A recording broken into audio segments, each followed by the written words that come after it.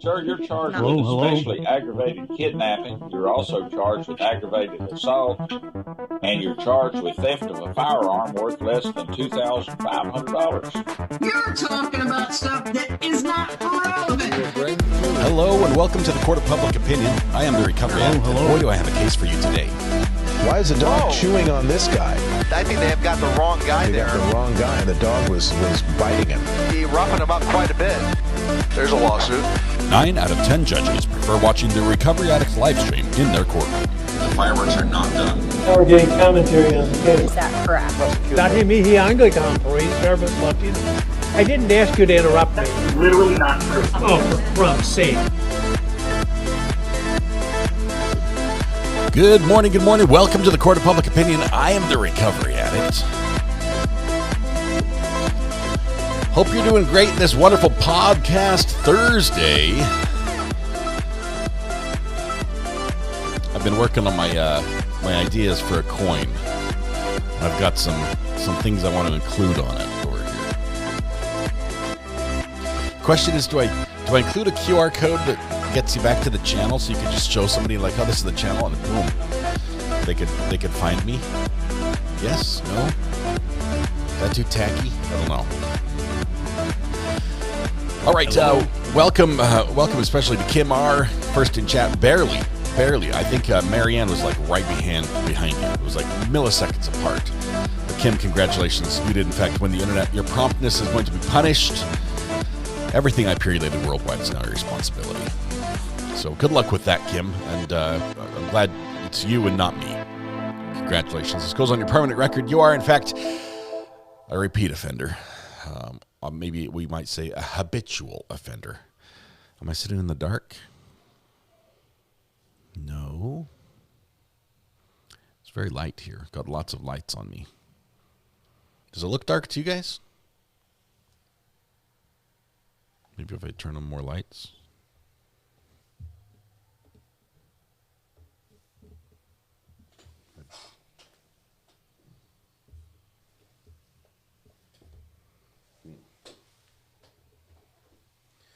The lights I'm trying to get working are not working fine. So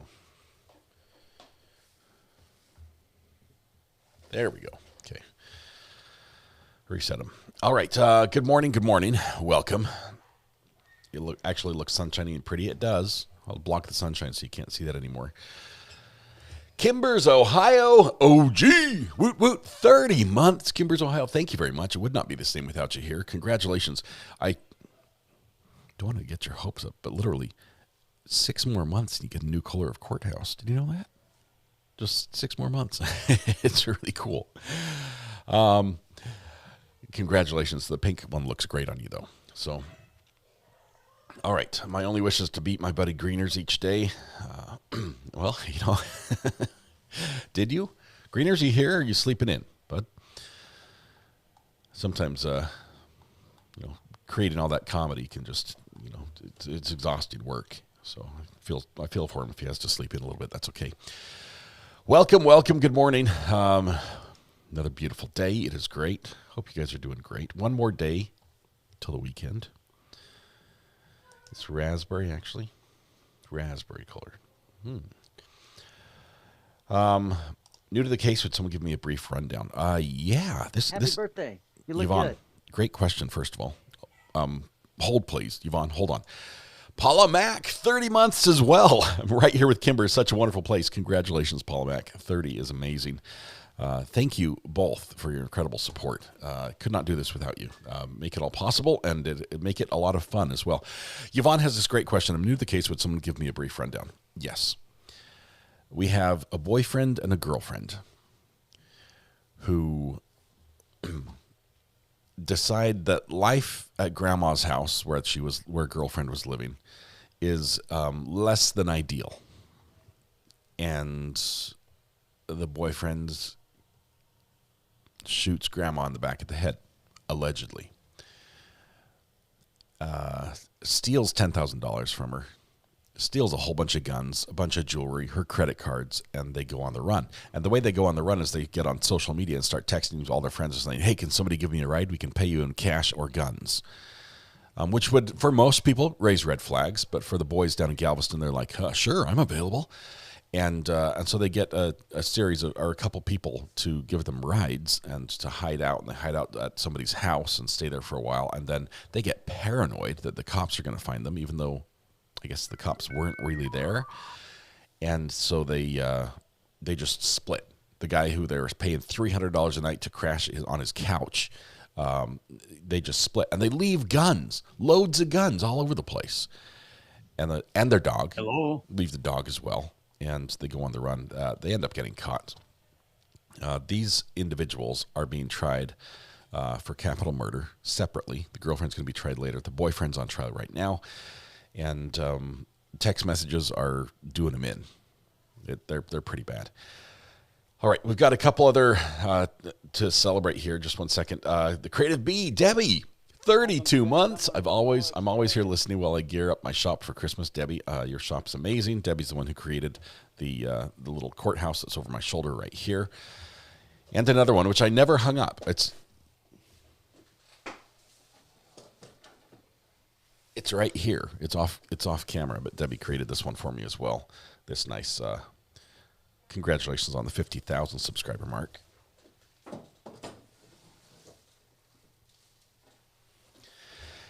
Thank you very much. Debbie, your Etsy shop is amazing, and hope you have a fantastic Christmas there. 32 months, OG. Also another OG, Kim R, 16. Woohoo, 29 months. How can that be? So thankful to be here with the greatest people on the net. Thank you, Recovery Addict and Mods, for all that you do. Thank you very much, Kim. Thanks for owning the internet for us today. All right, we have a couple birthdays, which Red Pen has reminded me of. Before I do that, 30 months, Vivian Anderson. Can't believe it's 30 months well spent. I can't agree more. Vivian, thank you very much. OG. All right, now we have some birthdays to celebrate. Before we begin picking up where we left off on this case, we are still on catch-up. We're trying to get as close to caught up as we possibly can be. Hopefully that can happen today, if not today, tomorrow. And in the process, I might say the audio from court is terrible. It's noisy. I've done everything I can to clean it up. A lot of people say it sounds great here, which is great. I like that. I like hearing that. But we're going to keep doing that today as we get caught up as well. Porsche and Tracy Lynn is it Porsche? Do you pronounce the on the end? Porsche or Porsche? I think it's Porsche. Porsche and Tracy Lynn are celebrating their birthdays today, so if they're celebrating, we're celebrating. Everyone, if you can join with me and stand up, take a deep breath, shoulders back, project your voice to the back of the room, blend your voice with your neighbor, warm up with me, if you will. La la la la la la la. We're going to sing to Porsche and Tracy Lynn.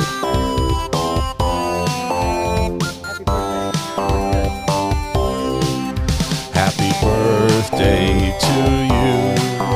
Happy birthday to you.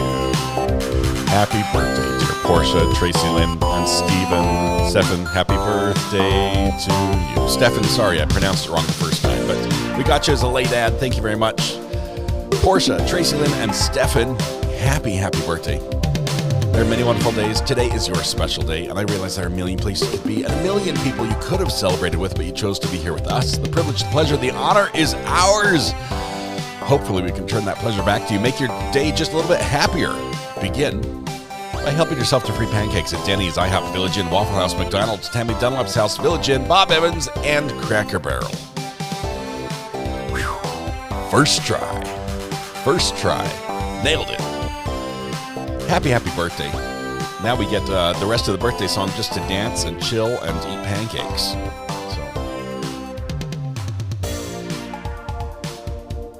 I'm doing my dad dance, the sway back and forth to the rhythm. Makes me cool. At least that's what my kids think.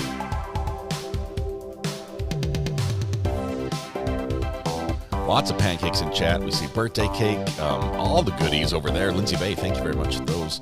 Dancers are doing great. DSN, it looks like you've practiced nailing it this time. Southern Treasure as well.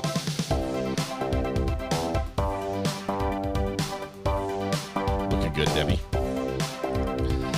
Jennifer Juniper adds a little a shake to it. Nice. Cartwheels from Blue Stars. All the celebrations going on. love this start to the morning. So do I. I love that it's always somebody's birthday. Okay, drum solo for the big finish. Everyone join with me. Grab your air drum sticks, set down your air drum set, and we're going to finish this off in style.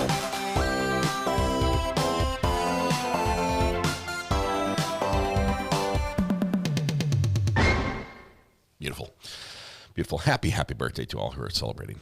Hope you have an absolutely wonderful, wonderful day, as you deserve to. And we deserve to go to court and hear what's happening there, so let's jump right in.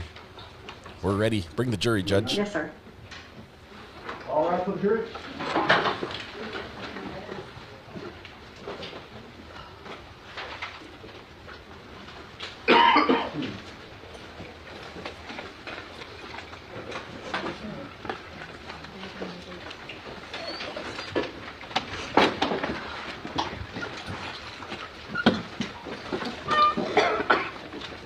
Please be seated. Everyone's getting sick. And we are of this going court. back on the record in the Uriah case, Urick, and the record will reflect that the defendant is present, working his attorney. The state is also present, and the jury has entered the court this morning. Good morning, ladies and gentlemen. Good morning. All righty, let's go ahead and get started. We have a witness on the stand. Sir, you are still under oath. Okay, you may proceed. Thank you, Your Honor. Good morning, Detective. Morning. I believe where we left off yesterday was talking to Christian Atkins and going through his house. Is that correct? Correct. And while you were there, what all did you recover, or what all did you observe? There were several firearms. Some were in a like a soft pin case. There was a pile of clothes, like cut off hair, and several boxes of hair dye. While you were there, did any of the items that you saw make you go look anywhere else for more evidence? Yes, we went. Detective Martin and investigator. I'm sorry. From the crime scene unit, we went to the dumpster outside. I believe they recovered something out there. I wasn't there the entire time they were in the dumpster. I also went to another apartment to see if we could find cameras across the street and the other apartments. And ultimately, did any of the other apartments have any videos that were helpful in this case? No. Was there anywhere else that you went and looked for or obtained video? Yes. Where was that? The Walmart, I believe it's on 518. Your Honor, the state moves to admit states 104 and 103, which is a Walmart surveillance video and the accompanying DRA. Walmart Case surveillance. 103 and 104 will be admitted. And Your Honor, may I publish this? Yes, please.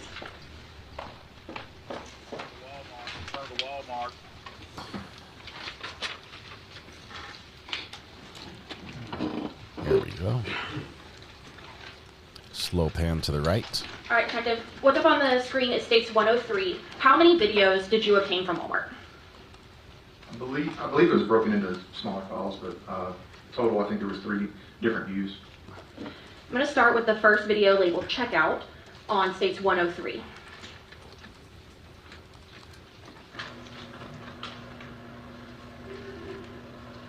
Gonna press pause at 5 seconds. Can you orient the jury a little bit, Detective? What are we looking at? So this is the self-checkout at Walmart. It's like an overhead view of what people are ringing up. And do we see either Tara or Uriah in this video? This is Tara. And On just the to be clear left. for the record, is Tara the individual on the left or the right? The left. Pressing Some play at random 5 person's seconds on the stage right. 103. I'm Check going to out watch video. the one on the right. You guys watch the one on the left. Are you able to see what Tara is scanning? Toothpaste. Yes, they're red boxes that we had recovered from the house. It was a Little red ketchup. line. I don't remember the exact color, Some but Jell-O. hair dye. I believe there was a white box of it too. It was, I don't remember the brand. But we do recall that the red boxes were hair dye that was recovered. Yes, ma'am. Package of wet wipes. I'm watching the one on the right, guys. Those were Vienna sausage, I think.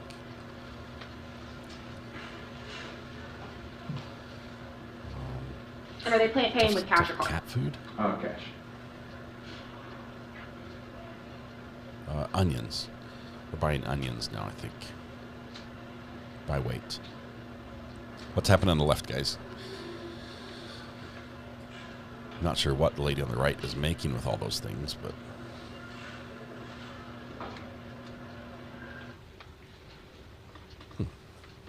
I'll now move to the entrance photo. Hair counters at 13. or entrance video. I apologize, on stage 103.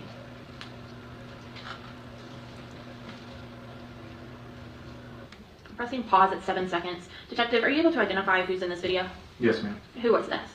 Tara King is on the left, and that is Christian Atkins on the right. Pressing play at 7 seconds.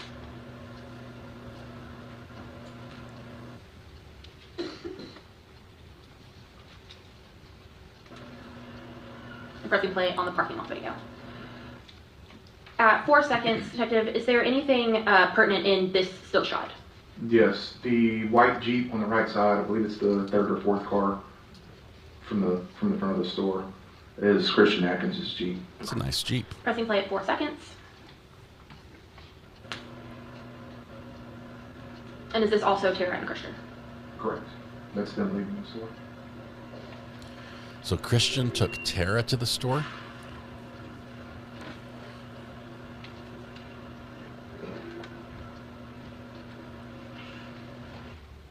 And now we see them both kind of right there at the end. What side of the vehicle are they getting in on? They're both getting into the driver's side. And so you don't see either of them get to the passenger side of this vehicle? Correct. Okay. But we don't know whether or not someone was in that seat. We just know that Tara was getting in the driver's side, correct? Correct. So after you obtained this Walmart video, what was the next step in your portion of the investigation?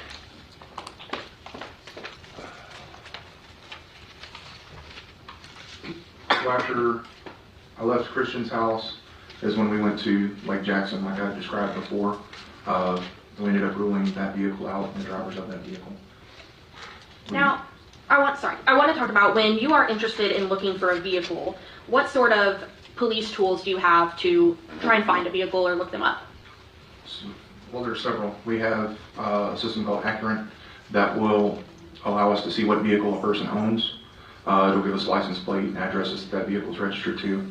We also use the flock camera system that will show when a specific vehicle crosses a camera. And I know you said that you went to Lake Jackson to rule out this other car, correct? Correct. Did you utilize any of those systems to look up any other vehicle? Yes. Which vehicles did you look up? We looked up it was a white, I can't remember if it was, I think it was a Chevy Malibu. Did we also look up Christian Atkins' vehicle? Yes. And can you remind the jury what vehicle was Christian Atkins driving at that time? It was a white Jeep. It had blue or green, I think it was blue, door handles. It was pretty unique, stood out. Is that the Jeep we just saw at Walmart? Yes. Your Honor, may I approach this witness? Yes.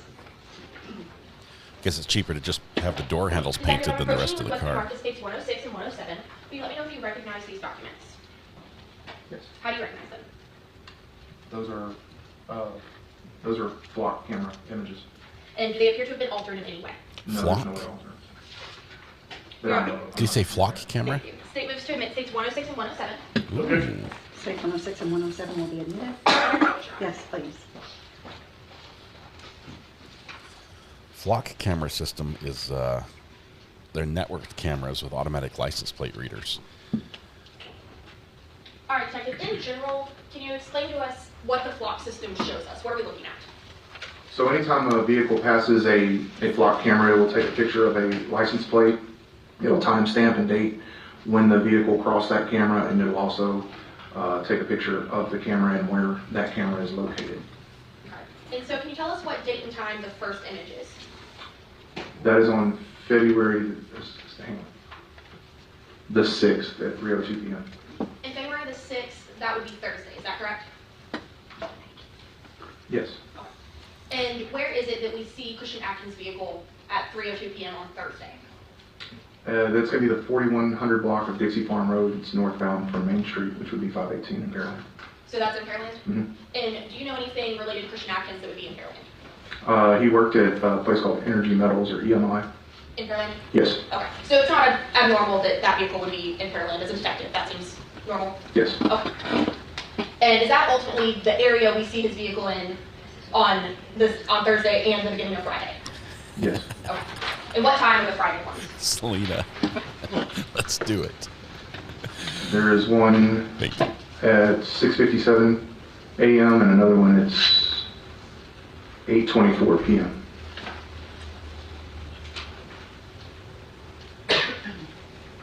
And and these are actually a little bit before States 106, I apologize. When is this first image from? The first one is from the 5th, and that is at 8:09 p.m. These So cameras, that is Wednesday, correct? these cameras can report Is license it plates in also real known- time Was it and notify police in 809 real or time of the car. 6:09. okay? And so is it fair to say Christian keeps getting captured, kind of coming and going from this Pearland area? Yes. Okay. And does that corroborate the information and timeline given to you by Christian? Yes, he said he worked in Greenland. Okay. And when he told you kind of about his coming and going to work, does that all Right. match? Okay. They can be installed anywhere on So after city you or utilized state the roads. block system on Christian's vehicle, what was the next thing that you did? We used, I don't believe I did it, but there was another system that we use called Vigilant that will pick up vehicles on a highway. It has same type system. It's a license plate reader that will catch vehicles in areas that the flock cameras are not. Okay. And what vehicle did y'all use Vigilant for? That would be Travis Hodges' vehicle. It was I believe it was a Malibu. Okay, so I want to back up a little. How did we start looking for a white Malibu? Through the Instagram messages from the search warrant, they were speaking about a Travis Hodge and I guess him driving into Laredo, Texas. Okay. And so did you utilize these police services to figure out what type of vehicle Travis Hodge drove? Correct. And then you said earlier that you ran that vehicle through flock, correct? Correct. And then you said y'all also utilized the Vigilant system, correct? Yes. Your Honor, may I approach? Yes. Detective, I'm approaching you with what's been marked as states 108 through 115. If you would please take a look at these documents and let me know if you recognize all of them.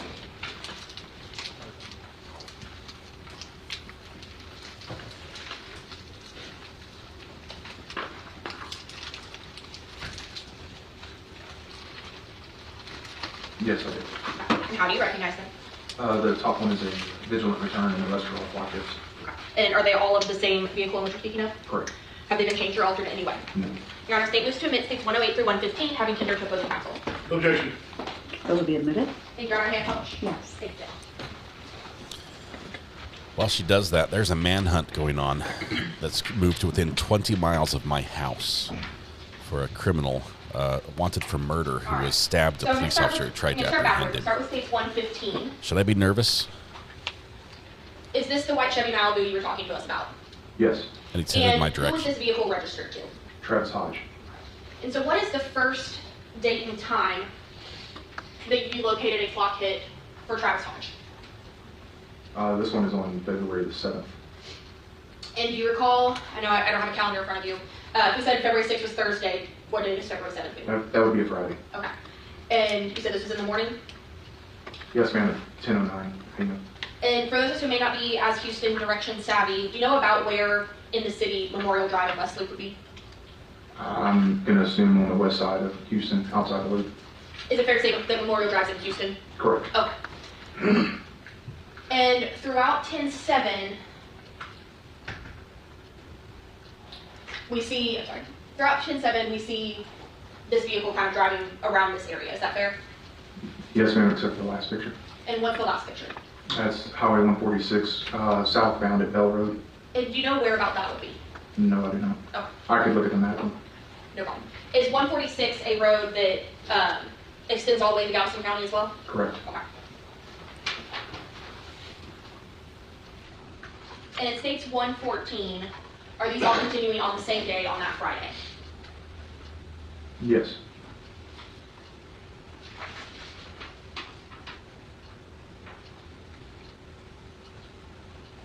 States 113. Is this all continuing on Friday? Yes. And are we getting later into the evening here? Yes. Okay. I want to bring your attention to the very last image. Do you have an idea where that location is? Main Street at Hobbs Road. I believe that's going to be Dickinson area.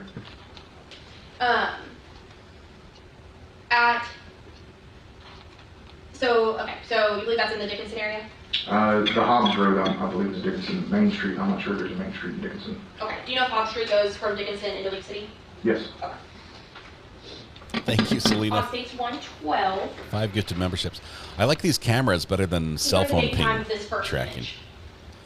The first one is going to be February 7th at 6:49 p.m. And where is this location? South Friendswood at West Ranch. And is it fair to say that that's in Friendswood? That'd be a good educated guess. Okay, but you don't know for sure? No. Okay, no problem. And we see 2 images from the 7th, is that correct? Correct. Okay. Then when is the next time that you see Mr. Hodges' car on 4? 28th What time? at 9:35 a.m. So is that Saturday morning? Correct. Okay. So is it fair to say, since we don't see anything between the 7 p.m. on the 7th and the 9 p.m. on the 8th, is that because Flock didn't return any data from in between those times? It's not that they didn't return data, it's that maybe that car didn't pass one of the flock cameras. Okay, so there was no images of that vehicle during that time? Correct. Okay. And then it states 111 and 110. Is this just continuing to follow Travis over the next day? Yes, to the 9th. Okay. Now, you also stated that you utilized Vigilant, correct? Correct. And tell us what that difference was between Vigilant and Flock again. So flock cameras aren't set up on major highways, they're only set up inside towns or cities. Vigilant has cameras on freeways, in between large stretches of road. So is it essentially another license plate reader type system? Yes, ma'am. Okay, just in different locations, is that fair? Yes. Okay. I'm showing you part of what's been marked as States 108. Is this the same Chevy Malibu? Yes. Okay. Now, I want to start kind of from the bottom. What is this one that we can see? What date and time is that? I'm sorry, I didn't see which one you want. I apologize. This bottom, right? It's a photo of the picture or of the vehicle in Galveston. Without seeing the exact return, I don't know exactly where it's at. I believe it's outbound, but Do you know what date and time it is? that's on the 7th at 11:50. So, Friday morning? Yes, ma'am. Okay. And then moving up to the next one, what date and time is that? That is on the 7th as well at 12:15. So also Friday now, early afternoon. Yes, ma'am. PM stay time. Okay. And then this next one, that I believe is one highlighted and what we see on the right-hand side. Tell me what we're looking at in that part. So that is a photo from the 8th at 7:26 in the morning. It's on US 59 in Inez, Texas.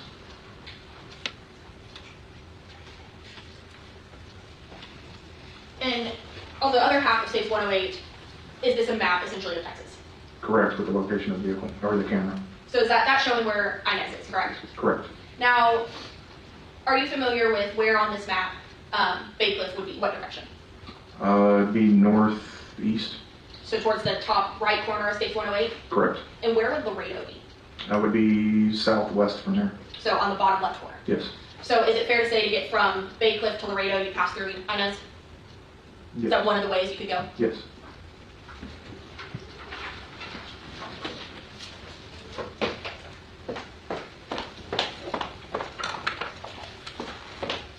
Once you utilized the flock system and Vigilant to see where Travis Hodge had moved, what was the next step that you had in the investigation?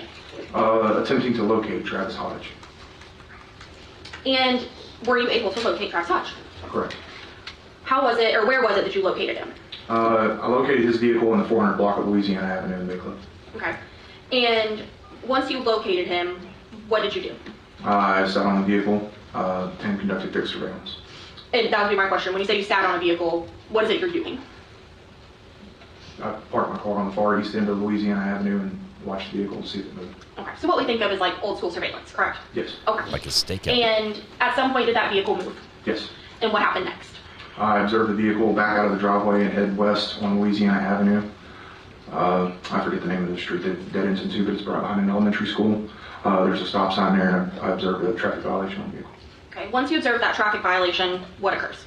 I relayed that information to Sergeant Fowler, who conducted a traffic stop on the vehicle. And did you assist Officer or Sergeant Fowler with that traffic stop? Yes. When you arrived at that traffic stop, tell us what you saw. So it took Travis a while to stop, and as I was getting out of my car, Sergeant Fowler was asking Travis Make sure you, got okay, I was like, just make sure you don't tell me what anybody else says. No, he was getting him out of the car. Okay. He got out of the car and kind of walked to the back of the vehicle. He began speaking with Sergeant Fowler. I stayed up at the front driver door that was still open, looked down, and immediately, in plain view, observed a bag of methamphetamine. Okay. And so when you say you see something in plain view, as law enforcement, what does that give you the right to do in a vehicle? It is probable cause to search the vehicle. Okay. And what happens next? We conducted a probable cause search of the vehicle. What else was located inside that vehicle? There was a set of keys in a magnetic box. I gave those keys to Detective Hudson. There was also some more meth that was later found in the vehicle. After you located the keys and some more methamphetamine, what's the next step that occurs for your part of the investigation? I was advised to go to a storage facility off of 646, just outside of Pickles. So you said just outside of Bay Cliff? Yeah, it's technically Texas City. And that storage unit, was there a certain number that you were sent to? Correct, Unit 191. And what were you to do when you got to that storage facility? When I first got there, I spoke with the manager who was there. Speaking with her, I was able to obtain gate records of when Travis entered and exited that gate. Also got a rental contract from him and access in and out of the storage facility so that our other guys could come in. Your Honor, may I approach? Actually, I apologize, I don't need to approach yet. Okay. State's going to move to admit states 102 and, nope, not 102. I handed the wrong thing earlier, I'll fix that. States 104 and states 105A and B. Which is the rental agreement and the accompanying business records affidavit. They've struggled with numbering. So that's 104 and 105 A and B? Yes, Your Honor. Okay. And may I approach? Those will be admitted, hearing no objection. They've had Yes. some exhibit numbering issues. Seem to get those two in. And may I have a question? Yes.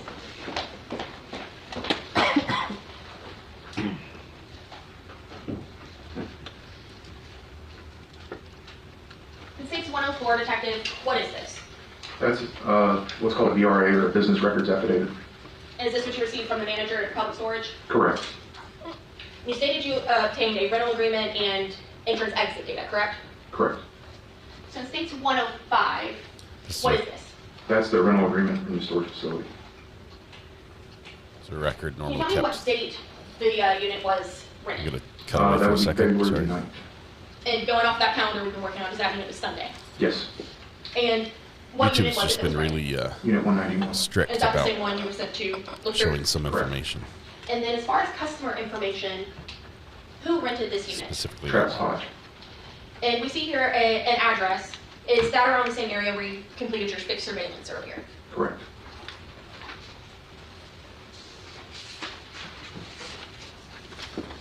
In states 105B, is this that entry and exit We're on information catch-up. we talked about? 1.25 speed.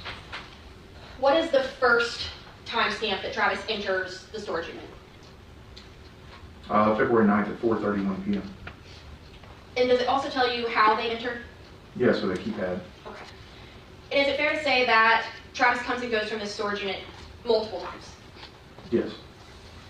And we see the date changes here at the bottom. When is it he comes back after that first day? The 14th. And does he come back a couple more days as time goes on? Yes, the 18th, 19th, and 25th.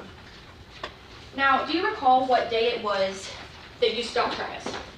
I do not. I can refer to my notes to you. If you would refresh your memory, and then just look at the week once you feel refreshed. Here's another, once you feel refreshed. Just want to clarify. Sure, Judge. Were there 3 exhibits in 105? Was there 105 and 105A and B? More exhibit Or was number there merely problems. 105A and 105B? Only 105A and 105B, Your Honor. Okay, thank you. Yes, ma'am.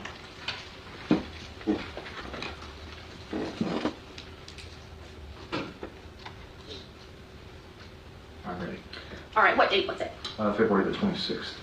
And so we just looked at that entrance and exit data. Is it fair to say that Travis came and went from that storage unit up until the day before y'all stopped him on traffic? Yes, ma'am. Once you obtained the information from the manager, Ms. Lundy, what was the next thing that you did at the storage unit, if anything?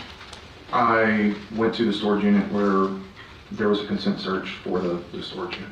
And I know it may sound self-explanatory, but what's the difference between a consent search or, say, a search warrant like you executed on 472315? So consent search is when say I want to search your car, I ask you, hey, can I search your car? You tell me yes.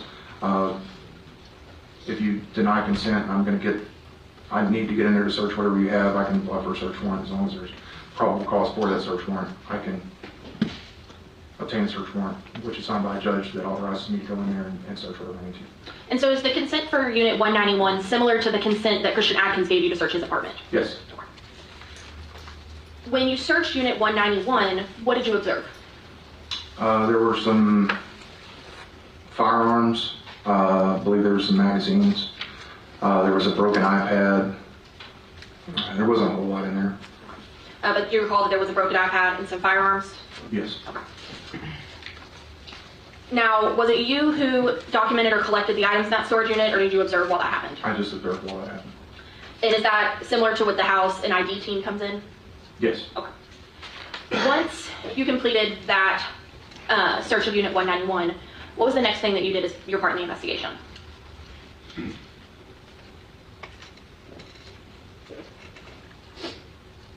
I can ask a little differently. I did draft some search warrants. I don't know if that was before. Okay. I drafted search warrants for Uriah's phone and Tara's phone. Your Honor, may I approach? Yes. Detective, I'm handing you what's been marked as states 100 and 101. If you would take a look at these documents and let me know if you recognize them. Yes. How do you recognize them? Those are search warrants that are over the phone. Have they been changed or altered in any way? No, ma'am. Your Honor, state moves to admit states 100 and 101, tendering to opposing counsel. No objection. States 100 and 101. And may I publish, Your Honor? Yes. So, Detective, in states 100, is this your search warrant for Uriah's phone? Yes, ma'am. And then in states 101, is this your search warrant for Tara's phone? Yes, ma'am. And when you execute a search warrant on a cell phone, how does that work? What happens? So once the search warrant's obtained, the phone is then able to, the search warrant's executed by a forensic download through a system that we have. And is it you that completes that forensic download? No, ma'am. Okay. And so as far as any of the contents of the phones, that would be better asked to the person who forensically downloaded it. Is that correct? Correct, unless I went through the phone dump. Okay. Did you go through either of these phone dumps? No, I did not. Okay. Besides doing these search warrants, was there anything else additional you did as part of the investigation into this case? No, ma'am. I'll pass this witness, Your Honor. Alrighty. All rise for the jury. We need a bathroom break already? Is somebody wiggling in their chair? That was quick. Jennifer Cockfield, good morning. I see you. I didn't move it while we had the memo on. For since recess for the bathroom break, I will.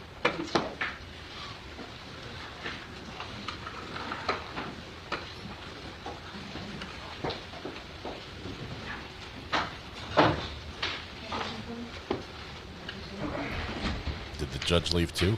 Did she need the break? Oh, Very she's- quick bathroom break. Yeah, exactly. Okay. We lose audio, so we're going to skip ahead because we can. That was like 10 minutes of testimony, and then the jurors left.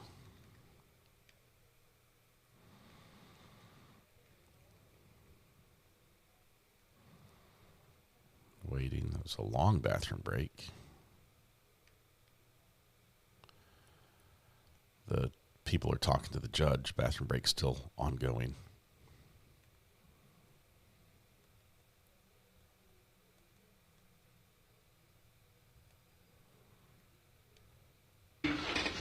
Originally, you responded to Hang on, hang on. Oh, sorry.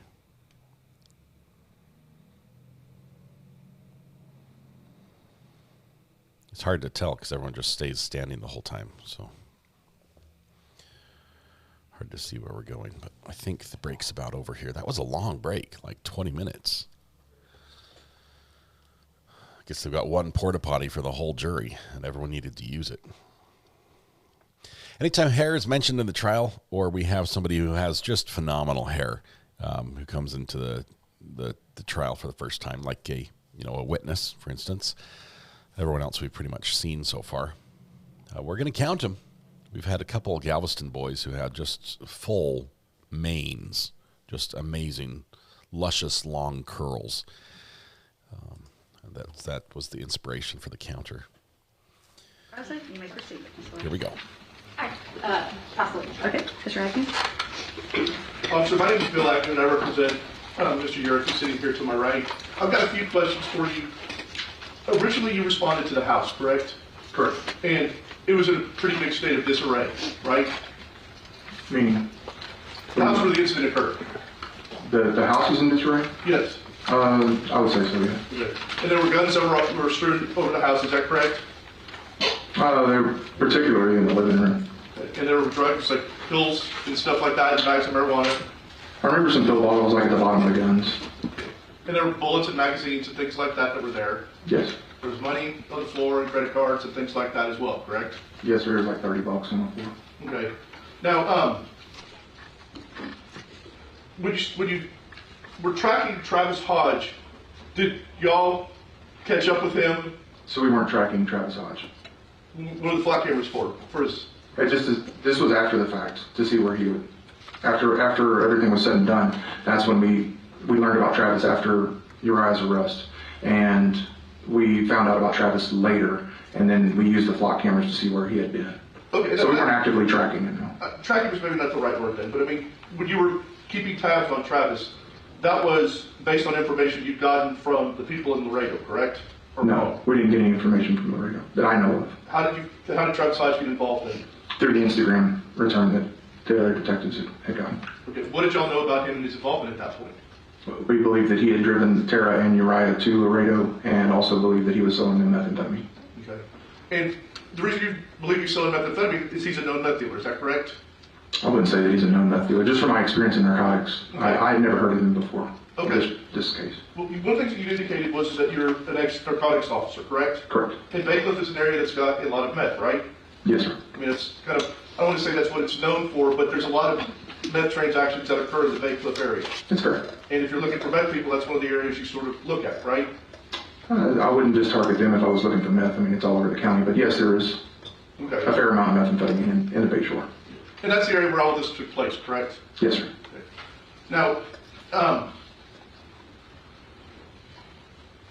and you make, this is, I've sort of talked to some other people about this. I mean, but when you look at the house where the incident occurred, I mean, do you think that it was just in disarray because of what had happened there, or do you think that that was just the normal condition of that house? Sustained. Does that mean answer or no? You don't have to answer that. Okay. He's going to rephrase his question. Oh, okay. When you've seen houses before, correct, where someone has come in with the sole intention of burglarizing it and has totally ransacked the house. Is that right? Yes. Did this house seem like that? Yes. Okay. So then, and given that, then what you're saying is you think that that was not the normal state of the house. Correct. Okay. Do you think the normal state of the house was clean? No. Okay. Do you think it was still messy? I wouldn't say messy. It was cluttered. The kitchen was pretty messy, and Tara's room was certainly messy. Okay. And those are not things that would have been ransacked on the day that everything happened, correct? Those two didn't appear to be ransacked, no. Okay. There was a lot of valuable stuff that was left behind and wide open when y'all got to the house, correct? Mainly the guns. Correct. Okay. And how many guns were there that were just sort of strewn about the house or the living room? I couldn't give you a number. Decent amount? I would say more than 5, less than 15. Okay.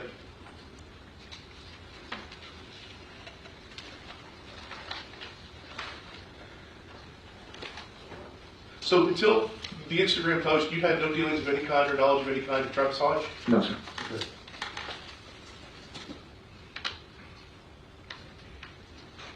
And you may or may not know the answer to this, but was Travis Hodge, was he just storing the items he had, or was he supposed to be selling the items he had? I can't answer that. Okay. I never spoke with Travis.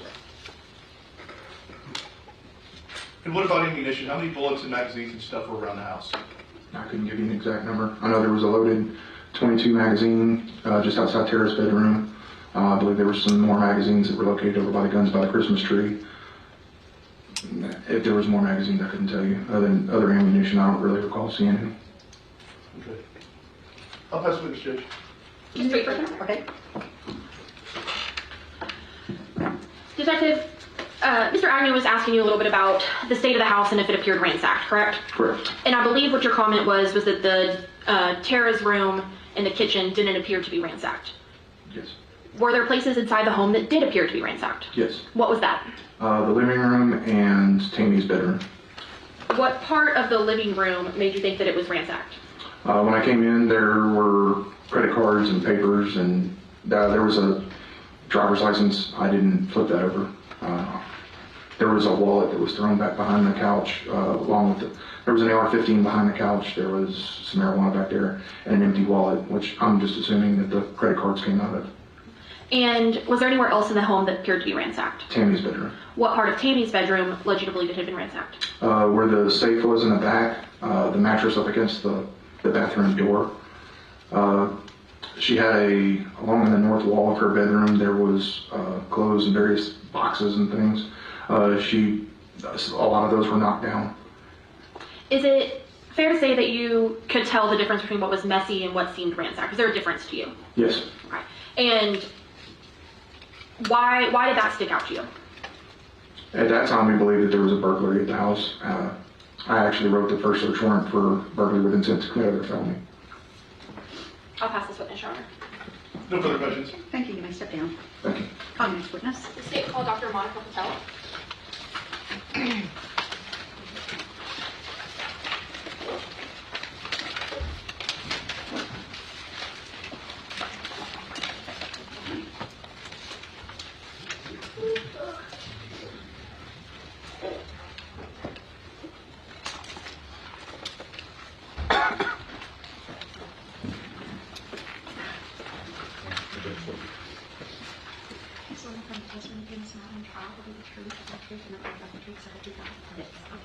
This judge is super quiet.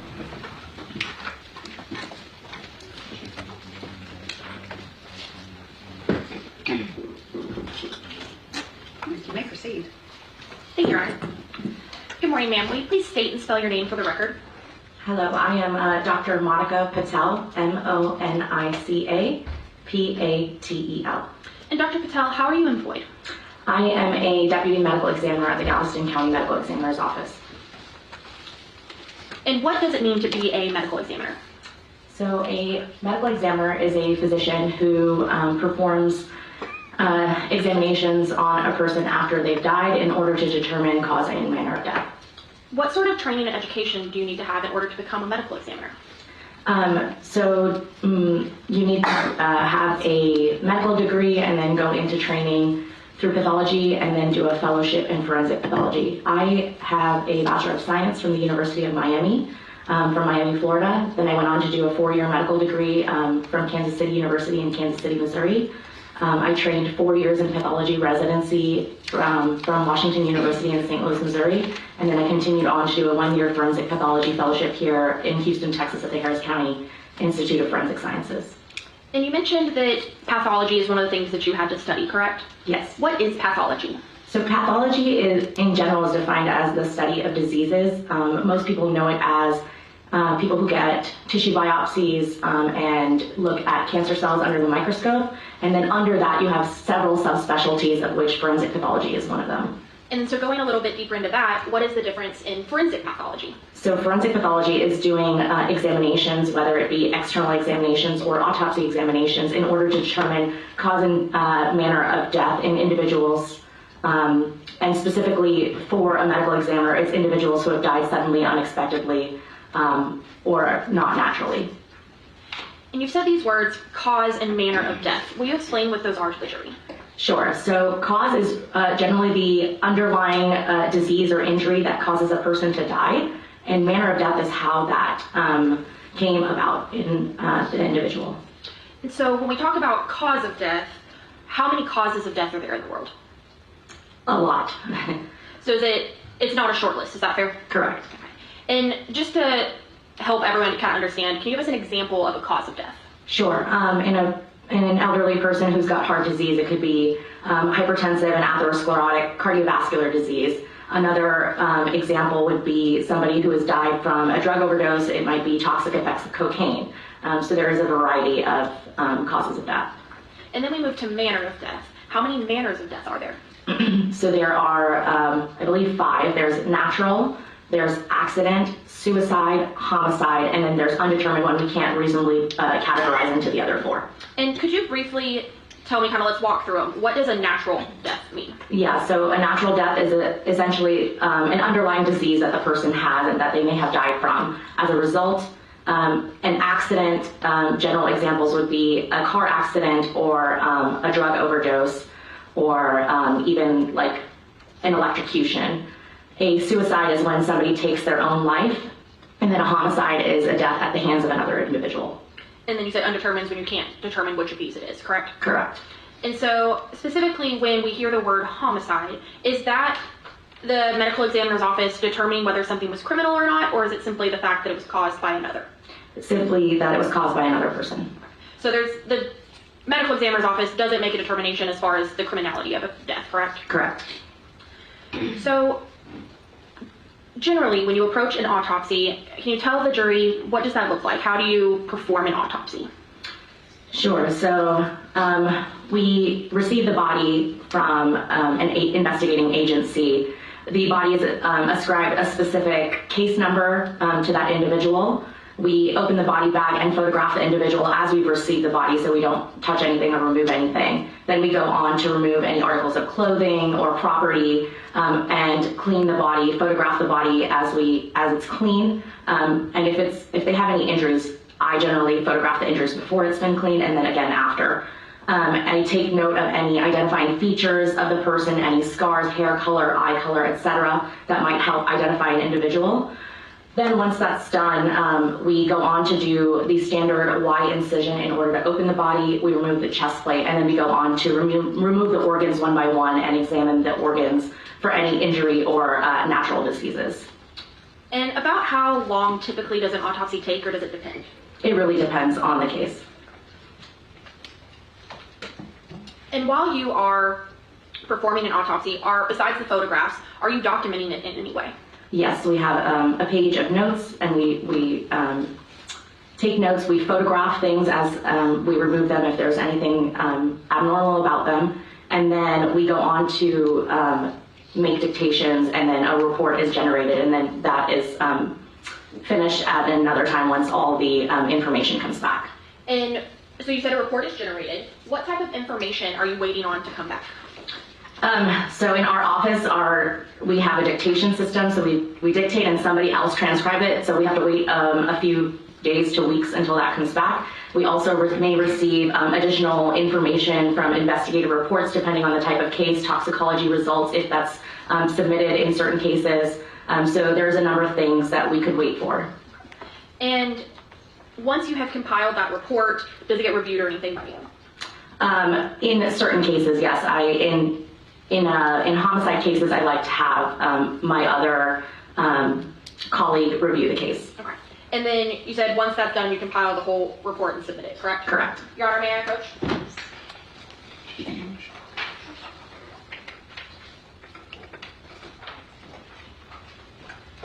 Dr. Patel, I'm approaching you with what's been marked as case 426.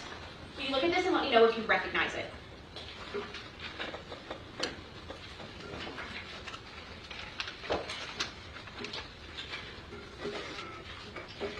Yes, it's a copy of my autopsy report and the toxicology report. Has it been changed or altered in any way? No. Your Honor, the statement to admit states 426. No objection. 426 will be admitted. And Your Honor, may I publish this? Yes. Thank you. All right, Dr. Patel, I want to go through this kind of in sections so we can explain it to the jury, all right? Sure. This top section, use a little pointer to make it easier. This top section here, how do you gain this information? So that is generally written on the investigative report, but like I said, each individual gets a specific case number, and then the name of the deceased, the person or people who are investigating the case, the date of birth, etc., to give us the age, race, and gender, the date we perform the autopsy, and then me, the prosector, and then the requesting authority. Okay. And so this is information that you had personal knowledge of. You got some of this information from the agency who brought you the deceased. Correct. Okay. And then we move to autopsy findings. What does this section talk about? So that's what we have found at the autopsy that helps us in order to determine the cause and manner of death. And so here, I'm going to come back to this top portion, but I'll start down here. What cause of death did you determine for Mrs. King? A penetrating gunshot wound to the head. When you say penetrating gunshot wound, can you tell me what that means? So penetrating means that a bullet enters the decedent's body and doesn't leave the body. It's retained in the body. When you have something called a perforating gunshot wound, it means that the bullet or projectile went through the person's body and exited the person's body. So in this situation, being penetrating, that means the projectile remained within Mrs. King, is that correct? Correct. And then what did you rule the manner of death? Homicide. And you explained earlier that that means it was caused by another, correct? Correct. Okay. So let's go back up to Roman numerals I or 1 and 2. Roman numeral 1, can you tell us what it is that you discuss in Roman numeral 1? So I describe a penetrating gunshot wound to the head, the entrance, which is on the left preauricular skin, which is the skin in front of the ear. And then I discuss the path, and so it goes from the left skin in front of the ear, it enters into the oral cavity, into the soft tissues of the oropharynx, it goes through the trachea or the windpipe, through the right carotid artery, into the right chest cavity, through the upper lobe of the lung. The lung has 3 lobes, so it's in the upper portion of the right lung. And then it goes between the back side of the right 10th and 11th ribs, where the projectile is found in the muscles of the right back. So with this path, it says it starts in that left area in front of the ear, and you state it ends in kind of the right back area. Is that correct? Correct. Now, moving down to number C, what is that, or letter C? So those are injuries of other things that may not have been directly in the path of the projectile. So we have fractures of the 2nd through 7th cervical vertebrae, which is the vertebrae or spine in your neck. We also had right hemothorax, which is basically blood in the right chest cavity, at least 500 milliliters. We also have fractures of the superior thyroid horns and hyoid bones, which are bones in your neck. And then fractures of the right 10th through 11th right ribs, where the projectile goes through. And then what is the letter D and E telling us? So D tells us the direction of the projectile, which is left to right and then downward. And then recovery means where the projectile was recovered from, which is the muscles of the right back. Now, I want to talk a little bit about path and direction. How do you determine left, right, up, down? How do you look at that? It's based on the positioning of the body as it is in anatomic position. So essentially it's when the decedent is lying, standing straight up with their arms forward. It doesn't actually mean the direction of the way the projectile was fired or the positioning of the body at wherever the body was found. And so does that mean that you don't know when you do your autopsy how exactly the body was positioned at its time of death? Correct, not always. And so the way you report it is if the person was just standing straight, like hands by side, correct? With their palms facing forward, correct. Okay. So for Ms. King, if she had been standing, it would have been coming from her left to her right and from up to down. Correct. Okay.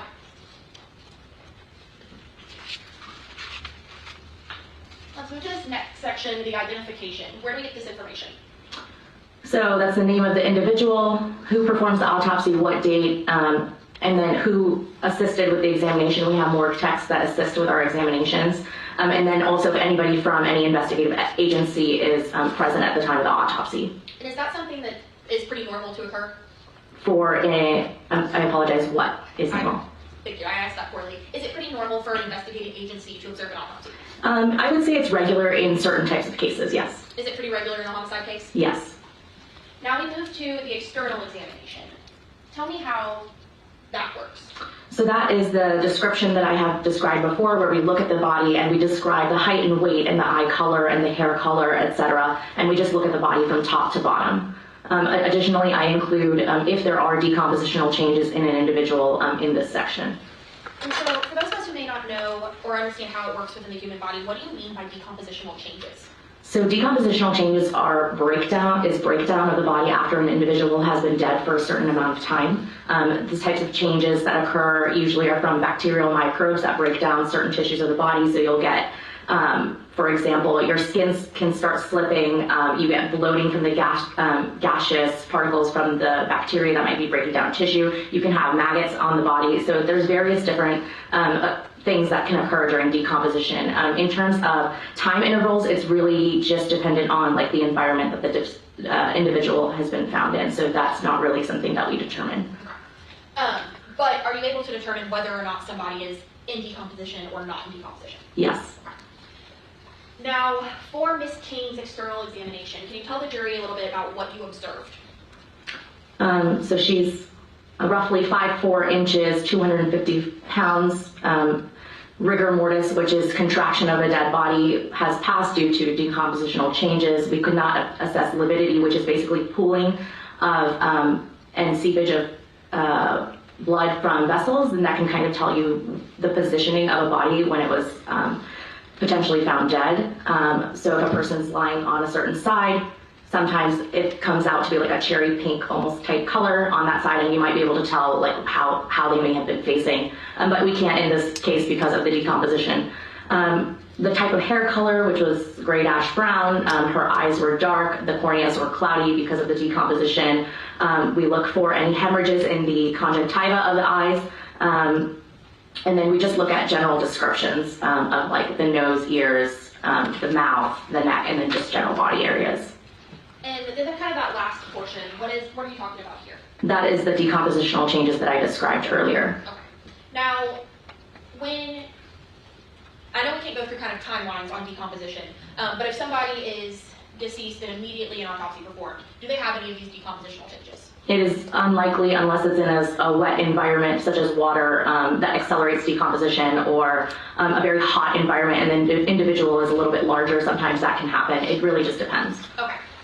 So it depends on those factors you were talking about earlier. There's a lot of things that change it, correct? Correct. Now, were you able to tell from what you knew about Ms. King and when you performed your autopsy on Ms. King, had she passed away that day?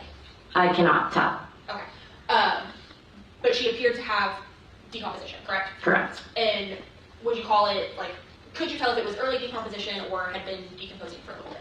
I wouldn't say that she'd been decomposing for months. That's generally when they start becoming skeletonized and stuff like that. But I can't say definitively how many days to weeks, or probably not weeks, but days. Okay. Our next section, we talk about evidence of medical intervention, but we have none. What would medical intervention be? Yeah, so if somebody's found unresponsive and emergency medical services or EMS comes by, sometimes they'll put like electrodes on the person to see if their heart's beating, or a tube in their throat to see if they're to help them with breathing. So in this case, there was no medical intervention. And then we move to evidence of injury. Is this that same penetrating gunshot wound we spoke about on the first page? Correct. In this portion, do you give any more information about that wound? Maybe a little bit more detail on the size and where exactly it may be located, but the above section is generally the condensed version. Now, I want to bring our attention to the very last line of this, where you say it looks like no soot, stippling, or marginal, and I'll flip to the next page. Abrasion is identified. What is that? What are you talking about? So soot is described as burned gunpowder that comes out of the barrel of the gun and can be deposited on the skin, particularly in cases where the barrel is closer to the individual. Then we have stippling, which is unburned gunpowder that strikes the surface of the skin and almost causes little scrapes on the outside of the skin. And then marginal abrasion is essentially when a bullet enters the decedent's body, and if it enters at a certain angle, it can scrape just like a certain portion of the wound, the edge of the wound, before it enters the body. And you had no signs of any of those items on this skin, correct? Correct. And then subsection B, it looks like we're talking about that pathogen. Is that the same that we talked about earlier? Yes. Now, earlier you mentioned that there was blood in the right chest cavity, and you said at least 500 milliliters. Can you tell the jury, kind of in layman's terms, how much blood is that? So an average individual has about 5,000 milliliters of blood. So that's 1/10, I believe, of somebody's blood volume, but we can't account for any blood that may have leaked out in the transport of the body. So I always say at least this much, whatever we have found. And typically, how much blood should be in your right chest cavity? None. So there being 500 milliliters is something notable, correct? Correct. Then we move to the internal examination. And can you let us know what we're talking about in the body cavities portion? So this is the description of all the body cavities. So we have the right chest, the left chest, the sac that holds the heart, that would be kind of a cavity, and then the peritoneum, which is the abdominal cavity. So we note if there's any other blood collections or any other things in there that should not be there. We describe if the organs are in their normal positions, and then if any organs are missing, essentially from surgical intervention. And was there anything largely of note in Ms. King's body cavities? Other than what was described above, no. And then we move to the head. Was there anything of note other than the description of the gunshot wound in Ms. King's head? No, but she did have a severely decomposed brain, so at some point evaluating the brain structures it gets difficult because the brain has no form. And then kind of same question for the cardiovascular system. Was there anything largely of note in the cardiovascular system of Mrs. King? She did have some atherosclerosis, which is plaques in your coronary artery, but nothing of note that's unusual. Would the plaque in her coronary artery? Yes. Plaque in her coronary artery, would that have had any impact on her death in this case? No. And then we move to the respiratory system, that kind of first line, and then we move to the next page. Was there anything of note in the respiratory system? No. And then a question in the neck. Other than the described injuries, again, no. And then I'll kind of go through these a little bit together. For the, I'm not even going to attempt to say that word. Hepatobiliary system. Yes, ma'am. That one, the digestive system, and I'm also not going to attempt that one. Were there anything of note in those three sections? No. And I'll ask the same for the next two sections. No. And then we have opinion. What does opinion, how do you create the opinion portion? So I just take a combination of a general description of the circumstance, what was found at autopsy, sometimes toxicology findings if it's pertinent, and then based on what the autopsy findings are and the investigation, what the cause and manner of death is determined to be. So I want to go through a couple things with Mrs. King. We talked about the plaque in her coronary artery. You said that didn't have any effect on her cause of death, correct? Correct. Now, we know that the cause of death was ultimately that gunshot wound of the head. How lethal was this gunshot wound? It was fatal. And was this a wound that with immediate medical attention she could have survived, or what circumstances were we looking at?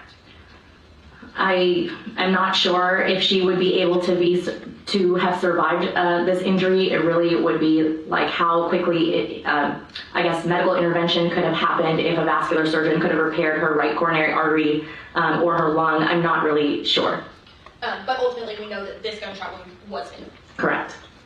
Now, you also talked about specimen and their toxicology if it was an effect. Does toxicology get performed on all autopsies? Not on all autopsies, but in all homicides, yes. So was toxicology performed on Mrs. King? Yes. And now I know, all right, let me ask, are you the individual who performs the lab work for toxicology? No, we are only the individuals who collect the specimens to be sent out to another laboratory, who then performs the analysis. And you stated, though, in your opinion that you do take into account toxicology results if you think that they had an effect on the death. Is that correct? Correct. Now, we don't see in the opinion here anything about Mrs. King's toxicology. Did anything in her toxicology make you think or cause you to formulate the opinion that that had anything to do with her death? No. Now, I know you're not the individual who tested it, but you're familiar with the toxicology results, correct? Yes. Now, for what you would look at to create your opinion, was there anything of note in Mrs. King's toxicology? She had the presence of delta-9 THC, and then a metabolite, which is delta-9 carboxy THC, some hydrocodone, and then ethanol, although the ethanol is a very low level, which may also be produced from decompositional changes. So I kind of want to go through that a little bit. So the ethanol and blood alcohol concentration, that is a low amount and may come from decomposition, but we don't know, correct? Correct. Okay. And then the hydrocodone, was the result of the effect of the hydrocodone anything of concern for you? No. Why? It is not within the reported fatal range, and also she had a fatal gunshot wound. Okay. And then additionally, the delta-9 carboxy THC and delta-9 THC, is that ultimately that THC or marijuana? Yes. Okay. And was the amounts of the delta-9 THC and carboxy, were those of any concern to you or of note to you in your opinion? No. Would those levels of THC have facilitated her death? Not that I'm aware, no. Okay.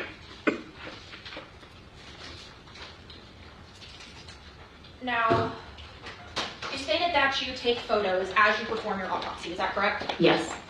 Now, because of the state of decomposition that Mrs. King was in, are the photos pleasant? I would say no. And would only a couple of photos be enough to let the jury see without giving them everything? I apologize, I don't understand the question. Are we able to show just a couple photos of Mrs. King to show her injury without showing all of your autopsy photos? Correct, yes. Your Honor, may I approach the witness? Yes.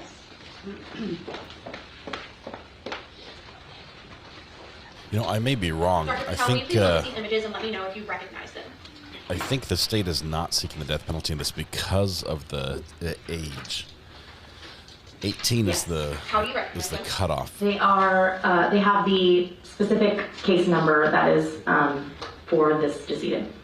And Your Honor, may I, or state moves to admit states 427 through 430. Objection. We give no objection, states 427 through 430 will be, And Your Honor, not on the overhead, we can publish them for deputy point. yes, we can absolutely do that. We don't want to see these. Your Honor, may I approach real quick? Yes. Can I do approach? We don't want to see these pictures. I think it wasn't he 17 when he did this, and now he's 18. That would make him. The Supreme Court says he can't execute somebody who's under the age of 18 at the time of the crime. So that would be life without parole only. There's only two penalties for this crime. It's either the death penalty or life without parole. I've just got a sneak peek of a future witness we might be seeing on the stand. Thank you for this one. This guy might be featured here in just a little bit. So, thanks for whoever photoshopped this picture.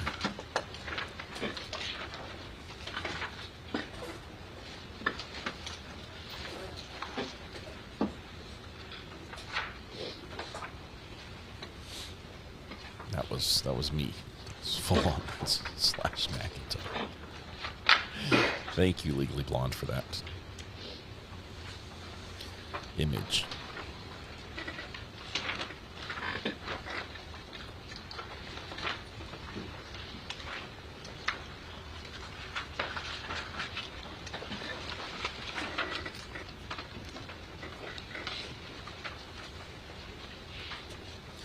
Yeah, Tara's going to stand trial in January. That's the girlfriend. Separately, also for capital murder. But I believe both of them are life without parole only now. I just think I've confirmed that. Indeed. And Your Honor, may I publish case 429 and 430 on the Now, Dr. Patel, you spoke about locating a projectile within Mrs. King, correct? Yes. And you stated that was in her right back area? Correct. Now, besides photos, do you take any other types of images of a decedent? Depending on the case, usually with something that has any gunshot wound, we take x-rays. And is that what we're looking at in states 430? Yes. Can you orient the jury as to what part of the body this is? Yes, this is the, the thoracic cavity, which is basically portions of your torso. This here is the spine. And then this right here, you can see is a projectile. And we see there's this white device-looking thing in the middle. Do you know what that is? It looks like surgical intervention that she may have had earlier. So does it have anything to do with the injuries observed in the autopsy? No. JT Thomas, thank you very much. Do you retrieve that projectile? Yes. 16 months. Is that what we're looking at in states 429? Yes.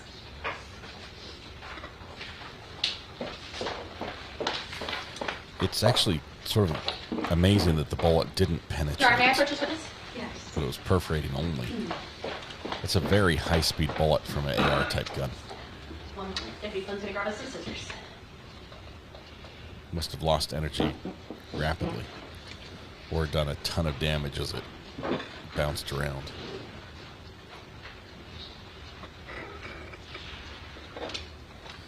A couple of us, when we expire, might have some value. If you would like to use any gloves, there is a set to your left. Recycling value in the metal in our bodies.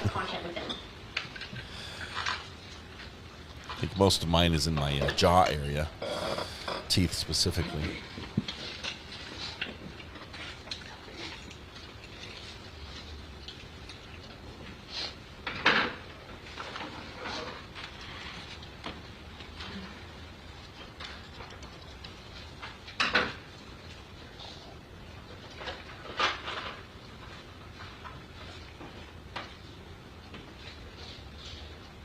Yes, it is a sealed envelope with the decedent's name and case number, and then written on it says projectile from right back, and on the back side is my initial.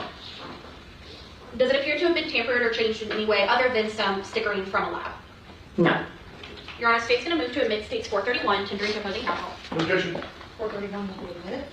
It is 431, the same image we just showed in 429 to the jury, or Dr. Patel. I apologize. Repeat what you just said. Is Exhibit 431 the same image we see in states 429? Yes, a sealed version. Is it fair to say this is the photo and this is the real thing? Yes. Once you complete your report and all of your documentation, do you have anything further to do with the criminal investigation in the case? Not with the investigation. We may just come for testimony if it goes to trial. So what we're doing here today? Correct. I'll pass this witness, Your Honor. You know, may I approach the witness, please? Yes. I believe it was an AR-style gun with a in 223. And I'm going to show you the autopsy report, and there's the last couple pages here that were included in here that y'all did not discuss. Could you tell me what these pages are for right here? These are the reporting limits of certain tests that were performed. And what do they indicate? I guess the limits of their it was 556 analysis. But I mean, as far as like, there's one that has a reading for amphetamines, another one that has a reading for methamphetamines. Does that mean that it's in their system or no? No, it was not reported to be in their system. And that's what I wanted to make clear. So these things here show that they're not in their system, but when you were on the page we discussed earlier, those are showing that they were in their system, correct? Whatever is in the positive findings is something that was found in their blood, correct? So these two pages here are just really to exclude what was not in their system. Is that correct? Exclude what was not? I apologize. Can you say that again?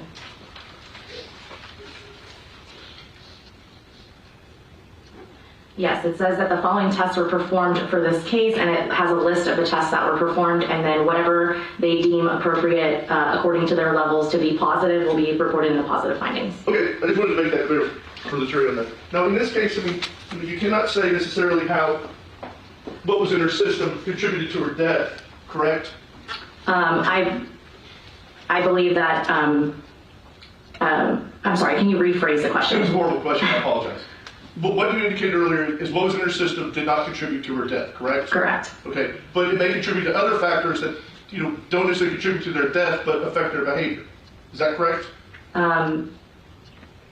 Yes, drugs can affect a certain individual in a certain way. Okay, and I mean, and what I'm getting at is, I mean, in this case, the thing that she was positive for was the hydrocodone. You said it was not necessarily a fatal amount that she took, but that would still potentially impair someone's ability, correct? Potentially, but I can't testify to somebody's behavior. And that's what I'm getting at. I mean, you can't, what you can't talk about is how any of these things were affecting her today. Correct. Okay, but we do know that those things have a tendency to affect people in varying ways, correct? Correct. So we just don't know how. Yes. With her. Okay. I'll pass it to the judge. Any further for this witness, Your Honor? Thank you. You may step down. Call your next witness. The state calls investigator Rachel Martin.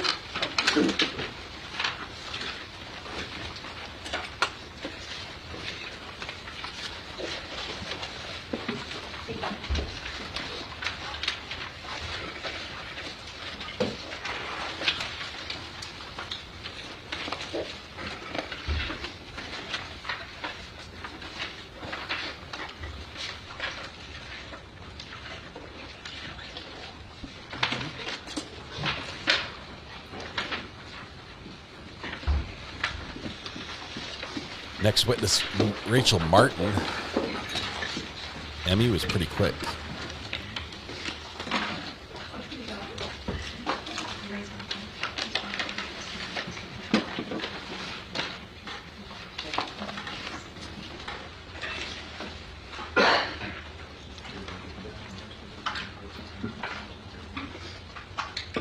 Bailiff explains the chair function, the microphone function. Thank you, Your Honor. Good morning, ma'am. Good morning. Will you please state and spell your name for the record? Rachel Martin, RACHEAL MARTIN. And Ms. Martin, what is your proper title currently in your position? I'm a crime scene investigator. So is it all right if I call you Investigator Martin? Yes. Now, Investigator Martin, how are you currently employed? I'm employed with the Galveston County Sheriff's Office in the Crime Scene Investigation Unit. How long is it that you've been employed in that division? I went over to the Crime Scene Investigation Unit in 2019. So roughly 6 years ago? Yes, ma'am. And what sort of training or experience did you need to have in order to start in the Crime Scene Investigations Unit? So you have to be a certified peace officer through the state of Texas. I'm an intermediate peace officer. And we've heard some testimony from other officers about to become a peace officer, you must go through an academy and get Pickles certified. Is that the same path that you took? Yes, ma'am. And you said you hold an intermediate peace officer license? Yes, ma'am. Now, was your entirety of your law enforcement career spent in the crime scene unit? No, ma'am, I was not. Where else were you? I began with the Sheriff's Office in 2014 in the Corrections Division. Made the decision to attend the Police Academy in 2015. Graduated from the Police Academy in 2016, where I remained employed with the Corrections Division until I came to the Crime Scene Unit in 2019. And so when you're employed with the Corrections Division, what does that mean? You're employed and you work in the jail. So what is generally the Crime Scene Unit? So we respond to all major and some minor calls, anything from burglaries to homicides. We do a thorough investigation and then follow up any type of processing or laboratory runs, anything like that. Now, other than your intermediate peace officer license, do you have any sort of extra training or credentials that you've obtained in order to aid in your job? Yes, ma'am. What are they? Okay, so I have roughly over 3,000 TECL hours. TECL is the Texas Commission on Law Enforcement. It's basically the governing certification board for the state of Texas for peace officers and jailers. I have a property and evidence certification through TEEPS, which is an extension program through A&M for peace officer training. I have a property and evidence certification through TAPIT, which is another certifying body for property and evidence. I am an advanced fingerprint analyst. I received that training, basic, intermediate, and then my advanced through TechStack, which is just like a training, what do you call it? Like someone who provides training to peace officers, a training body. And I'm also a palm print analyst through that same training coordinator.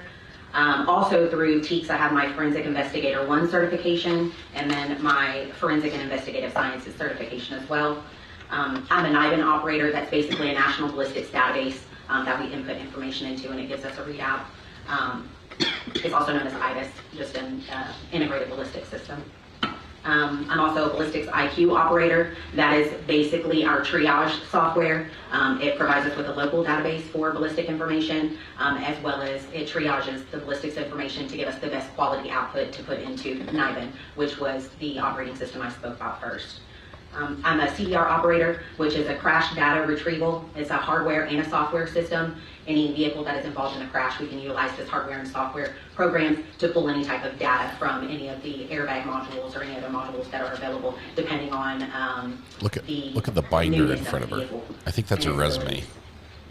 I'm certified as a crime scene investigator through the IAI, which is the International Association for Identification. It is basically a certifying body that gives us a test depending on what level analyst you're going for, and you must pass that test with at least an 80% to be certified. I did a 3-month National Forensics Academy at the University of Tennessee, where I received my crime scene investigator certification as well. They house you in Tennessee for 3 months, and you delve into all the different facets of crime scene, from fingerprints to skeletal retrieval at the body farm. While I was there, I received a basic certification for bloodstain pattern analysis, as well as a basic certification for shooting reconstruction. Is it fair to say you have a lot of training? Yes, ma'am. Yes. Now, whenever you get assigned to work a case, how is it that it becomes your case? So we rotate on an on-call basis in our division. So typically if you're on call, you're the initial investigator that receives that call, that assignment. We do kind of rotate out like major cases, anything that deals with some sort of death or homicide. because you may receive 3 or 4 while you're on your on-call, and that's just too much of a workload, so it gets assigned out that way for those. But if you receive like a burglary call or something that you just go work that is on a smaller scale, if you're on the on-call rotation, then you take on that case. Now, when you are the lead on a case, do you do everything yourself, or how do you approach that? No, ma'am. So when we receive a case that's on a larger scale, it's typically all hands on deck. So our entire investigative team will come, and then as lead investigator, you will assign out duties to the other investigators to kind of divvy out the workload. I want to bring your attention to February 6th of 2025. Do you recall that date? Yes, ma'am. What were you doing on that date? I was on call. Okay. And so when you're on call, ultimately who calls you if there's a need for your services? Typically it's the first responder on scene that gives us a call. And did you receive a call on that day? Yes, ma'am, I did. Once you received that call, what did you do? I was briefed over the phone on what was initially seen on scene. And then I told them that I would be en route to the scene. And then I called my first line of contact, which is my Sergeant Patrick Ryan. I called him, advised him of the details, and then he made the calls then to the other investigators to get everyone over there on scene. Where was it that you went en route to? I believe the address is 4723 15th Street in Baker. And while this may sound like a silly question, what county and state is that in? Galveston County in the state of Texas. Now, when you arrived at this location, can you tell me what type of location this was? It was a residential home.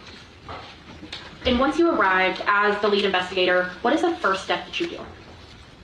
The first thing that we do is we meet with the first responders on scene and get a full rundown in person of what they saw and everything that took place, if anything had been moved or altered from the state when they initially arrived, so that we can go in with that information, but just get all of the details from them before going in and assessing the scene. And how is it that you have the authority to go into a scene? So when an unattended death has happened where someone is deceased outside of the medical hospital, it gives us the right to go in and do an investigation. And then sometimes do you ultimately require a search warrant? Correct, that is correct. And in this case, is that essentially what happened? Yes, ma'am, it is. Okay. Now, once you enter a home or a location, what do you do first?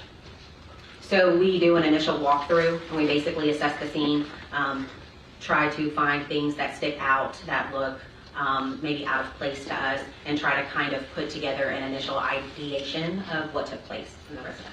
And when you walked into this residence, can you tell me what you observed? Sure. So initially going through the front door, you walk directly into the living room area. As I looked around the living room, I saw a couple things that stuck out to me. There was an open bag of dog food kind of out of place in the middle of the living room. There was a purse, and then like items, as ladies know, how we keep our purse, right? Our receipts, our cards, our business cards, things like that were kind of scattered on the living room floor, which looked out of place. There were firearms sitting in the living room, which seemed a little out of place to me. And then there was some monetary, like I can't remember the denomination, but there was some money as well, just kind of laid out on the floor. And once you looked through this living area, where did you go to next within the home? We walked through the living room, and then it takes you into the dining room area, which is also connected to the kitchen. And was there anything out of place or of note within the dining area? So in the dining room area, the only thing that I really notated was there was a hard case for a firearm that was empty open on the dining room table, but nothing else really stuck out. There was a blue Tupperware bowl with some sort of like, looked to be like a glitter substance or something on the floor, as if the bowl was housing that substance and had come open in the dining room area. Okay. And where did you go after the dining area? Into the kitchen. And was there anything of note or out of the norm too in the kitchen? No, not really. It was just a little unkept with the dirty dishes in the sink and like some fast food bags and stuff on the counter. Where did you go after the kitchen? Went into, there's a room just directly, which would be north of the kitchen, which was utilized kind of as like a storage room, but it was also where the washer and dryer were kept as well. So I went into that room next. And same question, was there anything out of the norm that you believed or something that caught your attention in the utility room? The utility room was packed pretty full of just random items, maybe kind of used as a storage space. Like I said, there was a little walkway path through the items that you could go, and then towards the end of the back of the room, there was a doorway with a washer and dryer kind of set off to the right, and then things were kind of turned over and laying into the walkway, and then I believe it was the dryer was kind of positioned in front of the door to restrict access from the outside. From your observation, was that door able to be opened? No. After looking through the utility room, where do you go next within the home? So I walked back through the kitchen, through the dining room, and then on the south wall of the dining room is an opening that leads to a hallway where there's 2 bedrooms and a restroom. So I went into the west end of the hallway, which is to the right, to the bedroom, the far west bedroom. And what was your observation about the far right bedroom? That bedroom was just kind of utilized as a storage area as well, kind of like the other utility room. There was a small walkway where you could get through, but it was full of just random personal items, nothing of note. After that room, where did you go next? Into the restroom. And was there anything of note in the restroom? No. And where did you go after that? I went into the bedroom that was located on the east end of the hallway along the south wall, and that was Tara's bedroom. And how could you tell that that was Tara's bedroom? It was definitely a bedroom for a teenager. And what were your observations about Tara's bedroom? The bedroom was kind of unkept, really. Nothing notable in there. The only thing that I saw that kind of struck concern for me was there was a bed, lots of items on top of the bed, so I don't know how anyone slept on there, but there was also a sleeping area that was kind of created underneath a desk area with lots of bottles of yellow liquid in it. But other than that, it was just like a normal teenage bedroom, just posters all over the walls and like figurines, collectibles, and stuff on shelving units. After leaving Tara's bedroom, what part of the home did you go to next?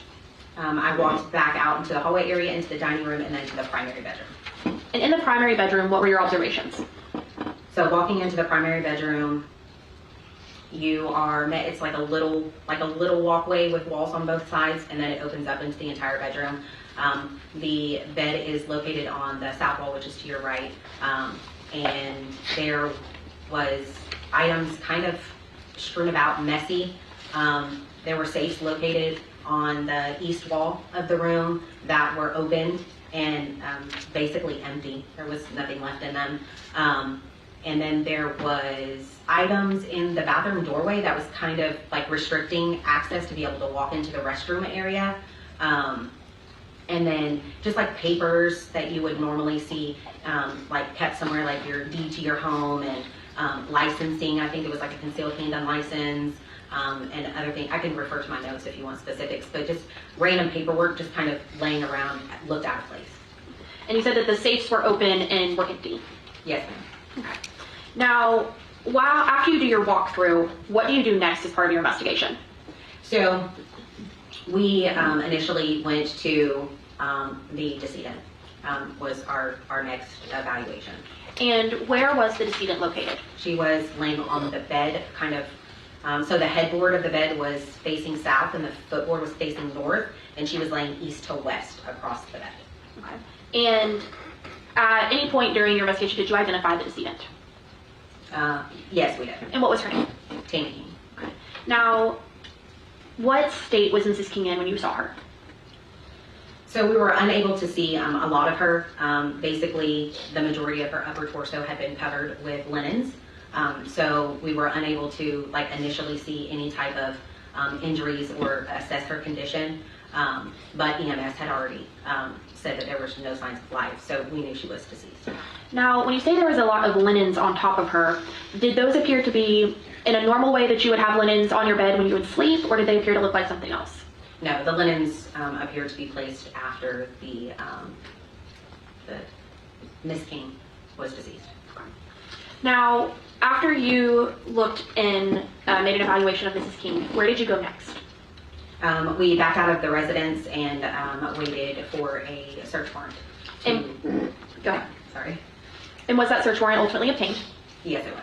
And so once that search warrant is obtained, what do you do? So we start with photography. We want to document the scene in its entirety as it was when we arrived. So I start on the exterior of the home, and I do what we call overall, mid-range, and close-up. So overall, it just basically kind of gives you a picture of what we see with our eyes. Mid-range will show anything that we see that could potentially be of importance to kind of show spatial relation between items on scene. And then close-ups is anything that we identify that we want to get really good photographs of up close. So I start with that on the exterior and then move in and do the same on the interior. Now, do you know roughly how many photos you took at 4723 50th Street in Bakeland? It was roughly about 1,000 photos. Now, in order to get a good sense of the scene, would somebody need to look at all 1,000 photos? No, I wouldn't say so. Your Honor, may I approach?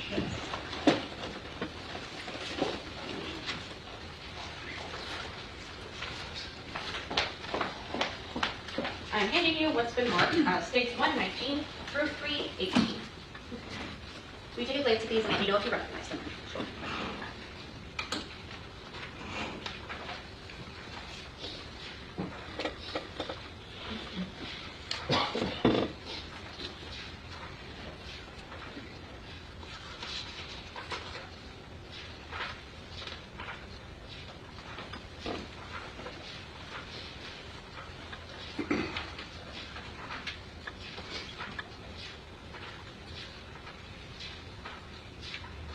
While she's looking at that, bathroom breaks.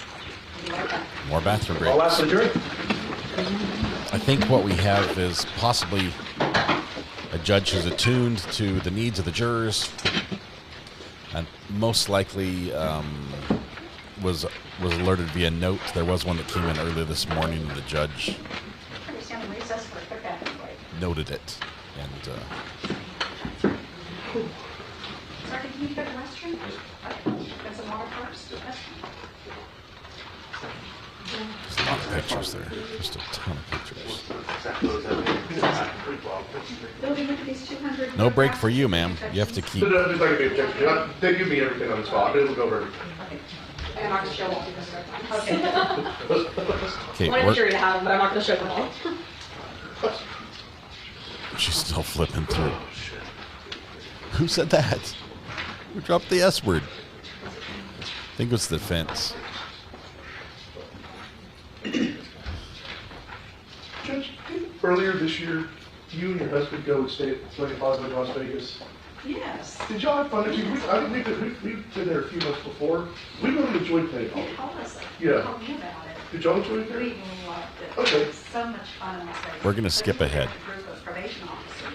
I'm glad the And so, judge went to they made it Vegas, a little but more lively I'm sure they did. than, just us old folks who get a lot of that young blood and they are energized. They would go and do things and check things out in the lobby. It was a beautiful exhibit for Chinese New Year. 318. okay, so the judge is sharing her Vegas trip info with us. Let's see. The witness, I think, has some gum. Yep, she's chowing down on gum. Okay, still on break. Sorry. Let's see. I think we come back right about here. Stack of images to review. Have you reviewed these images? There we go. We are back on the record. Enter the courtroom. You have a witness on the stand. You may proceed. Thank you, Your Honor. May I reapproach the witness? Yes. Investigator Martin, where we left off is I handed you a rather thick stack of images to review. Have you reviewed these images? Yes, ma'am, I have. Do you recognize them? Yes, ma'am, I do. And have they been changed or altered in any way other than the sticker added by the state? No, ma'am. Now, Your Honor, state moves to admit states 119 through 318. 318. Your Honor, I previously gendered to voting counsel. No objection. Hearing no objection, states 119 through 318 will be admitted. Now, Investigator Martin, may I publish, Your Honor? Yes. Now, Investigator Martin, we spoke earlier that you took roughly 1,000 photos on scene at this team's house, correct? 1,000. Yes. Now, do these roughly 200 photos give a good cross-section for the jury to observe the scene? Yes, ma'am, it does. Now, while these are admitted evidence for the jury, can we get the picture of the scene by showing fewer of these images? Yes, ma'am. No problem.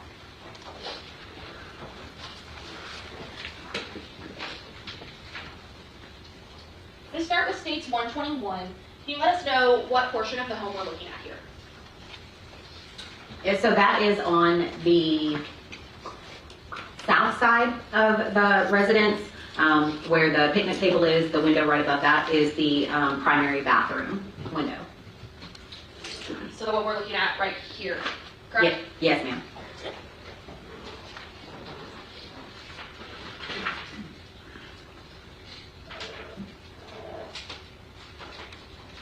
Now we see that it is daylight in these images. Was it daylight when you first arrived on scene? No, ma'am, it was not. In states 139, is this a better image of what the scene looked like when you first arrived? Yes, ma'am, it is. And what portion of the home is this? This is the front portion of the home that faces the roadway, with the driveway to your left and then the front door kind of in the center of the photograph. Moving to state 146 and 147, what are you documenting here? I am documenting the primary restroom window where it had been broken and entered.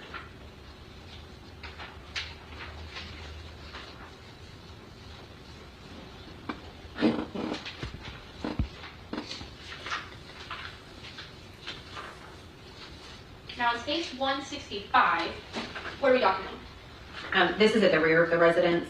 The door that I spoke of that was inside the utility room that led to the outside, this is that back door. And in 166, what are we looking at here? There was a small window in the middle of the door that had been broken. I was just documenting the damage. And in 167, can you explain this image to us a little bit? And so that shows that the door is ajar, but that as far as the door would open. And is this the back door you spoke of earlier that had a washer or dryer in front of it? Yes, ma'am, it is. And so after you fully document the exterior of the home, you stated that you document the interior in a similar way, correct? Yes, ma'am, I do. Now in stage 177, what are we looking at? That's the exterior of the residence. There is a carport kind of adjacent to the residence, almost connected, that is enclosed kind of with brown, like tarp material kind of curtains. Not HOA And approved. inside that carport area, what was in there? Just random stuff that you would store in like a utility shed, like bicycles and lawnmowers, just things that you would typically find in a storage shed. And within the same room, was there, what else was there? What are we looking at? So that is documents that were located on top of that wooden, I guess, kind of table that was also inside that little storage area. And in 179, can you let us know what you're documenting or why this was notable for you? So there was a name present on the document. I was just documenting the name. And while you're documenting, other than Mrs. King and maybe Tara who lives in the home, do you really know anything about what has occurred at this point, or you're just documenting first? It's Uriah's No, ma'am, homework. I don't know anything that's occurred. I'm just documenting at this point.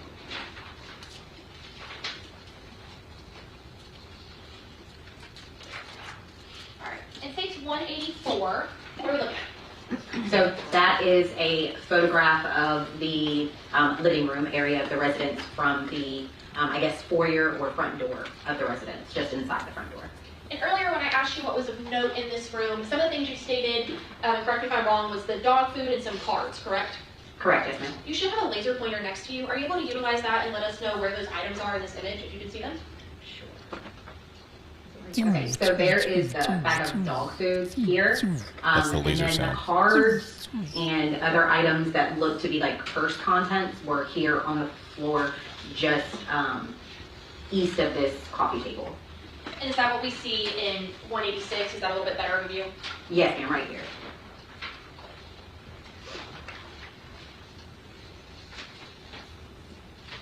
And in 188, what are we looking at? So this is between the sofa and like an end table. In between there were some firearms kind of stored in between the couch and the Christmas tree. And I want to go back to that a little bit. In 188, can we see what this is towards the kind of bottom middle of 188? Are we able to tell what it is, or would a closer picture be helpful? Yeah, a closer picture would be helpful. No. I don't want to speak. Let's look at 6190. Let's focus Yeah, on so it. That is a like purse with prescription bottles. And was there anything of note about this purse that you observed while at the home? Yes, there was a red substance on the purse, which appeared to be blood, and then later was a presumptive test was conducted, and it tested positive for blood. And ultimately, did y'all collect that purse? Yes, ma'am, we did. Your Honor, may I approach the witness? Yes. I'm approaching you, Investigator Martin, with what's been temporarily marked as States 91. Will you look at this item and let me know if you recognize it? Yes, ma'am, I do. How do you recognize it? It has my writing, the case number, as well as the original seal on the packaging with my initials and the date. And does it appear to have been altered or tampered with in any way, other than maybe some more evidence stickers? No. I'm so sorry to, you're on it, but thank you. I believe you have some gloves. Would you be able to open this and make sure that you also recognize the contents within it? Yes.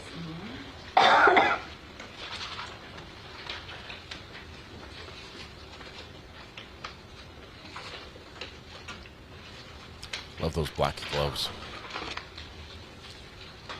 No! It's not an X-Acto knife. That's a quality pair of scissors. Literally, you're holding the handles wrong. Oh, just... You need the scissors. Just tear it open.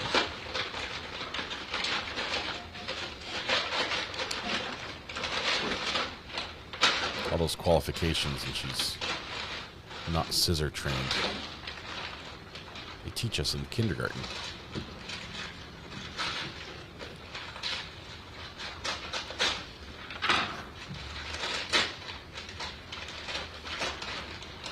I've turned down the ASMR frequencies for the paper, so it's much quieter.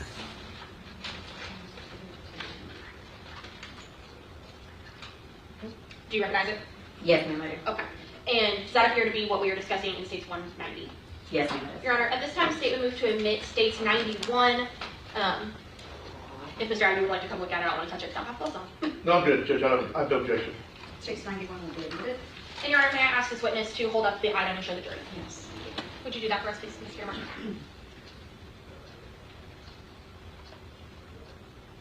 And can you point to us on this item where that presumptive blood was? In this location here. Now, you go ahead and put that, close that up for me. Thank you.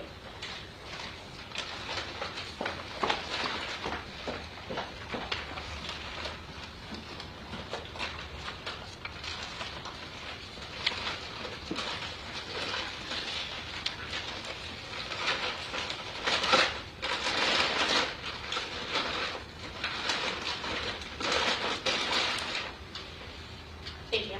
Now, in the living room area where you were documenting, did there appear to be any blood or blood-like looking patterns where this purse was located? No, ma'am. Was there any blood or blood-appearing substances that were located anywhere in the living room? No, ma'am, not to my knowledge. Was there blood located anywhere else inside the home? Yes, ma'am, there was. Where was that? In the primary bedroom. So it is now noon, and I like to stay consistent if possible. So let's go ahead and take our lunch break, and we will see you back here at 1. All right, sir.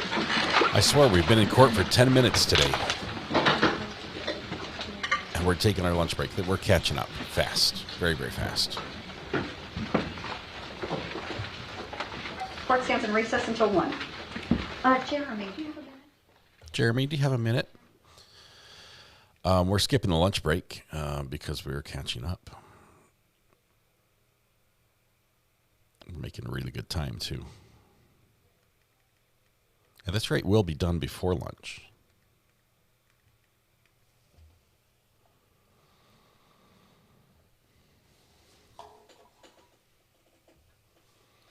Texas likes breaks. Everything's bigger in Texas, including the breaks that they take.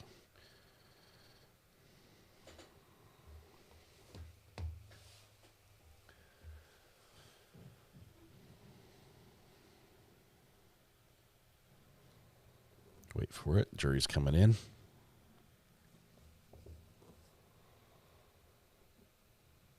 All right. see if the audio guy made it back from lunch. One of them, because we had a miscommunication with time. That's not a big deal at all. I'll just have to be a little clearer next time when we're coming back. I usually throw in not island time, actual time, so perhaps you were on island time, but no worries. Okay, we're ready to get going? Yes, ma'am. All right, go ahead. We may have a Hawaiian native Yes. on the jury who took their own time on lunch. Just All right, Investigator Martin, where we left off, we were going through some of the photos that you took on scene. Is that correct? Yes, ma'am. Now, earlier we looked at some of the cards that were left on the floor. Is that what we are looking at in States 193? Yes, ma'am, it is. And in general, could you tell what types of cards these were? Not initially. A lot of them were face down. Couldn't tell by the backs of them what exactly they were. But once we collected the evidence, then we were able to see what they were. And with these cards, whose driver's license did you find? Tammy King. And is this Tammy King we see in this driver's license, is that the same Tammy King who is deceased in her bedroom? Yes, ma'am, it is.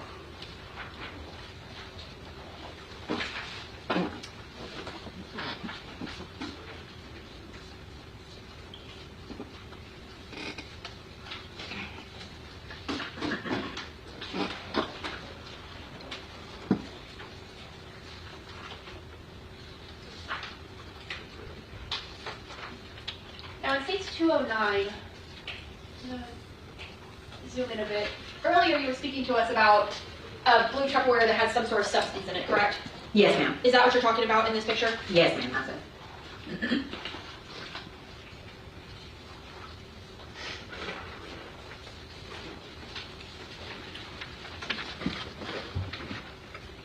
Now in States 217, where are we in the home and what are we looking at here? This is a photograph in the storage/utility room that I was speaking of. That was full of the items, but with the walkway that you could get through. And where would the walkway be in States 217? It's right here, directly in front of me here, but those items look to be kind of toppled over, blocking the end of that walkway. And where would the door be in this image? The door is here. And earlier you talked about the kind of washer dryer looked like it had been moved. Can you explain kind of what we're looking at in States 219? Sure, so this is walking up that walkway. Those are the items that you saw kind of toppled over, blocking the end of it and blocking the doorway as well. I would assume that the appliances would be aligned, but this appliance, which is the dryer, was pulled forward, blocking a portion of that doorway. Did that seem to be where all of this stuff, like we're seeing in 221, typically would be? Unfortunately, I had never been to this residence before, so I don't know how the residence was set up prior to my arrival on that date, but I would assume to utilize the appliances that those items wouldn't be up against the dryer door. And it's part of your job as an investigator, like you said, you haven't been to these locations before, but it's part of your job to look for things that may be out of place. Yes, ma'am, it is. And so is that something that you noted as this might be out of place? Yes, ma'am, it was.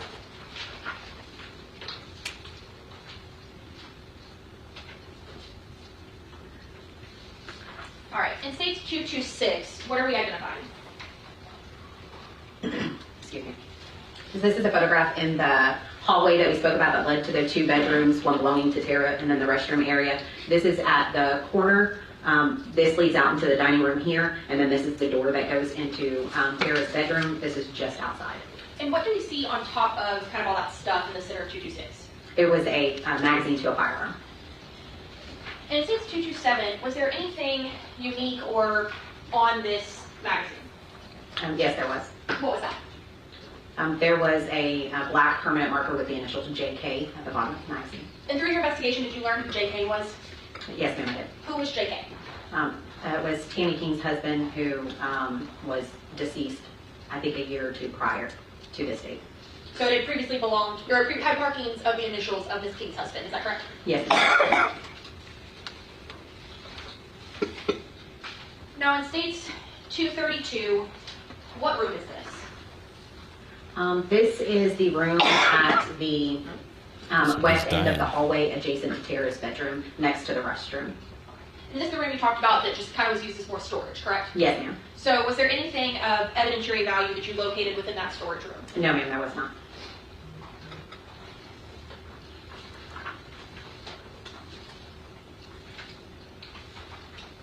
Now in 238, which room is this?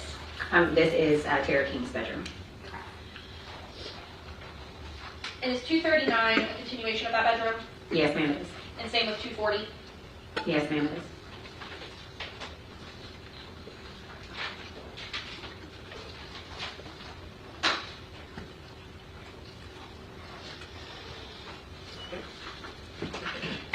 Now, Mr. Martin, in the photos in the master bedroom, do some of the photos in this stack depict Mrs. King? Yes, they do. Okay. And so we know that they're in there, but the jury can look at those on their own. Is that okay? Yes, ma'am. All right. Thank you for not showing us. In general, in Stage 244, is this an overview of Mrs. King's room? Yes, ma'am, it is. Okay. And what, if anything, is significant about kind of this view that you see? So as I described earlier, the setup of the bedroom, the headboard here is along the south wall, the footboard is here, and then this is Tammy King here, and this is the upper torso and head area of her with the linens. Now, you also spoke about something else that was significant within Mrs. King's bedroom, and I believe that was some safes. Is that correct? Yes, ma'am.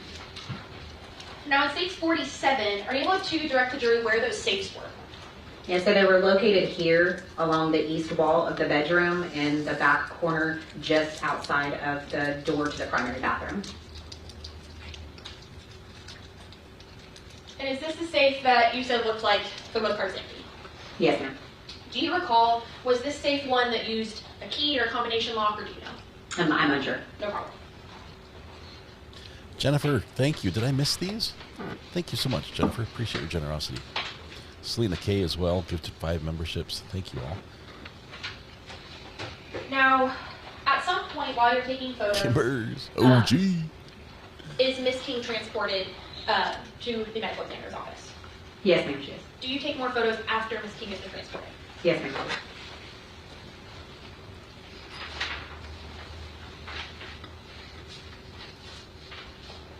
Before I get to that, you stated earlier there was some papers and things strewn about. Is that correct?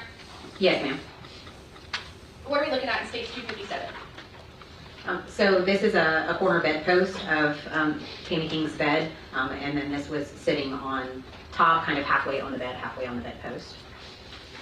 And then also in Stage 260, what are we looking at? That is the floor area next to the bed, and it said house deed and info, and then other looks like something from the DMV's office. And then in Stage 258, what is this? That is a safe that was located at the corner of Miss King's bed. When you say the corner of Mrs. King's bed, was it sitting on her bed? Yes, ma'am, it was. Okay. Now, in Stage 263, what do we see in this photo? That is the nightstand that is going to be on the east side of the bed. So if you're looking at the bed, it's going to be on the left-hand side. And are there any drugs or anything in this photo? Yes, there are. What is there? Marijuana. Can you use your laser pointer and show us where that marijuana is? It's located here on these paper plates. Plates of marijuana? And in Stage 264, I apologize, what are we documenting? There were, and this is just a photograph of one, but there was multiple white pills located on the floor of the bedroom, just kind of scattered around. So I took photos of those pills. And did you identify those pills by chance? No, I did not. Okay.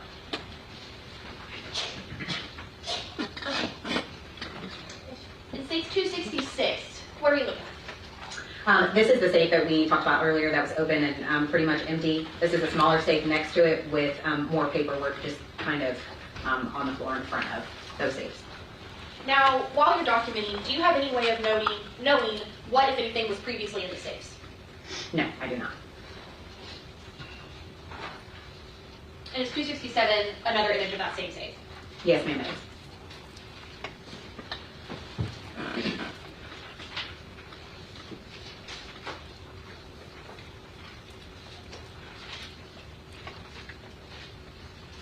In 274, what are you documenting?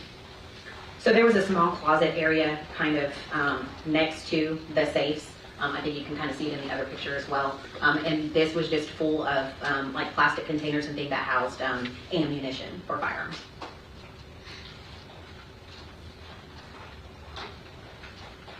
Now, earlier we talked about the purse in the living room having some, what appeared to be blood spatter on it, correct? Yes, ma'am. And you said there was blood located in other places in the house. Yes, ma'am. Will you remind us where that was? It was on the bed of Tammy King. And were there multiple items that had blood on them? Yes, so how we initially identified that some sort of bloodletting event had happened is there was personal items around the body, like a phone charger and water bottles and stuff that had some blood stains on them. Is that what we are looking at in states 281? Yes, ma'am.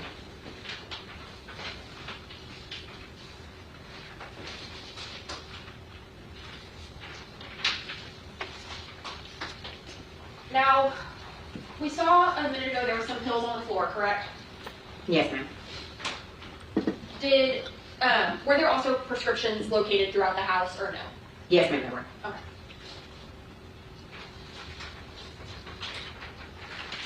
Was there anything else of note that you located within Mrs. King's room?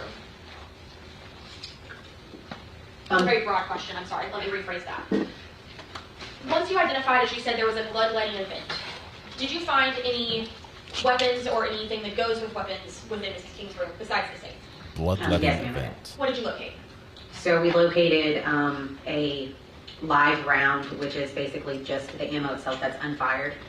We located 2 live rounds, 22 LR, which is a 22 caliber long rifle ammunition, on the floor of the bedroom, one on the floor of the bedroom, and then one kind of nestled in a pile of clothing that was in front of one of the armoires that was along the west wall. I also found a spent 5.56 casing underneath her bed near the head, I guess, of the bed, the headboard of the bed on the floor underneath. And then we also found a tote that had multiple firearms inside the tote in her bedroom as well. And then the closet with the containers of ammunition. And I think there was maybe a firearm or 2 that was in that open safe. So when we're talking about live ammunition versus spent casing, making sure I understand what you said, live ammunition is going to be an unfired round, and a spent casing is going to be the remainder of a fired round. Is that correct? Yes, ma'am, that's correct. And you stated the 2 live rounds were 22 caliber and the spent was 5.56. Is that correct? Yes, ma'am, that's correct. Generally, what's the difference there?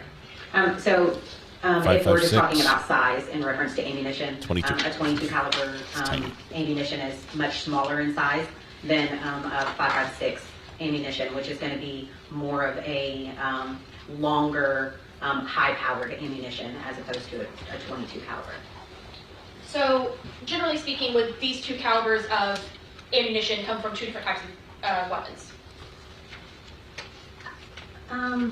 Not necessarily. You can have a 22 caliber rifle, and you can have a 5.56 rifle. So you wouldn't have a 5.56 handgun, I guess, unless it would be like an AR pistol. But they could both come from the same type of firearm, but the 5.56 ammunition is going to be more high-powered than a 22. So could they come from the same type of firearm, but would they come from the same firearm? No, they would not be fired from the same firearm. Okay. Now in states 292, what are we looking at? That is the floor of Tammy King's bedroom, that just north of the footboard. On the floor, that's the 22 LR ammunition that I discovered. Those are tiny. They're about this big. Smaller around than a pencil. They're rim fire, which means that they're fired by the firing pin actually hitting the very edge of the rim, where inside there's a little bit of powder. Pinches the edge of that. That sets off the charge inside. But do you recognize this item? Yes, I do. How do you recognize it? It has my case number, my name, and then my initials and date on the original seal of the evidence. Now, other than some stickers from the state and the lab, does it appear to have been altered in any way? No, ma'am. Your Honor, state's going to move to admit states 116 to read to opposing counsel. Objection. States 116 will be admitted. And Investigator Martin, what is states 116? It is the 22 round that was located on the floor. So it's the physical item that we are seeing in states 292, correct? Yes, ma'am.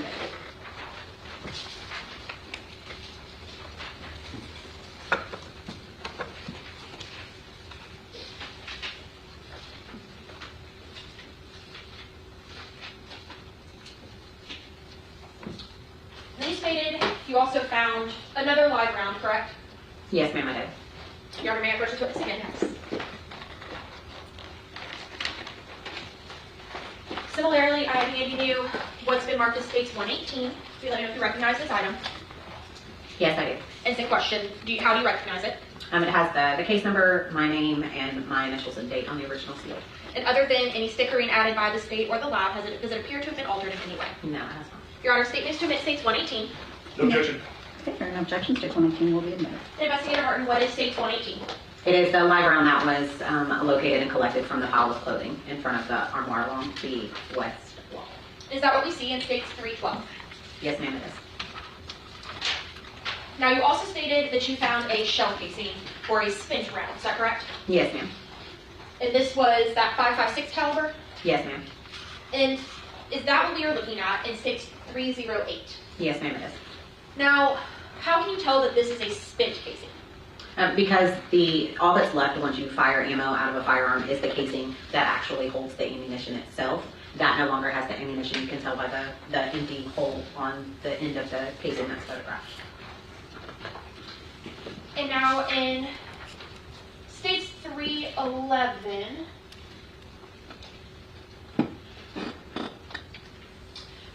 where would this shell casing be inside states 311? It is not pictured, just the evidence placard is pictured because the evidence is under the bed near the headboard. And if we zoom out, and I'm using my hand to cover Mrs. King, where in relation to Mrs. King was this shell casing? It was probably around this area here, under the bed. And would that be towards Mrs. King's feet or head? Her head.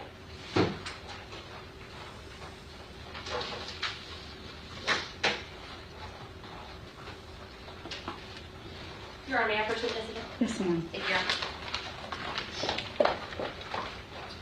Investigator Martin, I'm handing you voice and temporarily marked as states 117. Will you let me know if you recognize this item? Yes, I do. How do you recognize it? It has my case number, my name, and then my initials and date on the original seal. And other than any markings by the lab or the state exhibit sticker, does it appear to have been altered in any way? No, it has not been. Your Honor, statement to omit states 117. No objection. States 117 will be admitted. Investigator Martin, what is states 117? It is the spent round that's collected from underneath the bed. Now, once you have completed documentation and collection at 4723 15th Street, what is the next step in your part of the investigation? So prior to collection of the evidence, we contact the medical examiner to make location. The decedent or Ms. Tammy King is untouched until the medical examiner arrives. So prior to collecting any evidence so that the medical examiner can see the scene in its totality, we contact and allow him to make scene first before we do any collection. Now, while you were collecting evidence, is it you that typically picks it up and puts it in bags, or how does that work? No, it's usually a team effort.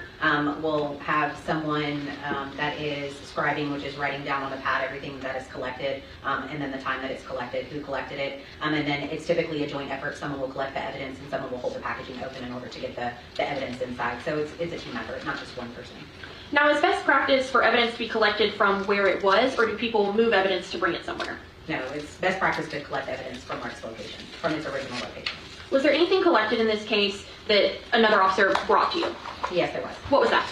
It was a note that I believe Detective Rodriguez had found the note in Tara's bedroom and brought it to me physically. And did you document that note as well? Yes, I did. Your Honor, may I first witness? Yes, ma'am. Investigator Martin, I'm approaching you with what's been marked as states 494. It's 2 pages. Will you let me know if you recognize these items? Yes, I do. And how do you recognize them? They're the photographs that I took of the document that was brought to me on scene. Does it appear to have been altered in any way? No, ma'am, it has not been. Your Honor, statements to omit states 494. No objection. States 494 will be admitted. Investigator Martin, is the note legible in states 494? Yes, ma'am, it is. And did you read it when you observed it? Yes, ma'am, I did.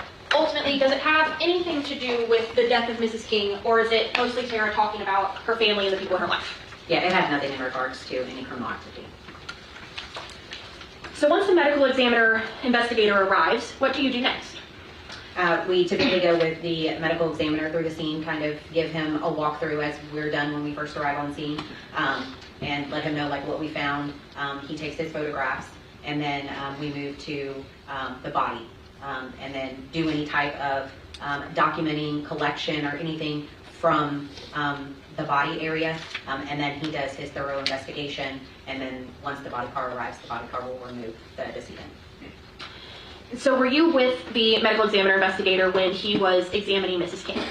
Yes, ma'am, I was. And did you observe any injury to Mrs. King? Yes, ma'am, I did. What did you observe? She had what appeared to be a gunshot wound to the left side of her head. After observing the medical examiner investigator with Mrs. King and waiting on, as you said, the body car to arrive, what comes next for you and your team?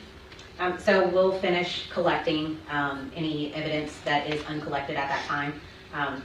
We'll do a couple final, what we call final walkthroughs, just to make sure that we've retrieved everything, we didn't miss anything, nothing else sticks out, nothing else that needs to be collected. And then once the body is removed from its original location, I take photographs of where the body was at without it being present. And once that part is completed, what comes next? We'll kind of do like a debrief at the end. And make sure that everything has, like all the steps have been completed. And then once we ensure that all the steps have been completed, then we clear the scene and take the evidence back to the office. And does all of the evidence go back to the office, or does sometimes it go different places? No, so unfortunately in this case there were multiple linens that were removed from Tammy King, and we have a sterile drying cabinet that we use. Unfortunately it wasn't big enough to house all of the linens that were removed from her, so we did have an investigator transport some of those linens to the medical examiner's office, where they have multiple drying cabinets where we were able to dry those without any type of cross-contamination taking place. And once those items are dried, what do you do with them? So in this instance, we dried, I think, one of the sheets at our office, and then the remaining sheets and clothing at the medical examiner's office. They called to let us know, I believe it was the following day or 2 days after, that they were dry. So we went, we picked them up, put the dried items back into the original packaging that it was collected in, brought it down to the office, and then I processed those items. When you say you processed those items, what does that mean? So instead of sending the entire sheet to the lab, if we were going to choose to process them at a later date, I went ahead and decided to do DNA swabs of any stains that were located on these sheets. So I took the sheets one by one in the laboratory and did DNA swabs on each sheet to have for further submission if need be. And do you also document this process with photographs? Yes, ma'am, I do. Is the jury able to get a good sense of these sheets and what they look like from photographs versus bringing in the full sheet? Yes. Your Honor, may I approach? Yes. Investigator, I'm showing you what's been marked as states 319 through 336. I believe you've previously had an opportunity to review these. Do you recognize these documents? Yes, ma'am, I do. How do you recognize them? They're photographs that I took while processing the sheets. And do they appear to have been altered in any way? No, ma'am, they do not. Your Honor, statements to admit states 319 through 336. No objection. Hearing no objection, states 319 through 336, it will be admitted. And may I publish, Your Honor? Yes. Now, Investigator Martin, are there multiple sheets that you document with these photographs? Yes, ma'am. And what type of staining or items did you observe on these sheets? So there were multiple sheets that you would put on your bed. There was also a thin blanket, also a shirt, a white kind of spaghetti strap shirt, and then if I recall, the brand Yo-Yo, I think. I ended up looking it up so that I could document it properly, and it looks to be like some sort of cover that you would use for a special beanbag chair almost. And it states 323 and it states 327. Are these some of the staining that you were talking about earlier? Yes, ma'am, it is. And is that documented throughout the course of these photos, 319 through 336? Yes, ma'am, it is. And did a few or many of the sheets have this sort of staining on them? Majority of the sheets have that stain on them.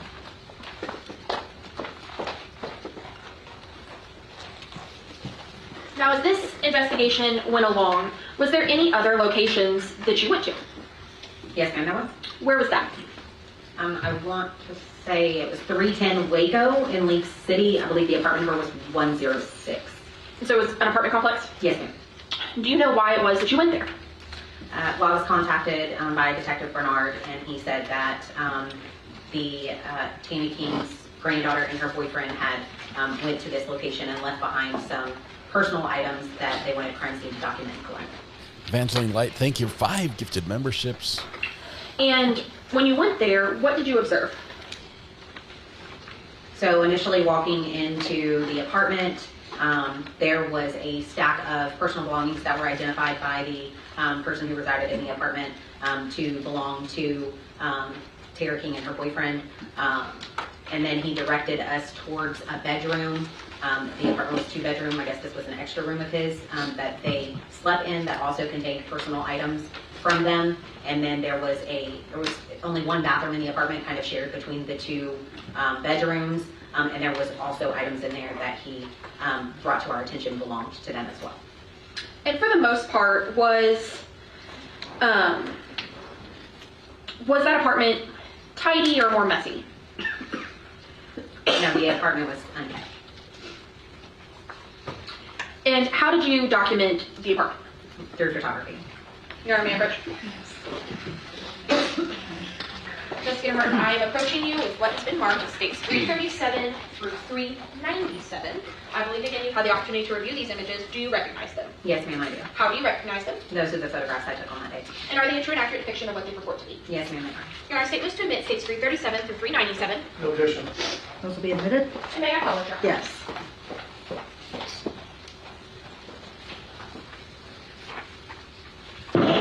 Investigator Martin, is this the front of the apartment in which you searched that day? Yes, ma'am, it is.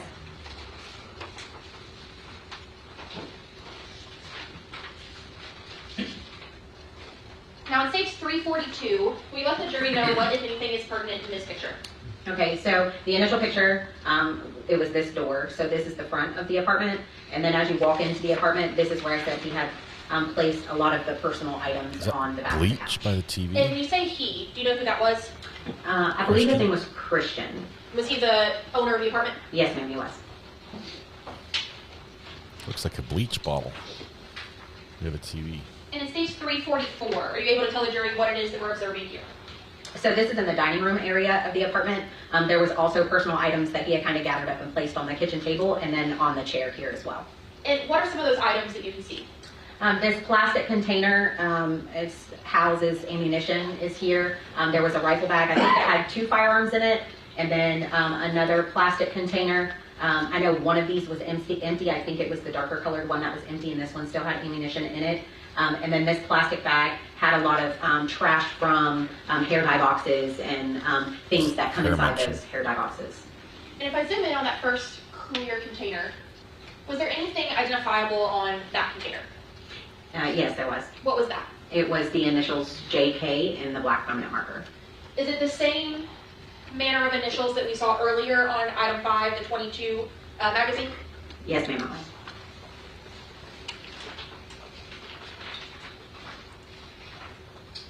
What is it we are looking at in stage 347? So this is from the corner in the, I guess you would call it the guest bedroom of the apartment. This is the air mattress that Mr. Christian said that they had utilized while they were staying there. Is that an air mattress? Collapsed.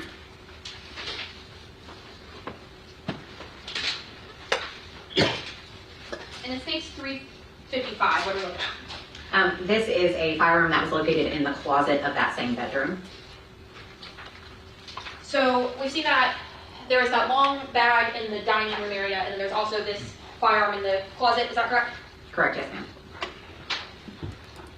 Now, in stage 357, what are we looking at? So this is a photograph of a restaurant bag from Chipotle, and it has the name Tara K. I assume using DoorDash. And you mentioned the plastic bag full of boxes. You said that that was all hair dye and things, correct? Correct, hair dye, hair, and things to apply the hair dye. And we see the edge of that gun bag again, correct? Correct, yes, ma'am. Now, inside that gun bag, will you let us know what we're looking at? Yeah, so those are the firearms that were inside when we opened up the bag. And can you tell how many firearms there are? It looks to be 3 from the photograph. And can you kind of generally show the jury where each of those 3 firearms is? Sure. It looks like a handgun here, and then a long gun here, and a long gun here.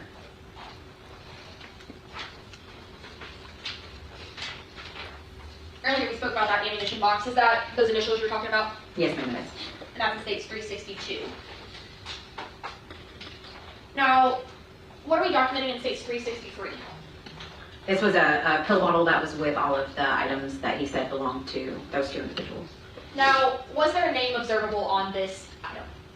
There was not a full name. The last name King, I believe, was on the bottle, but I don't believe there was a first name. And are you able to see any writing that says what it's for? It looks to say chest pain on it, and then blood something. I don't know what that is. And then more, I would assume, would be morning. So were you able to see what type of prescription this was for? I don't believe that it said that. I could refer back to my photos or my notes, but I don't believe the type of medication was left on the label. It had been removed. That was my next question. Can we tell that there's something kind of taken away from the bottom of this? Yes, ma'am. But it looks to be that it's something for the morning for chest pain, correct? Correct, yes, ma'am. And prescribed to somebody with the last name King. Correct.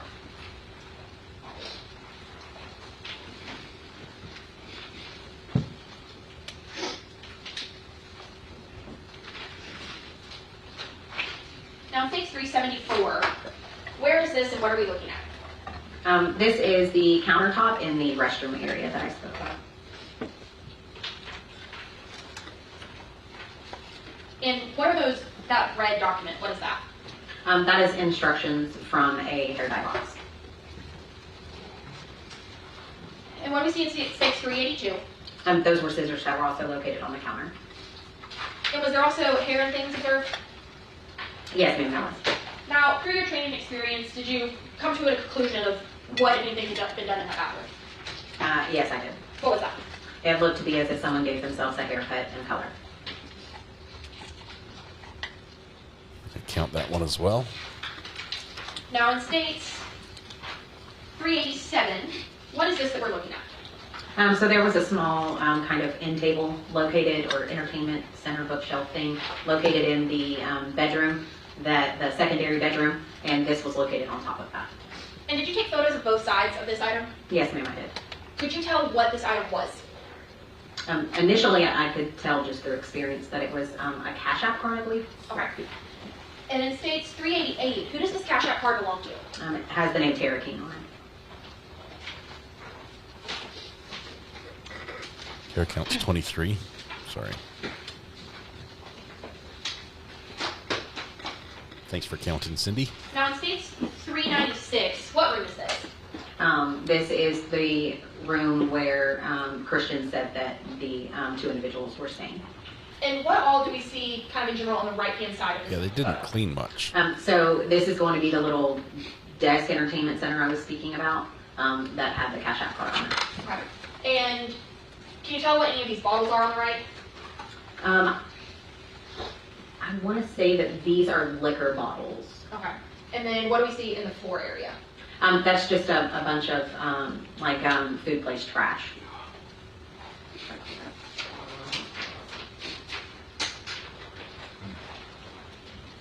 Now, once you documented and collected evidence from inside 310 Waco apartment 106, what was the next thing that you did? So, unaware of what all took place, I wanted to go to the vehicle that Christian utilized and take photographs of that and see if I could find anything of evidentiary value in the vehicle. And what vehicle was it that you took pictures of and looked at? It was a white Jeep with like blue accents, like I knew it was something. And did you find anything of evidentiary value inside Christian's Jeep? No, I did find a receipt outside of the Jeep on the ground that I did end up collecting, but further found out I didn't have any evidentiary value. Once that was completed, what was the next thing that you did as part of your investigation? So, knowing that they were there for 2 days, I wanted to go and check the dumpster to see if anything of evidentiary value or anything notable had been thrown away. And did you locate anything in the dumpster? I did. I located a few items, socks, I believe, that looked to have some sort of substance on it. Later turned out not to be evidentiary, but those were collected. So is it fair to say that you checked multiple things and then determined if it had evidentiary value or not? Yes. Okay. Yes, ma'am. On that day, was there anything further that you did as part of the investigation? I took photographs of the residents once we got done doing collection, and then transported the items that I collected back to the office for packaging and submission for proper storage. After that, what comes next? So we all met, the crime scene unit and the major crimes division sat down and had a meeting to determine what items we wanted to process, what processes we wanted to have done, as well as what items we wanted to process. So you said you meet with the crime scene unit and major crimes. So is it fair to say that it's kind of a collaborative effort to determine what gets tested? Correct, yes. And what sort of things get tested in general, or what can get tested? So the laboratory, the DPS Crime Lab, offers a wide variety of testing that can take place. DNA, friction ridge analysis, which is fingerprints, ballistic evidence, anything, you can test narcotics, just a wide variety of things that can get tested. Unfortunately, they do have a limit, so the purpose of the meeting is to sit down and decide collectively as a team the priority of the items that need to go initially because of that limit, and then determine later on if anything needs to go after that testing is completed. And did you send anything off for testing in this case? Yes, ma'am, I did. You don't have to give me the full list, but what sorts of items did you send off for testing? So we decided to send the purse, some firearms that were collected from the living room area, the 22 magazine that was collected from outside of Tara's bedroom. We also, Investigator Crow collected some pillows out of Tara's bedroom that looked to have blood on them, so we sent them as well. And the firearms were sent for ballistic and fingerprint processing, and then anything that had what appeared to be blood or bodily fluids on it was sent for DNA analysis. Was that time, that initial first set of items, the only time that you or your agency sent something to the lab? No, it was not. When did you send anything else to the lab? I could look at my notes for a specific date, but it was later on in the investigation as we got new information and things were determined. We made a determination to further send more items for testing. Did a time come in which you obtained more evidence? Yes, ma'am. When was that? Well, I didn't, but... when the agency obtained more? Yes. A search was done of like a storage unit, I assume, and things were collected from there and sent at a later date. And ultimately, do you know where Uriah and Tara were apprehended, or were they apprehended in Galveston County? No, to my knowledge, they were apprehended in Laredo. And did the Sheriff's Office obtain any further evidence from Laredo? Correct, yes. Detective Hudson obtained, I guess, the personal items that were located on their person. Whenever they were apprehended, they were collected by the, I believe, either the apprehending agency or the local agency, and then retained in their possession until we took possession. And when you took possession of them, did you do anything with it? Yes, ma'am, I photographed it. Your Honor, may I approach? Yes. I'm approaching you with what's been marked as states 398 through 425. I believe you've had the opportunity to review these. Do you recognize these items? Yes, ma'am, I do. How do you recognize them? They're the photographs that I took. Do they appear to have been altered or changed in any way? No, ma'am, they have not. Your Honor, state moves to admit states 398 through 425. No objection. Those will be admitted? Your Honor, may I publish? Yes.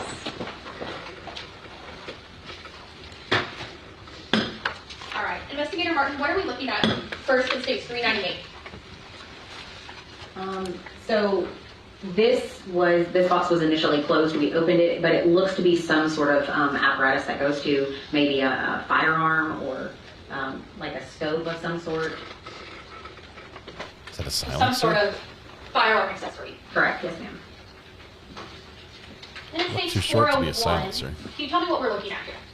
So this is a lot of just personal effects, a watch, a vape, a lighter on, I think what it's called is a lighter buddy that connects to your belt loops. This is a mechanical pencil set with different types of lead, a hat, and then also this here was a red dot sight, which is also an apparatus that can be affixed to a firearm. It's like a scope, but it's very open and low profile. Far right of Easy to aim. A watch. Oh, and some pocket knives, and then some beat headphones. And in states 403, is this a better image of kind of some more items?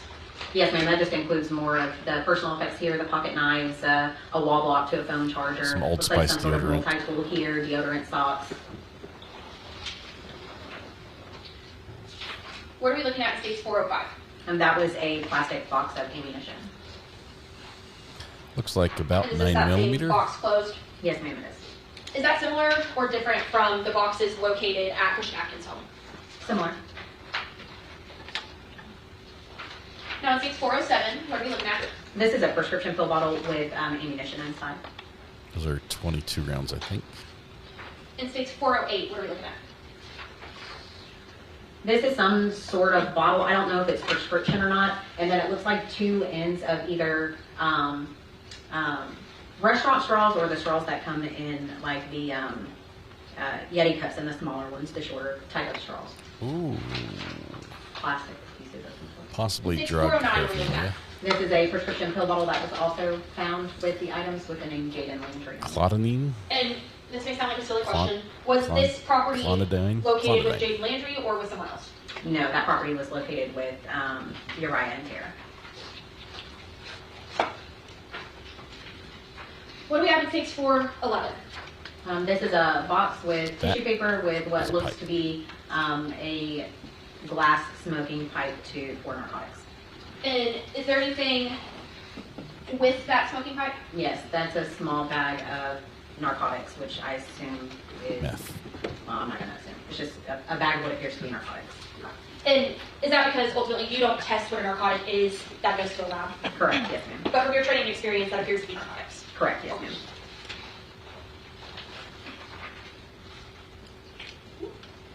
What are we looking at in 6412? So that looks to be some sort of firearm holster, a knife sheath, and then what appears to be a wallet, and then I believe that's a money clip. Same question, what are we seeing in 6413? Those are firearm magazines. Is there anything identifiable or unique about these firearm magazines? Yes, some of them have the same JK initials on them in the black permanent marker. What are we looking at in 6418? This is just more like personal effects items, a small little bag. I'm unsure what that is. Maybe a coin of some sort. Charging cords. Yeah, there we go. Yeah, it's like maybe some sort Challenge of coin. Collector's coin, some change, just personal items, some gum, and then I believe those are like USB drives or lead. I can't remember. And in 6420, what are we looking at here? That's just those items removed, so those were in there. That's just laid out, and then there was change here in this thing, so we just laid that out. A coin purse. Now, could you tell, I know it's a little hard with how bright this photo is, could you tell, is this typical pocket change or is anything unique about these coins? Yeah, so some of the coins were half dollars, and then I believe there was one gold dollar, if I'm not mistaken. What are we looking at in states? 421. That was cash that was found and collected. I believe it was initially in this bag here.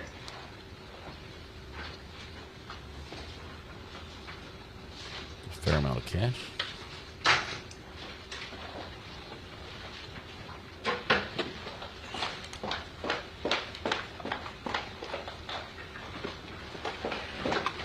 Now, once you collected and documented those items, what came next in your investigation? So those items were packaged and then submitted to property and evidence for proper storage.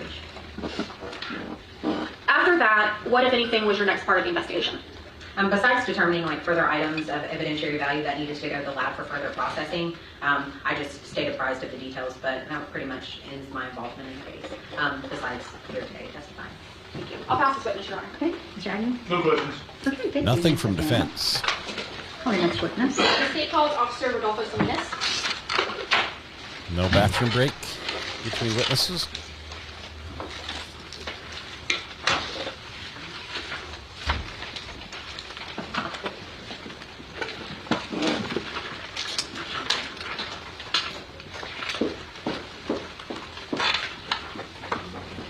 I think the defendant and the girlfriend were definitely paranoid on the run, that they were possibly related to drug use, if that was involved.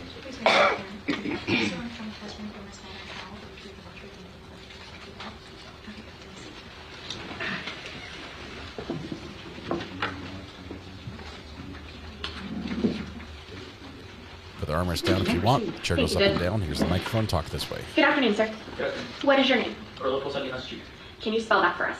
Rodollfo for my first name. Last name is spelled S-A-L-I-N-A. We might need to slow All him right, down and just a tiny bit. how are you currently employed? I'm currently employed with Metro PD for Houston Transit Authority. I was formerly employed with the Freer Police Department.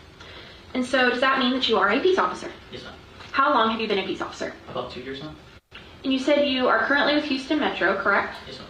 But previously you were with the Freer Police Department? Yes, ma'am. Where is Freer? It's south of San Antonio, Texas, just an hour away from Laredo. And about how far away from Houston is Freer? From here to Freer, about 6 to 7 hours. Now, when you worked at Freer Police Department, what role did you have? Patrol officer. And as a patrol officer, did you work day shift or night shift? Night shift. When you worked night shift, what did you do? Responding to calls, pulling over vehicles, the basics pretty much. Do you recall the night of February 7th going into February 8th, 2025? Yes. Were you working that night? Yes. What was your assigned duties that night? We had gotten a call about a capital murder case that happened in Galveston County. They were tracking them down via a cell phone tower. Mm-hmm. We were advised to be cautious because the people within the vehicle had weapons. And so, with that information, what were you doing? We were looking for. We didn't get enough information on the vehicle. We were just told to pull over vehicles coming out of Houston with the problem. Sorry, my mics. You good? To pull over vehicles with the probable cause to pull them over. Is it fair to say you're a little nervous, Officer Salinas? Yes, sorry. It's my first time on the trial. That was my question. Have you testified before? No, it's my first time. Okay. So, you were pulling over vehicles that you had probable cause to stop, is that correct? Yes. Did you stop any vehicles that night? Yes. Do you recall how many vehicles you stopped? A total of 3. Do you recall what kinds of vehicles or roughly colors of vehicles? Two sedans and 1 truck. And those sedans, do you recall their colors? 2 of them were white. So you had 2 white sedans. Yes.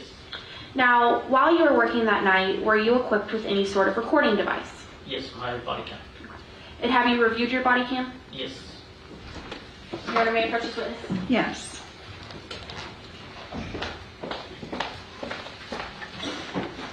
I'm showing you what's been marked as states 435. Have you reviewed the contents of what's on this USB? Yes. Has it been changed or altered in any way? No. Your Honor, state moves to admit states 435. Objection. 435 will be admitted. And may I publish, Your Honor? Yes.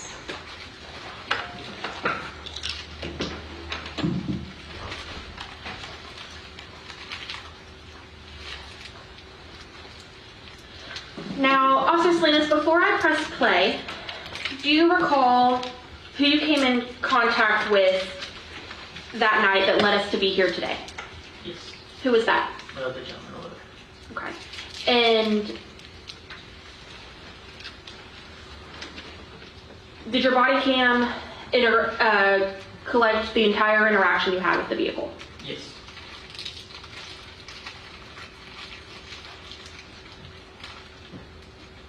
Before I get started on it, what kind of view are we looking at here, officer? Right now it's just my patrol unit. I was already behind the white vehicle as I was running the license plate and giving my dispatch the area where I was at. Since it was a little bit outside the city limits, it was between Highway 44 and 15. And what reason did you have to stop the white vehicle? A flickering left tail light. Pressing play on states 435 at 1 second.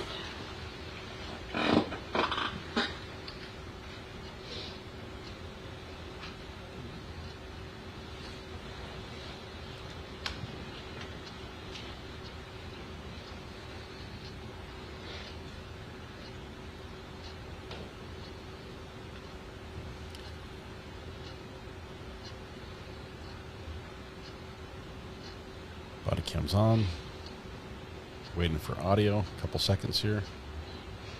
Is this you initiating your traffic stop? Yes.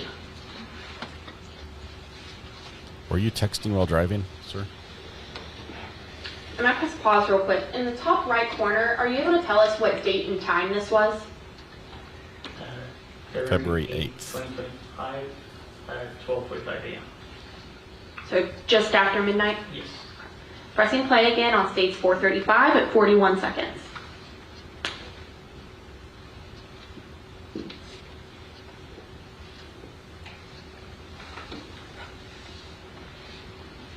So at this point, they have no idea who the suspects are.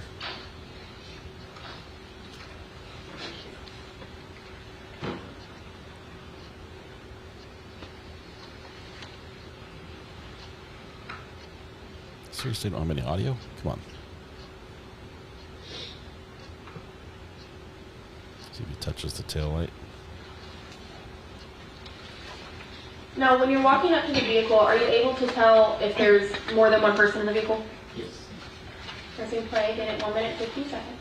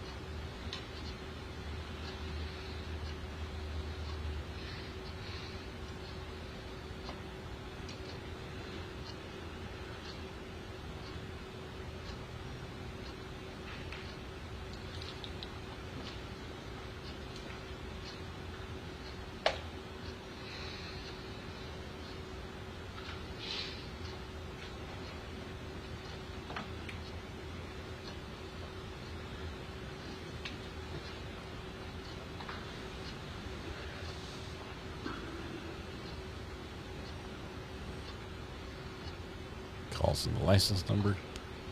Yes.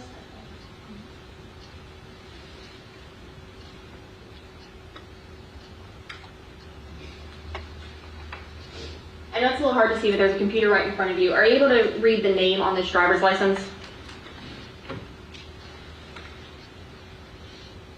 I know Mr. Hobbs. Does Hodge sound about right? Yes, Hodge. And we see it right here in this corner? Yes. Does the name Travis Wayne Hodge sound familiar? Yes. And so that's who was driving that vehicle, correct? Yes, ma'am. And when you ran that driver's license, did anything come back? No, nothing came back to the driver's license. Okay. So ultimately, what decision did you make at this point? Just to give him a verbal warning for the defective taillight, and just letting him have a safe trip to wherever he was going to. And were you able to see that there was also individuals in the back seat? Yes, I noticed as soon as I gave him his driver's license that there were two other individuals in the back. Okay. And ultimately, did you identify who the individuals in the back seat were? Not until later. Okay. After you let them go and you gave Mr. Hodge his license back, what did you do? I just went back inside the city limits of Freer because I was already outside the city limits of Freer. And then did you have anything else to do with this case until we got here today? No. I'll pass this witness, Your Honor. No questions. Okay, thank you, sir. Have a safe trip home. Thank you. All right, calling next witness. The state would call Travis Hodge. Okay. We need to take a stretch break. I was told you all want a bathroom break? Bathroom break. Okay, let's take a bathroom break. Told you. All rise for the jury. Jury's calling the bathroom breaks.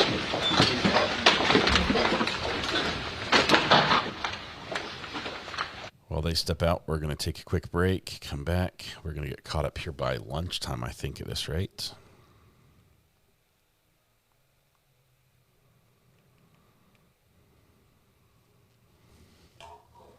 All right. I think the jury's coming back in right now.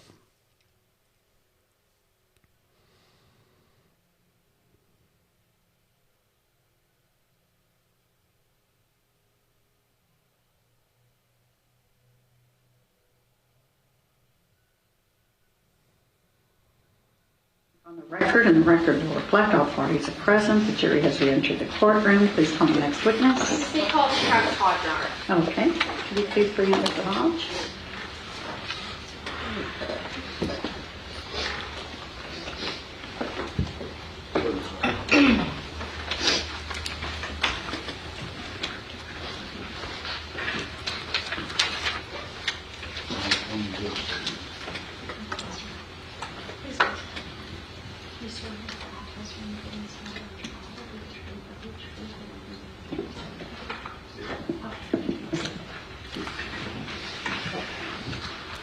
This man has a shiny pair of bracelets.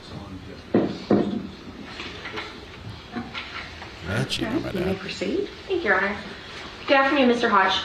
Good afternoon. Will you please state and spell your name for the record? Travis Wayne Hodge, Travis Wayne Hodgege. And Mr. Hodge, how old are you? I'm 36 years old. How are you currently employed? I'm currently unemployed now. All right. And I guess a better question is, where do you currently reside? Galveston County Jail. Before you were in Galveston County Jail, what did you do for a living? I was a maintenance worker at a hotel And where is it that you lived? in Bay Cliff. Have you lived in Bay Cliff your whole life? No, How long have you lived in Bay Cliff? I moved to Bay Cliff in November of 23. So about 2 years ago? Yes, Where was it that you lived prior to Bay Cliff? with my cousin at 3106 George Street. And why was it that you moved to Bay Cliff? When I got out of prison, I didn't have anywhere to go, so my cousin came and picked me up and moved me in with him. So you just mentioned that you've previously been to prison, is that correct? Yes, ma'am. What did you previously go to prison for? For drugs. Are drugs something that you have had pretty frequent interactions with? Yes, ma'am. When we talk about drug interactions, let's just cut to the chase. What do you do with drugs? I'm a drug user. I use methamphetamines. You use methamphetamines. Do you also sell methamphetamines? I was not intentionally trying to, but unfortunately I was. So, while it might not have been what you set out to do, you have sold drugs for profit, correct? I wouldn't say for profit. It was, if I had it, I sold it. Okay.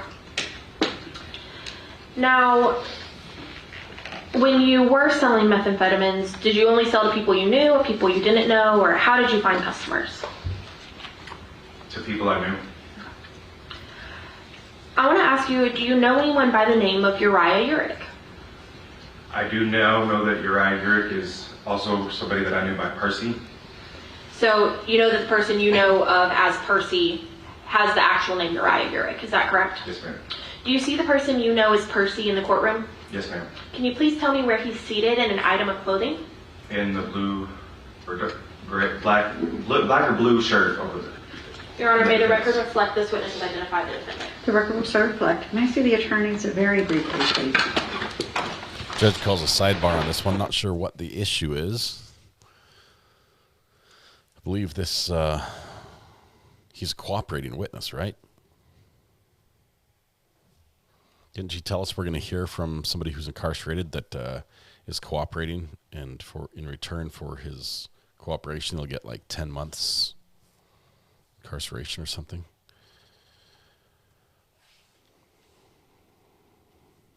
We'll see what happens here. He has to for his plea deal, which is pending. You know, it happens afterwards. He has to follow through on this one before they take action on his case.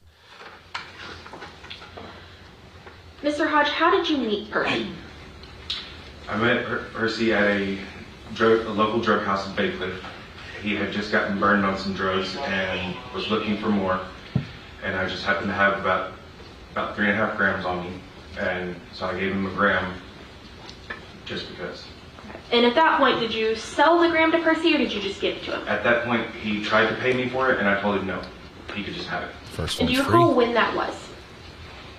I want to say, I think in December Of 2024? of 2024, yes. And after that initial meeting with Percy, how often did you talk to or see him? For a while, I didn't until his friend Jaden gave him my number, and then he contacted me one day, and I was a little pissed about it, but Jaden gave me my number, and he's like, hey, can I get some stuff? And I was like, I'm at work right now, I'm not getting off for a while. He's like, well, I can come by your work. I really didn't want to do that, but he eventually talked me into letting him come by my job, and he ended up picking up a gram from me at my work. And at that point, did you give it to him or sell it to him? At that time, I did sell it to him. And about how many times would you say that you had sold methamphetamine to Percy? Maybe 5 or 6 times. Now, I want to bring your attention to early February of 2025. Do you recall that time period? Yes, ma'am. During that first week of February, how long had it been since you'd talked to Percy? Before February 7th, he contacted me a few days before that and had asked if he could come stay at my house with a couple of guns, and I had told him no. And then on February 7th, I had contacted him because I seen a post about him and Tara King wanted for credit card or debit card abuse. And so I was trying to find out what was going on, and that's when we started kind of talking, and he asked for a ride. And at that point, did you know Tara King? I did not. I had never met her in my life. So when you started talking to Percy, how did you communicate with him? Through text message. And is that because y'all already had each other's numbers? Yes. So when you reached out to Percy, tell me about that conversation. I asked him what was going on. He said he really couldn't talk about it. I was like, what do you mean? He's like, it was self-defense. And I was like, what was self-defense? And then he just never answered then. Okay. And then he asked for a ride to Illinois, and I told him I couldn't take him to Illinois. And so after that, we kind of talked a little bit, and I was like, well, I could take you to like Mexico. Why was it you suggested Mexico versus Illinois? Because he was trying to go to Canada to the border. And I was like, well, you know there's a border that's closer. So proximity? Yeah. So when you said you could take him to Mexico, what was the next thing that occurred? He's like, I'll pay you $1,000 to take me down there. At this point, did anything about what was happening strike you as odd or concerning, or what are you thinking? Yes, it did strike me odd, but at the same time, I was like, well, I was trying to figure out what was going on. And at the same time, I was like, at the time, I didn't really care. Once you had the conversation about he'd give you $1,000 for the ride, what, if anything, do you do next? I leave work at 5 o'clock that day, and I go and drop my roommate off that I was staying with off at the house, and I go and pick him up at an apartment in League City. And did he give you an address to go to, or how did you know where to go? He gave me an address to go to, and I went and picked him up. And at first I passed the apartment, and he's like, no, turn around. And I turned around and parked right in front of the apartment.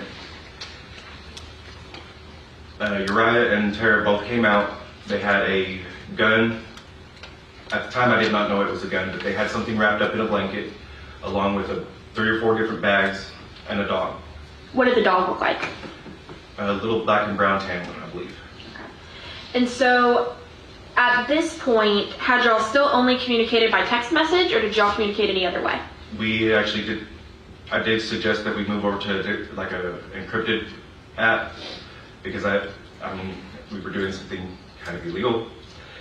Was it kind of illegal or just illegal? We were doing something illegal. I was giving him a ride, even though I knew that he was wanted by the Galveston County Police, or Galveston County Sheriff's Office. Okay. And so I'm going to kind of put a pin right there, because that's something that we need to talk about. We see that you currently, as we said, are residing in the Galveston County Jail, correct? Yes, ma'am. Why? I am currently facing charges of possession or manufacturing delivery of a controlled substance, penalty group 1, namely methamphetamine, as well as I'm facing a gun charge and also a hindering apprehension charge. And have you entered into an agreement with the state of Texas? I have. And do you recall what that agreement is? I do. It is 10 years in the Texas Department of Criminal Justice. Is it on all 3 charges or 2 charges or 1? It is on 2 charges. It is for the manufacturing and delivery of methamphetamine and the hindering apprehension. And it's a 10-year is that deal. also in exchange dismissal on the unlawful possession of firearm by a felon? Correct. And as part of the agreement that you've entered in with the state, what are you required to do? To testify. Do you just have to testify, or do you Testify and tell the truth. Tell the truth. Thank you. And is your agreement to testify in any trials to do with this case? Yes. So we'll see him again with Tara. Now, like you just said, at the time that you were going to give them a ride, you knew that they were charged with a felony, correct? With credit card or debit card abuse, correct. Okay. Now, once you arrive at this apartment in Lake City, tell me what happens. When I picked him up, like I said, they had a blanket, and at the time I did not know what was in the blanket until after the fact. But Uriah gets in on the passenger side, he throws in the blanket, and he has a couple of shoulder bags, and he throws them in the car. Tara comes to the driver's side, throws in a couple of bags along with a backpack, and then she tries to get the dog in. The dog gets loose, and she's trying to get in the car, or get the dog in the car, and Uriah tells her, just leave the dog and get in. Now, when you're saying that Tara was trying to get in the driver's side, where are you? I'm in the driver's side, and she was in the back seat, and I was in the front seat. And then when you said Percy or Uriah was trying to get in the passenger side, was that the front or the back? In the back. Okay. So Uriah says, leave the dog. Yes, ma'am. What occurs next? We leave the apartment. I go down to Main Street, and I turn right on Main Street, and I drive down a little bit, and I stop at the Walgreens. And I tried talking to Uriah then, and I was like, look, if it was self-defense, go ahead and turn yourself in. Because he had already told me that it was self-defense. I was like, what was self-defense? At that time, he tells me that he can't because of the position of the body. And whoa, what did that mean to you? That he actually murdered somebody. At that point, did you know who had been murdered? No, I did not.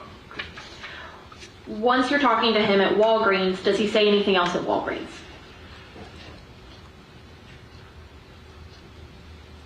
No, when we were sitting at Walgreens, he was very nervous, fidgety, looking behind his shoulder. I think he thought I was setting him up because he kept looking out the back window. Once we got on the highway and started off towards, I believe, Ayden, he hands me $500, and then we stopped in Ayden. So at this point, what is Tara doing? Tara's in the back seat. Her and Uriah are whispering the whole time. She doesn't really ever conversate with me. So is Uriah who you predominantly speak to throughout this drive? Yes, ma'am. But Tara and Uriah are communicating? Yes, ma'am. What happens next? So after we go to Ayden, I guess Tara had told Uriah that she was wanting some snacks and stuff. So I stop out at a convenience store. Uriah hands me $20, says go in and get stuff for us, get whatever you want. But he tells me stuff that she wants and stuff for him. So I go in, I get it, I come back out, I give it to them. In the parking lot of the convenience store, we both roll a bowl. I have my own stuff. I'm going to pause for a second. For those of us who may not be as drug savvy, what do you mean by roll a bowl? So when I say roll a bowl, we have a glass pipe that has methamphetamine in it, and you literally roll it back and forth for it to smoke. Okay. And you said you have your own stuff? I have my own stuff. Uriah has his own stuff. I don't know if this is stuff that I had given him 2 or 3 days before or not. Okay. So you just knew that you each had your own substances to use? Yes. Okay. So do just you and Uriah smoke at that point, or what does Tara do? No, ma'am. She's also in the back seat, and Uriah helps her light the bowl and roll it, because me using drugs for over 15 years, I kind of know the signs of when somebody's new, and I could tell that she had just recently started smoking. Is it fair to say she didn't seem as confident in using the narcotics? Correct. Okay. So after you stop and get the snacks in Alvin and utilize the methamphetamine, what happens next?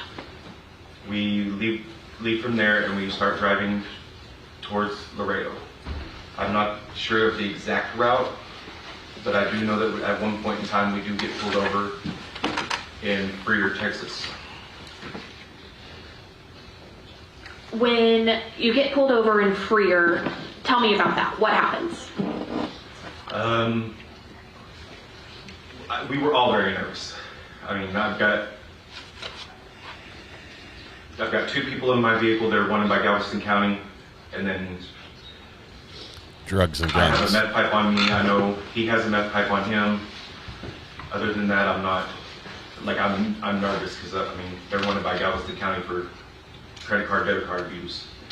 Now, at this point in the drive, is the credit card, debit card abuse still the only charge you know about? As of when I got back, I even looked online, and as of February 8th, yes. Okay. But Uriah had told you about there being an individual who was deceased? Yes, ma'am. Okay. Now, when you get pulled over by Freer, walk me through exactly what happens during that stop. So, I know I'm coming over a hill, and I see the cop, and I for some reason, I knew we were going to get pulled over, because as soon as I topped the hill, he turned around. And so I knew that we were going to get pulled over. I don't know why, I just knew we were going to. Now, earlier when you were talking about Tara and Uriah putting things in your vehicle, you said there was a firearm wrapped up in a blanket, but you didn't know that yet. I knew that there was something that they threw in the back. I didn't know what it was until after he had told me told me that night. I knew that the guns were there, or the gun was there. So by the time you got stopped at Freer, did you know there was a firearm in the car? Yes, ma'am. And where was that firearm, to your knowledge? In the back seat, in the floorboard. So when this officer pulls you over, what happens? The officer comes to the passenger side window, asks me for my driver's license. They're both in the back seat, and since I had kind of been staying, I was staying in my car, but I was staying at a friend's house too. I had my windows covered, and so they pulled the cardboard off my window so that way the officer could see in. While the officer was in the back running my name, Uriah is digging around in the back, in the floorboard.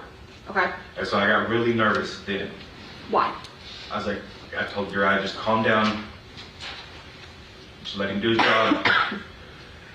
Because the reason I got nervous is because I thought he grabbed one of the guns. Okay. Or grabbed the gun. And he being, you thought Uriah had grabbed the gun. Ma'am. Once the officer returns to the vehicle, what happens next? He tells me that my headlight is blinking, but it's not blinking now, so he can't really do nothing about it. He hands me my driver's license and says, have a good night. And so we take off and we go, I think the next town was Beeville. And do you stop there or keep driving? We stop there at a convenience store. Tara has to go to the bathroom, so her and I both go in. She goes to the bathroom, I go to the bathroom. I stop and get some no-dos because I had ran out of meth already. Then we go across the street to the Whataburger and get something to eat. After you get something to eat, during this time, is Uriah saying anything else to you? I mean, we're talking, we're just not talking a lot. Just talking, not really talking about anything. Fair to say random chit-chat? Yeah. So after you get Whataburger, what happens next? We continue on to Laredo, and when we get to Laredo, I stopped at, I believe, a Circle K, and we put gas in because my car's almost empty. He hands me two $20 bills. I go inside and, no, he hands me a $100 bill at that time. I go inside and I get gas. I come back out and he tells me to just keep the change. So he's flush with cash. After that, we're driving around Laredo because I'm not familiar with Laredo and I'm kind of looking for the border. I didn't know where it was at. So I stop off at another convenience store and I ask where the border crossing is, and the cashier there tells me. Make sure you don't tell me what anyone other than Uriah says, okay? So do you get information about where the border is? Yes, ma'am. Okay, what do you do next? We drive around a little bit and I'm still trying to figure out where it's at. And I had gotten information of a homeless shelter there at the convenience store also. Do you recall what that homeless shelter was called? Bethany House. And where did you go from there? From the convenience store, we ended up at another convenience store because Uriah and I were kind of both looking for drugs, but I was just trying to get them out of the car by then. Why? Because they had murdered somebody and I was just wanting to get rid of them and get back home. At what point did you feel like a hostage? At this point, has Uriah told you anything else about the murder, or are we still going on the first conversation from Walgreens? So when we were at Alvin, I forgot about this. When we were in Alvin at the convenience store, he had told me that he couldn't get the smell of the burning flesh out of his nose. And so other than now at Walgreens and then Alvin, has he mentioned the murder again at this point? No. Okay. What happens next? So after we stop at the convenience store and we see a bunch of homeless people hanging out on the side, Uriah gets out of the vehicle. It goes and talks to him for a minute. He comes back and tells me to go across the street to the motel. I do. Then he comes back from being over there, gets in the car and tells me that I need to take these guns and do whatever I want to with them. At this point, you said these guns. At this point, how many guns did you know were in the vehicle? At the time, only one. After, when we got to the motel or hotel, whatever it is, I found out that there was two. And did you observe those guns? At that time, no. I did not take them out and look at them, no. He tells me to throw them in my trunk because I told him that I was a convicted felon. He's like, I can't take these guns. I don't like guns to begin with. And I had told Uriah previously, do not get in my car with guns. And he still did. So when he tells you need to take these guns, what happens? So I get out and I put the guns in my trunk. And I drive them to Bethany House. I drop them off at Bethany House. They take off everything that they're going to take with them. I leave from Bethany House and I drive back. So when you are talking to Uriah about the guns, do you ask him anything about the guns? No, at that time, no. I asked him the next morning if one of them was a murder weapon and he told me yes. Ooh. Did he tell you which one? He told me the 5.56, which is an AR-15. So the next morning, and how did he tell you this? Over the phone or? He told me through WhatsApp. And that's that encrypted app, correct? Yes, and earlier you talked about you wanted to go to that app because you were doing something illegal. What is your understanding about why if you're going to talk about something illegal, to do it on WhatsApp? Because it's encrypted and it's harder to hack. So is it fair to say law enforcement may not be able to obtain those messages as easily? Yes, ma'am. So on WhatsApp the next morning, Uriah tells you that the 5.56 is the murder weapon. Yes, ma'am. After you said that after you dropped them off at Bethany House, you drove home, correct? Yes, ma'am. Now, after you dropped them off, obviously you talked to Uriah again the next morning. Yes, what ma'am. kind of communication did you have with Uriah after leaving Laredo? We were messaging through WhatsApp still. And what did y'all talk about?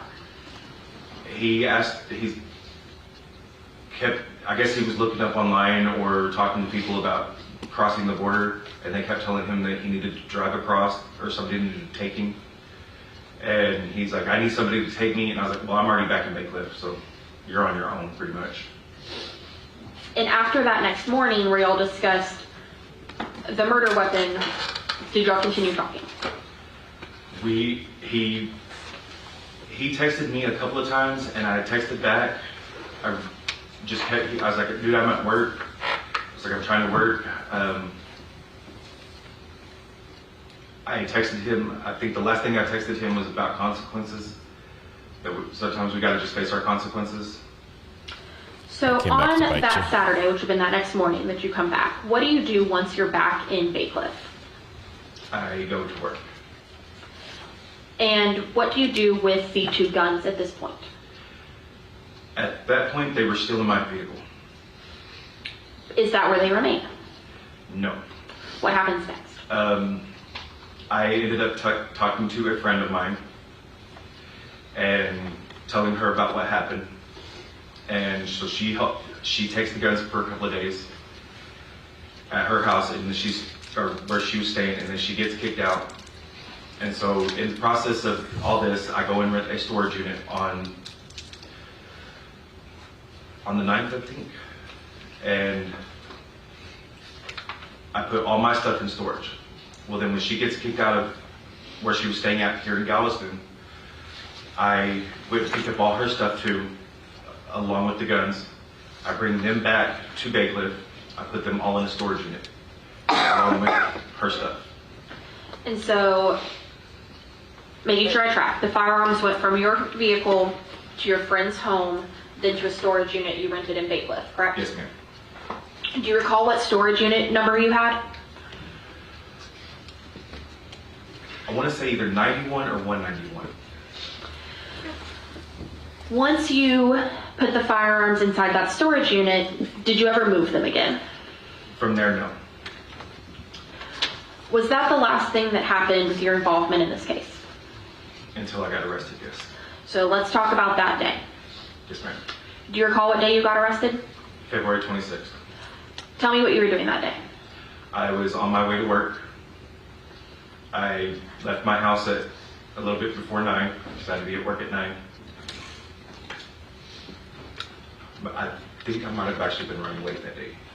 Okay. I leave my house off of where I was staying at on Louisiana. I turned right on Roberts, and then I turned right again on another street, and then I turned left, I believe, on that is Gordy Road. And I drive all the way down Gordy Road, and I get pulled over right at the Double Shoe Gentleman's Club. Do you recall why you got pulled over? I was informed at the time that I did not use my blinker, and then he backtracked and said that I did not stop at that stop sign, and when I challenged him on that, he informed me, oh, well, no, you actually didn't use your blinker. How do you feel about that? And once you have this conversation, remember, you what have to happens? tell the truth. He pulls me out of the car, puts me in handcuffs, and I was like, why am I being arrested over a traffic violation? He goes, we'll Make talk sure you about don't tell me what anybody else says. it. I know that's hard. So ultimately you get pulled out of the vehicle and placed in handcuffs. Yes, ma'am. Where do you go from there? From there, I go to the substation in Bay Cliff. And when you're at the substation in Bay Cliff, what do? What's happening? I'm interrogated over the murder that happened. So when you are first getting pulled out of your vehicle, is there anything in the front seat or door area of your car? There is. There's a less than a gram in my driver's side door. Unfortunately, in the back seat, there was quite a bit more meth in my vehicle. So when you're at this substation, what are you doing? I'm talking with detectives and telling them what happened, and gave them permission to go into my storage unit where the guns were, because I did tell them that I did have the guns, and I knew that's what they were looking for. I gave them the keys to my storage unit along with the consent, and they went and searched my storage unit and found the guns.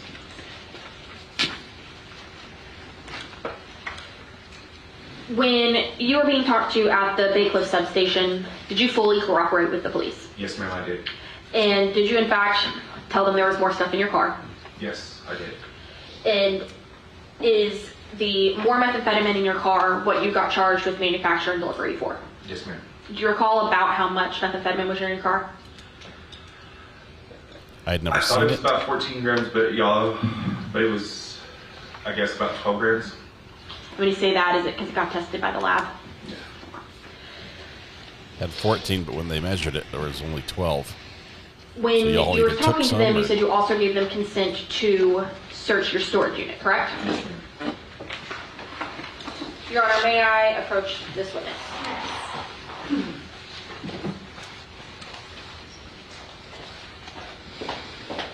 All right, Mr. Hodge, I'm approaching you with what's been marked as states 432, 433, and 434. Without telling me what they are, tell me if you recognize these documents. Yes, ma'am. Is there something on these documents that lets you recognize them or identify them? My signature on all three of them. Other than this red sticker from the state, do they look like they've been changed in any way since you last saw them? They look like they've been copied. They look like they've been copied, it's not an original, is that fair? Other than that, are they the same? Yes, ma'am. Your Honor, state moves to admit states 432, 433, and 434. No objection. May I publish?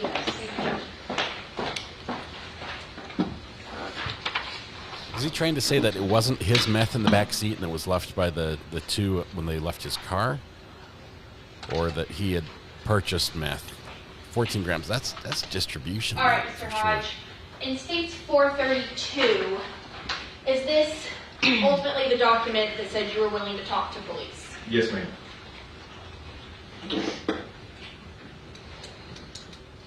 It's him signing away all And his are all of these rights. statements rights that were written? Yes, ma'am.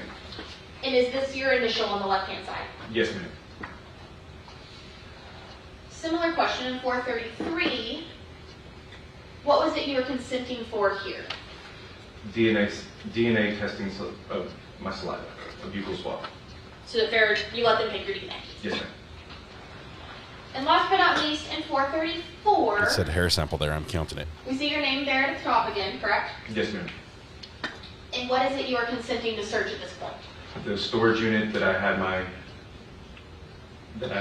in my name. And as you said earlier, it was storage unit 191, correct? Yes, ma'am.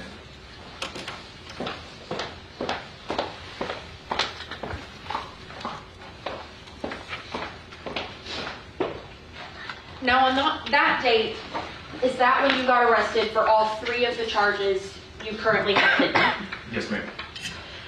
And have you been in custody since that date? Yes, ma'am. Since that date, have you further spoken to either Uriah or Tara? No. I'll pass this witness, Your Honor. Thank you. My name is Bill Ayden, and I represent Uriah Urick, who's sitting here to my right. They might go after him hard. So you indicated that you had sold meth to Uriah before, is that correct? Yes.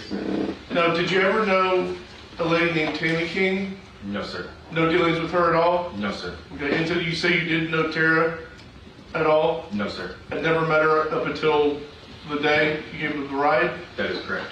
Okay. And you're getting 10 years of consideration for testifying in this case? Yes, sir. Okay.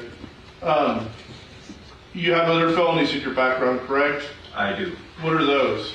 I have a drug possession, 2 drug possessions, a forgery possession, and marijuana misdemeanor possession. How many times have you been to the penitentiary? I have been 1 time. Okay, and what was that for? For the forgery and the methamphetamine. And what was your sentence? 3 years of TDC. Okay, is that on both running concurrent? The forgery was for 2 years. Okay. But they ran concurrent, correct? Yes, sir.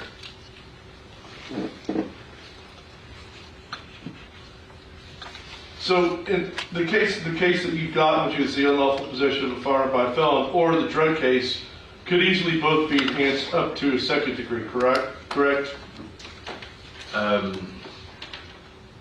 The gun charge is a 3rd degree, I believe, and the manufacturing and delivery is a 1st degree felony. So both of those with your priors could be enhanced. Same objection calls for a legal conclusion. Sustained. So your sentence in this case is going to be 10 years, whereas the 1st degree case would be ranging from 5 to 99 years to life, correct? Yes, sir. Potentially higher. Yes, sir. Okay. Best witness. Just very briefly, Your Honor. Okay. And you stated, Mr. Hodge, that you're aware that the hindering charge is a 3rd degree, correct? Yes, ma'am. And that's the charge associated with this case? Yes, ma'am. Do you happen to know the punishment range of a 3rd degree? From 2 to 10. And you are receiving 10 years? Yes, ma'am. Pass this witness, Your Honor. No further questions. Okay.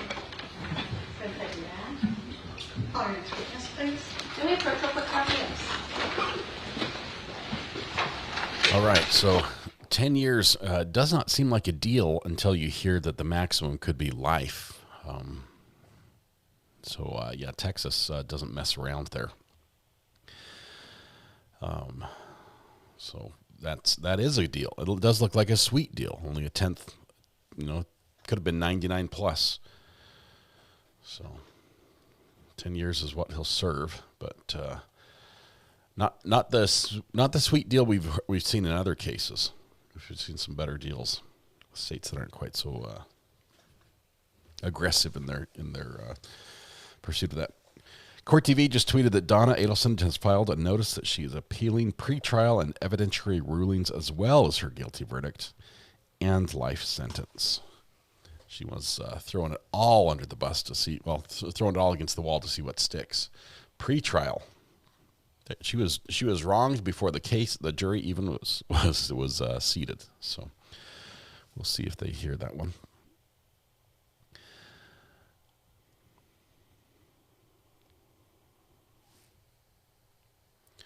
Looks like we're going on break. I'm sure another bathroom break is in the works right here, so we will skip through.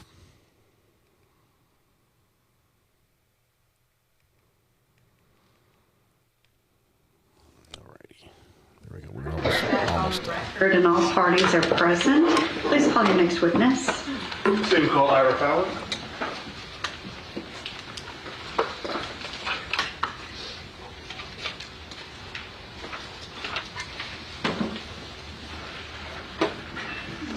Please raise your right hand.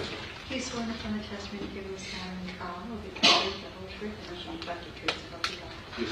I think the judge was a librarian in her former life.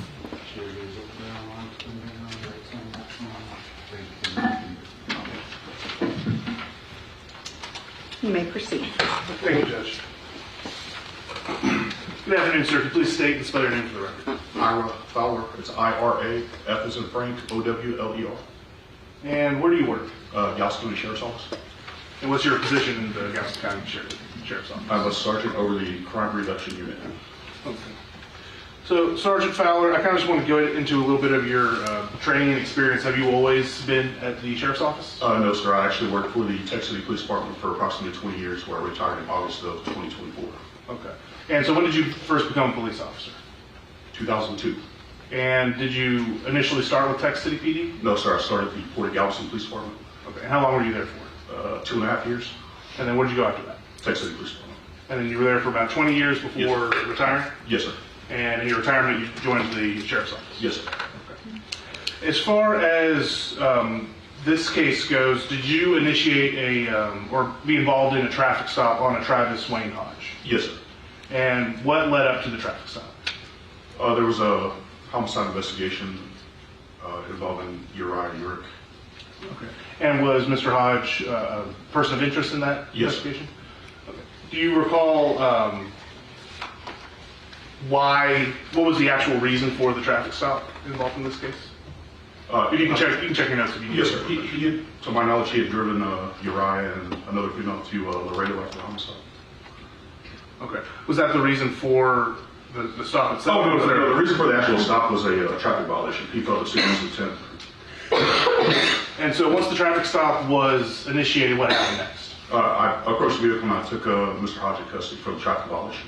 Okay. Now, is it normal to take someone into custody for a traffic violation? Yes, sir. It happens all the time. Okay. And what are the reasons that we take people in custody for traffic violations? Just the traffic violation itself. There's multiple reasons why you can take it. Okay. A traffic violation is in and of itself an arrestable offense? Yes, it is. Okay. So once he was taken into custody, what happened next? As I'm walking back to my vehicle, he told me he had drugs inside his vehicle. Okay. And was a search of his vehicle performed? Yes, sir. Did they yield any drugs? Yes, sir. As I approached the vehicle again, I found some methamphetamine inside the door handle, inside the vehicle, on the driver's side where he was sitting. Okay.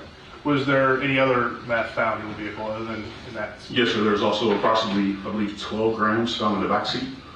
Okay. Now, was Mr. Hodges ultimately charged with a drug offense? Yes, sir, he was. Now, once he was taken into custody, what happened with him at that point? He was taken over to the Bay Cliff substation to speak with the detectives. Okay. And were you present for that interview? No, sir, I was not. And so without getting into what anybody said during that interview, did the sheriff's office become aware of a location that they should search? Yes, sir. And do you know what that location was? Yes, sir. It was a storage building off of 646. And... Or Bay Cliff, rather, I'm sorry. Oh, sorry. Go ahead. Can you repeat that? I didn't want to speak over. It was a Bay Cliff, I'm sorry. That's the lead city by mistake. Okay. Now, did you go and search that unit? I did, yes, sir. And were any photographs of that unit taken? Yes, sir. Your Honor, may I approach? Yes. Sergeant Fowler, I'm going to show you what's the mark that states 452 through 457. Without getting into context, do you recognize them?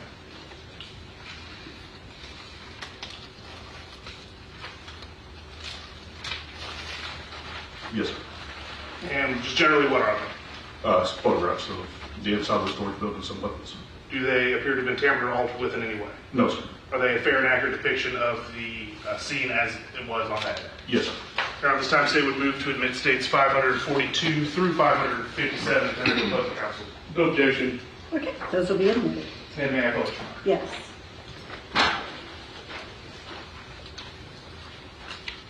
So Sergeant Fowler, let's start with, we'll start with zooming out on the Elmo so we can actually see the photo. Start with 542 here.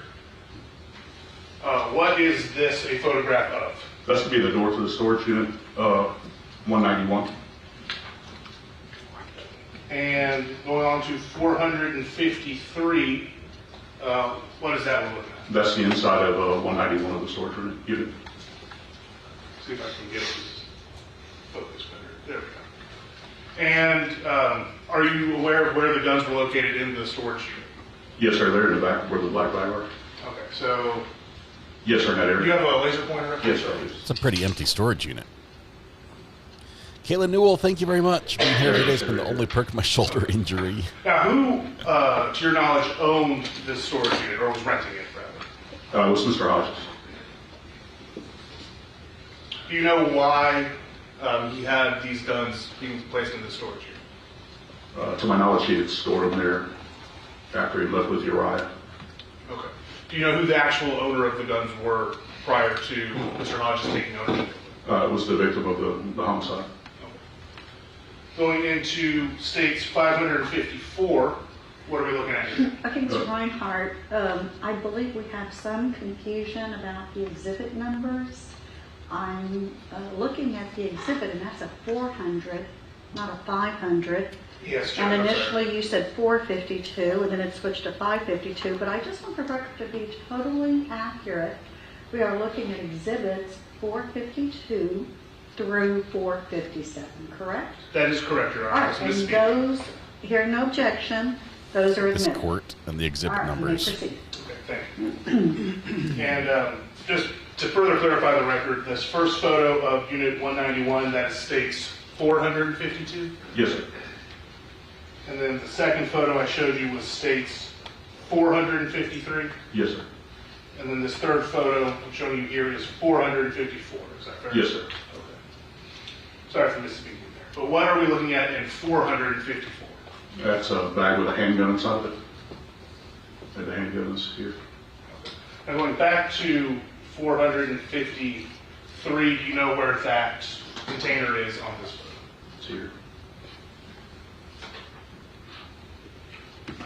I'm showing you what's been marked as states 455. What are we looking at here? These are magazines to a rifle. And backtracking once again to 453, you see where that bag is here in this photo. Yes, sir. It's back here as well. Next up, we have 456. What is that? This is a AR-15 style rifle. And are you aware of anything about that gun? No, sir. I believe it was used in the homicide, or it was recovered from the house there. Okay. And going back to I keep doing that. States 453. Where is this rifle? Here. And then we have on states 457. Turn it this way. Is that just a collection of all three of those items in one photograph? Yes, sir. It is.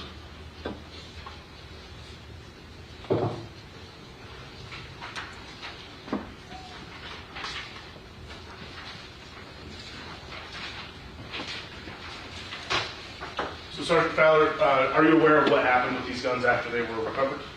Yes, sir. There was logged as evidence. And do you have any knowledge about what happened to them once they were logged in as evidence? I do not know, sir. Beyond this traffic stop and the recovery of the guns, did you have any further involvement in this case, in the investigation? No, sir. Pass the witness, Judge. Mr. Ayden? No questions. Thank you, sir. You may step down. Thank you. No questions? Call your next witness. The state calls Detective Espinosa, Your Honor. Okay.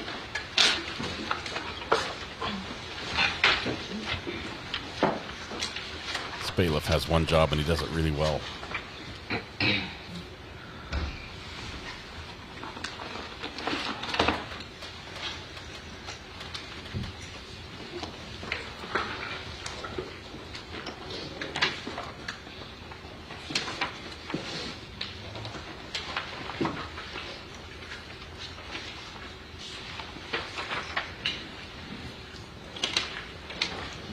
Espinosa coming up.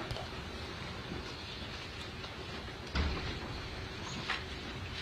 wonder if they did any fingerprinting on the firearms to see who had been handling them.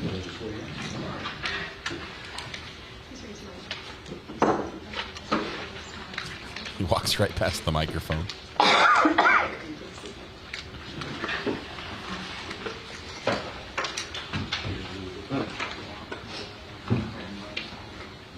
Armrest, there's your monitor, here's your mic, talking to it.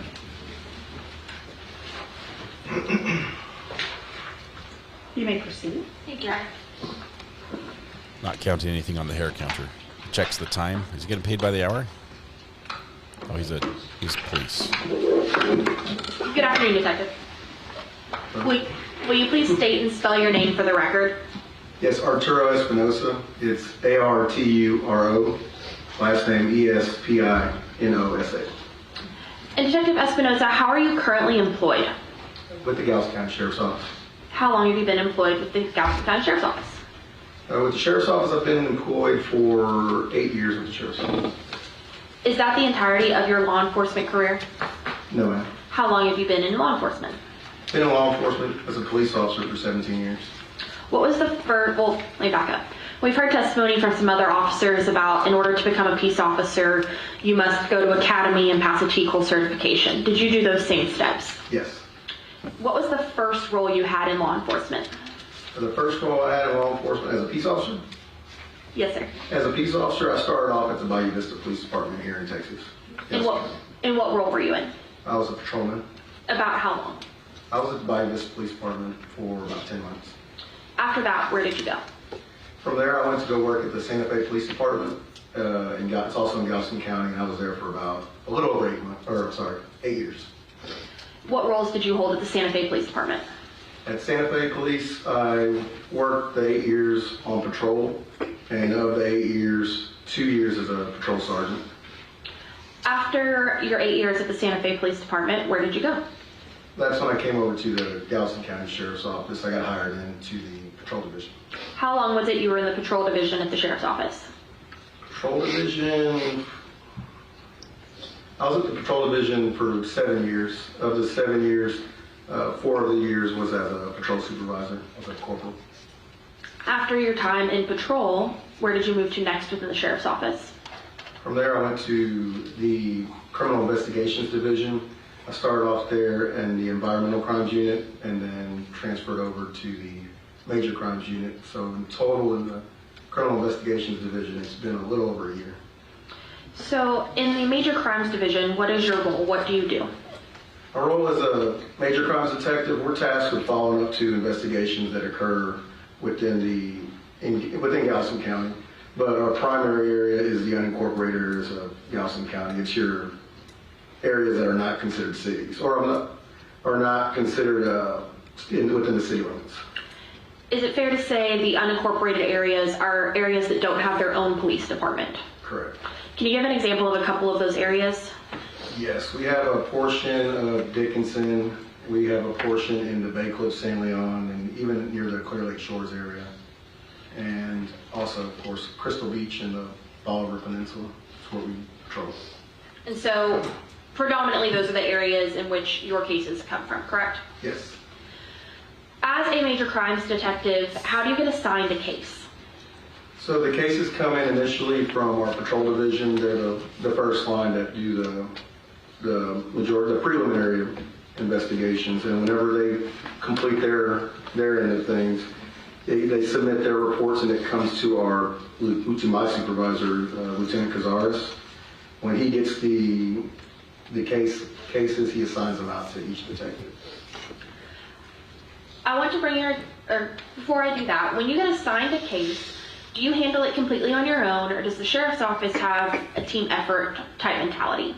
Depending on the case, if it's a big case, then we'll work as a team and we'll kind of collaborate and help each other out. I want to bring your attention to February 7th of 2025. Do you recall that date? I do. Was there something that occurred on that date that led us to be here today? Yes. What was that? There was a death investigation that occurred. And when you were alerted to this death investigation, what did you do? So initially I received a phone call from my direct supervisor. It's Sergeant Mitchell Stevenson. I got a phone call from him about the whole. And once you got that phone call, where did you go or what did you do?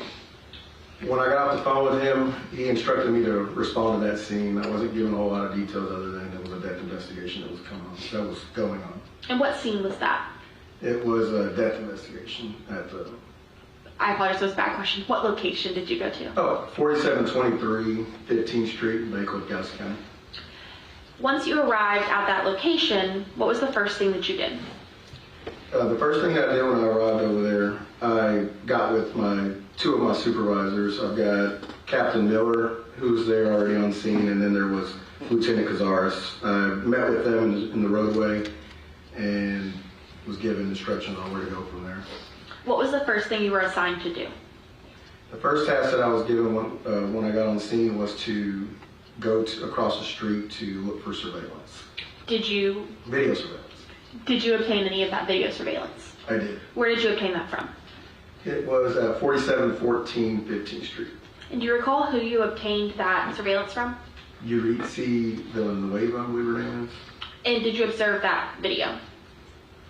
Yes, not initially, no, but after sifting through a lot of the camera system, we did. And what did you observe on the video that you believe to be pertinent to this case?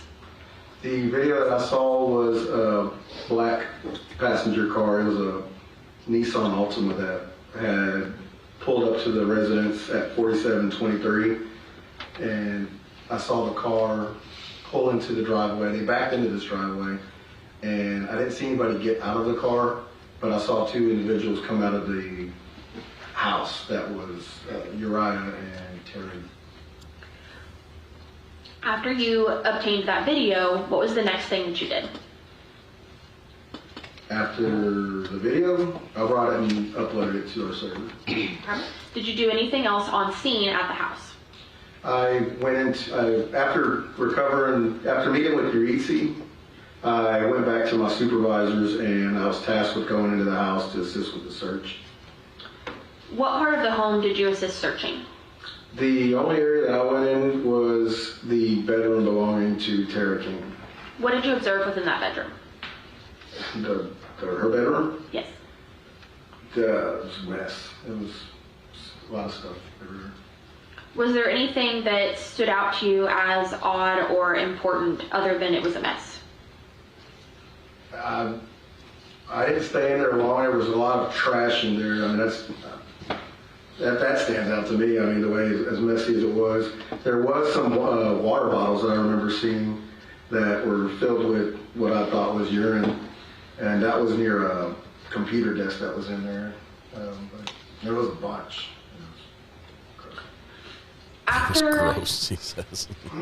looking through that bedroom, what did you do next?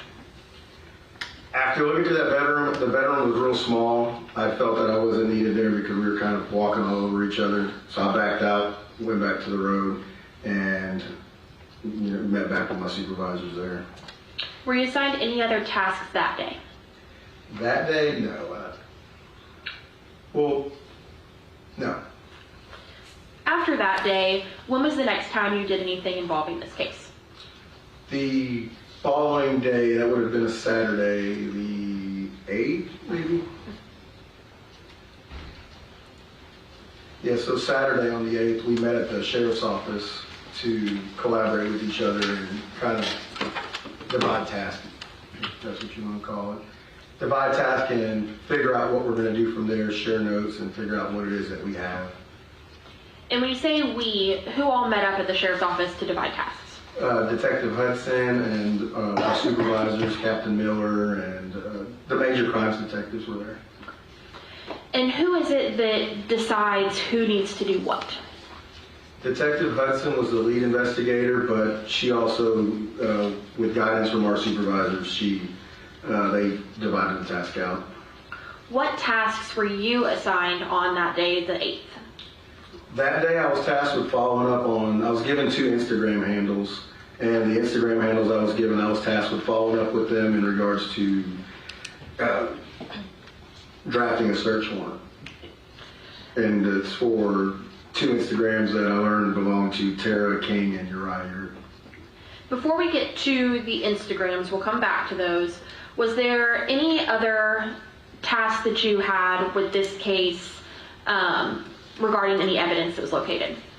There was, so one of the things I was tasked with, the information I was given was that there was a cell phone that belonged to Tara King. It had pinged in at an address in League City, or near an address in League City. It was an apartment complex. I was tasked with going over there and following up and seeing if we can try to locate this phone. I say we as in myself and Detective Bernard.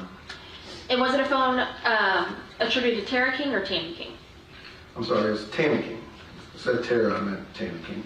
And where was it, or did you ultimately locate this phone? I did. Where did you locate it? There was a individual that lived at the apartment complex. His last name, I recall, being Wingate. He had the phone in his possession, but told me where he had found the phone. And what did you do with that information? With the location? Yes. We went and I went out to the specific location with this guy named Mr. Wingate, and he showed me specifically where he found his cell phone on the side of the road at an intersection. And did you document that anyway? I did. How so? I documented it with photographs. Your Honor, may I approach? Yes. Detective, I'm approaching you with what's been marked as states 466 through 476. If you would glance at these documents and let me know if you recognize them. Yes, How do you recognize them? because I took the photos. Have they been changed or altered in any way other than the sticker added by the state? No. Your Honor, statements to admit states 466 through 476. No objection. Hearing no objection, 466 through 476 will be admitted. And may I publish? Yes, Thank please. you, Your Honor. All right, Detective, I'm showing you what's been marked as states 467. Using your laser pointer, are you able to show us where it was that the phone had been located? This area. And just to be clear, what city is this intersection in? Lake City. And you said it was at the apartments. What apartments are you referring to? I don't recall the name of the apartments, but it was that one right there is 310. Waco sounds familiar? No, Houston does. Well, Waco sounds familiar, but that address was Houston, 310 Houston. Okay. And is right near here also, is also Waco right near here? Yes.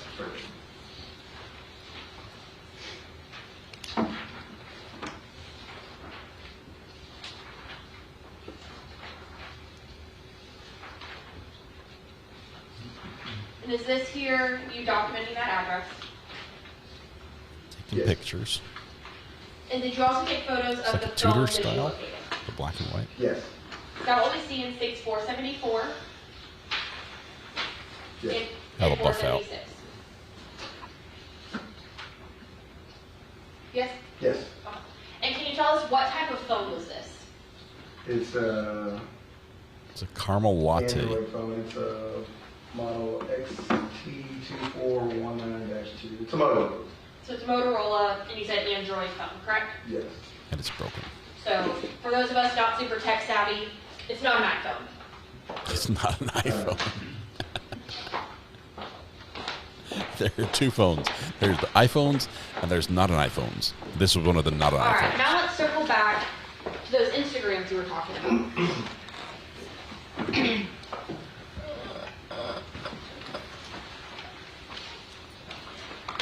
What were the two Instagram handles you were tasked with writing warrants for? The first one I was tasked with was South Park Emo, and I learned that that belonged to Cherokee. The second one was South Park Emo Owner, and that was belonging to Uriah. Uriah, may I approach? That's just screwed up. Detective, I'm approaching you with what's been marked as 461 and 464. Will you let me know if you recognize these documents? He was her owner? Yes, ma'am. How do you recognize them? It's a search warrant two search warrants that I drafted. Do they appear to have been altered in any way? No. Your Honor, state moves to admit states 461 and 464. No objections. Those will be admitted. Now, Detective, were those the search warrants that you executed on South Park Emo and South Park Emo Owner? Yes.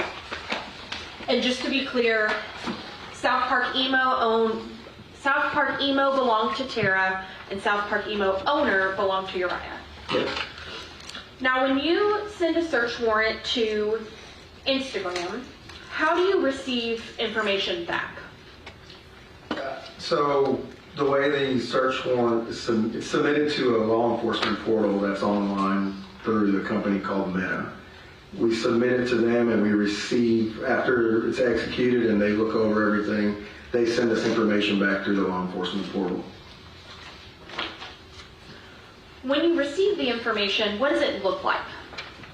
It's in a form of files. Like you get a letter of authenticity, and then you also get it's zip files that you get in linked media, and it contains a lot of information. When you say it's a lot of information, is what you receive a few pages or many pages? It's a voluminous amount. It's a lot. It's like the thousands of pages of what you're going to get out of that sometimes. In this case, it was thousands. When you received this, what do you do with it? I went through everything, and that's when I saw a lot of information about the case. So you saw a lot of information about the case. Yes. And when you have these Instagram returns, what all is included in this document? Is it just messages, or is it photos? What type of things do you see? So you get, it's a lot. Like, so just with a lot of different social medias that are out there, you get individual messages, like direct, peer-to-peer messages that you're sending to each other. We receive that information. Sometimes it contains photos, videos, that type of stuff. And it's under different categories that you can find in there. Your Honor, this time the state would move to admit states 460, 463, 462, and 465, which are the two Instagram search warrant returns, as well as the accompanying 63, 62, 65. No objection. Those will be admitted. And Your Honor, may I publish states 462? Yes. Why don't we do these in order? I know the court already has trouble with these exhibit numbers. When you go through these Instagram dumps, is there a way in which it's easier for you to capture or save portions that you view? Yes. How is that? The way that I've done these is I take screenshots on my computer, little snippets of what I'm viewing, and I try to capture the page number that's on there, so that way I can reference back to it. Now, is this folder all of those screenshots that you took? Yes. And if I open here,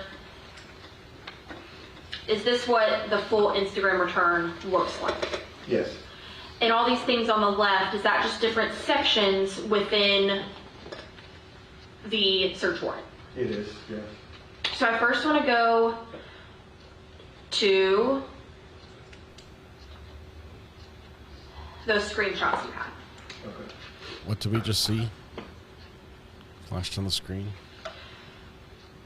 So first things first, I want to talk about the date a little bit. So how does Instagram document dates and times? And it's UTC time. What is UTC time? It's Coordinated Universal Time. And is that the same time as Central Standard Time? No. What is it? It's it's 6 hours before. Central Time is 6 hours before UTC time? Yes. So up here, what date and time would this portion where the mouth is be? What date and time did you say? Correct. February 7, 2025. It says on there 10, but it would be 4. So 4 p.m. on February 7th? Yes. And whoa, hold on.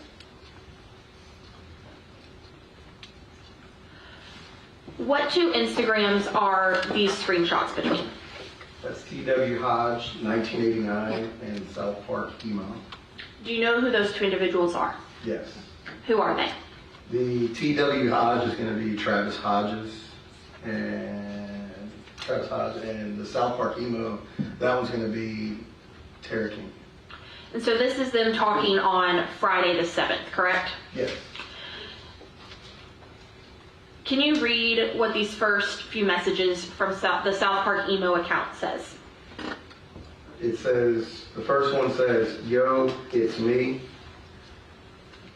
Let me read everything. Self-defense, ran, no lawyer, no family, just cash. Now here, what does it appear is happening between these messages? I'll ask that better. Does it look like there might be some responses missing? Yes, it seemed to me like he was being short with what he was trying to say, but getting the point across. Okay.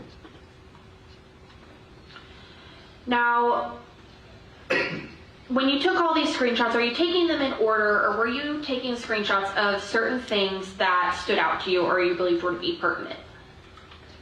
Everything, what you just said, it's things that stood out to me, things that, some of them are in order, some aren't. Some are things that stood out to me that I felt were really important because it showed me the violence in the messages. So I want to start with the top of this page. What is the date and time here? The first one? Yes, sir. That is, the date is January 25th, 2025. And it says it's at almost midnight, so is that really, it's almost 7? Yes. What is that first message? It says hypocrite. And then that second message, who's the author? South Park Emo owner. Which we stated was Uriah? Correct. And what does he say? 4. What is Tara's response? Wow, she just proved my point. And then? Friendly banter. I was going to call her out, but thought about how you would want her gone right away, so I had to stop. What does she say after that? I was on the sentence of saying it. What does Uriah respond to her? Don't tell her anything. If you argue, there's a huge chance it's bad. It gets physical. I don't want to kill her if it ruins our lives or isn't on your command. How many days roughly before Tammy King is murdered is this message? This was months in advance, or this was a month before. And Miss King was murdered on February 5th, correct? Correct. And this is January 25th. So that roughly 11 days. And what does Tara respond after Uriah speaks about killing Tammy? I hate her, OMG.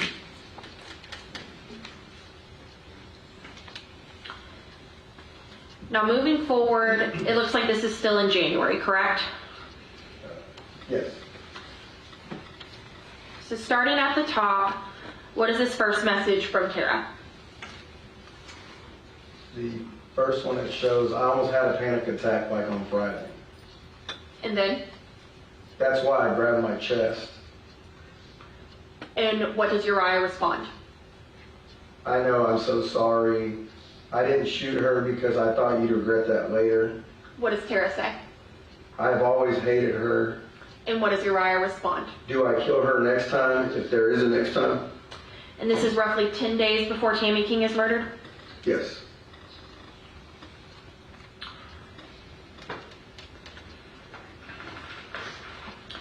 Does this appear to be continuing on that same day? Yes.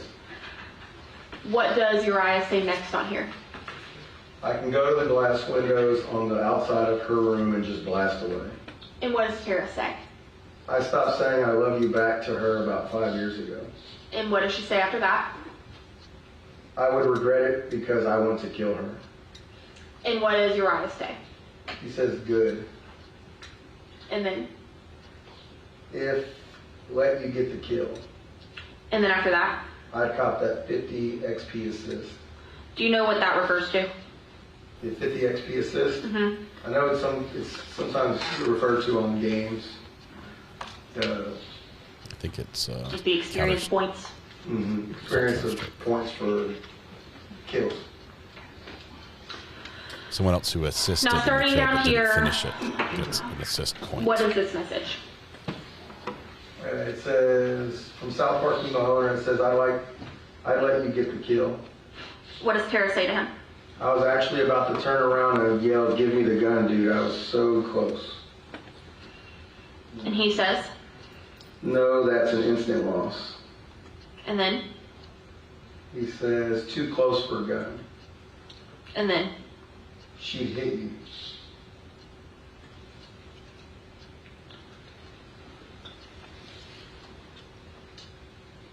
All right. What's this top message? Says, what if I killed her tonight? What would have happened after, And then what does Tara do? She sends an emoji. And what does Uriah say? Uriah says, dude, I dropped my phone. 3 seconds later, she came in. I almost killed her without you. They're skipping messages. She was at my feet. What does Uriah say after that? Says, she was at my feet. And how does Tara respond? She reacted with a frown emoji. And what does Uriah say after this? He says, you're welcome, biatch. I'm actually so glad I learned Army courses. Bro, I tightened my body. Shrunk. Fuck me. I ain't doing that again. He was definitely hiding in there. What's the next message from Uriah? Or sorry, this message is from Tara. No, it was when she was out of my room, almost at the door hallway, and I was by my bed, and it was after she looked at me and made the super fucking angry noise, and I started ranting, hit me, bitch. Fucking hit me. I fucking dare you to hit me. Hit me, all that shit like that. That's when I was about to turn around and get it from you. I don't know what that says. And what does Uriah say? He says, oh. And Tara? Yeah, I was so fucking mad. And how does Uriah respond? Bro. And then? What the fuck is with her? And this is still 10 days prior to Tammy's death, correct? Yes, ma'am. Continuing on, what is the first message from Uriah? So what the fuck was that noise by K.E.? And what does Tara say? We only kill her if she genuinely tries to lay hands on me. He says, bro, yes ma'am. And then? I might rip the pipe. It's a drug term. Metal pops are neat.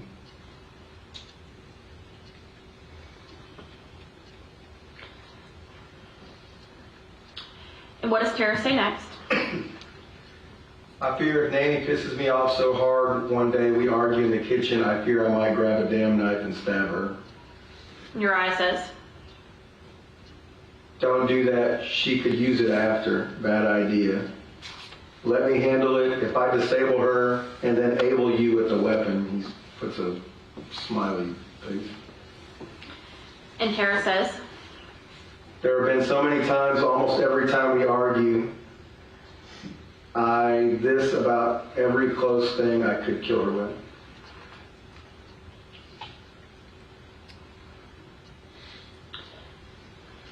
And then Tara says?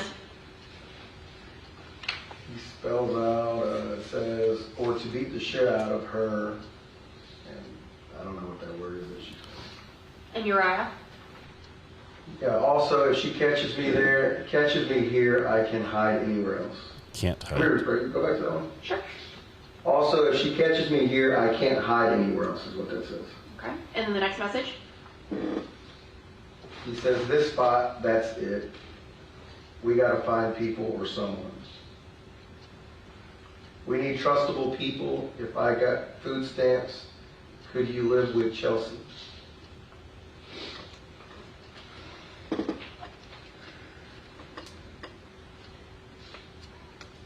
All right. What does Uriah say next?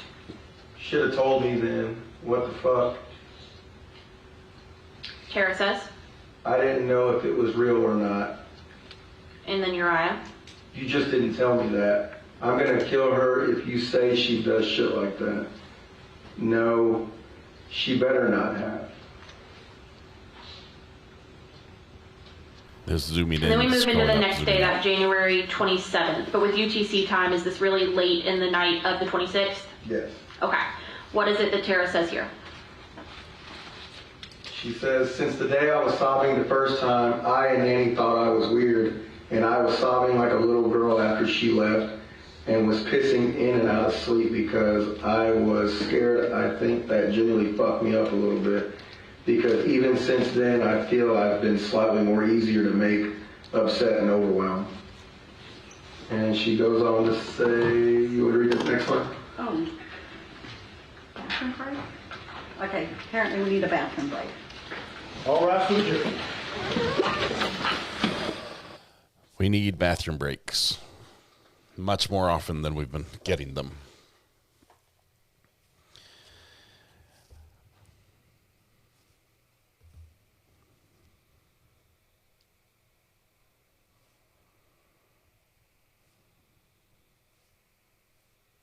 Hey, it happens. Let's see how long this one is.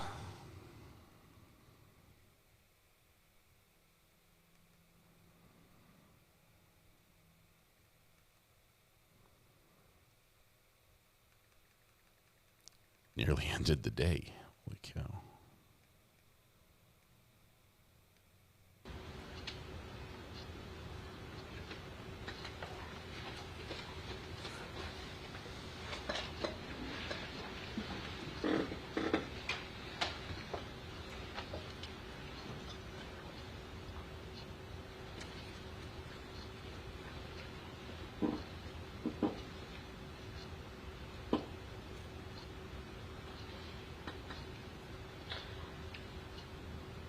All right.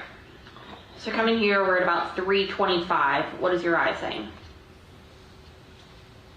E is in the print on my EDC mag. Everyday carry. Last night. F is the print on the rest. Pretty cool. What does Tara say? She says, looks like she has a typo. Looks like what happened. Baby. And he says nothing. He says, are you good? she says, oh, okay. And she goes on and says, it sounds like you're upset trying to look for something, and I was confused because you started putting all blankets out. From watching or from reading through these messages, do you believe that they're in different locations or in the same place? Different locations. If she's able to see him pulling blankets out? Oh, I'm sorry. Yes, same location if she's watching pull blankets out. Okay. And what does he say? He says, I sound upset on painkillers. And then? We talked about it a few times. She says, I know, baby, I'm just making sure I wasn't hearing something you weren't actually saying. I love you. And then do we go on talking back and forth for a little bit again? Yes.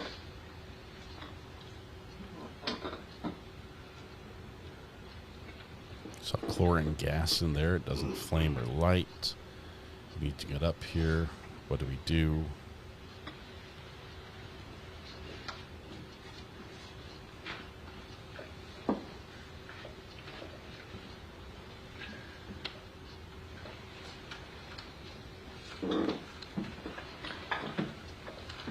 Move forward quite a few pages as we go. Is this kind of going in order as we go closer to the 5th? Yes.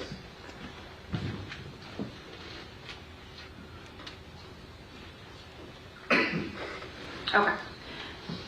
What time is this starting at? That one's going to be, it says 3, so it'd be 9 p.m. On the 4th? Yes. Okay.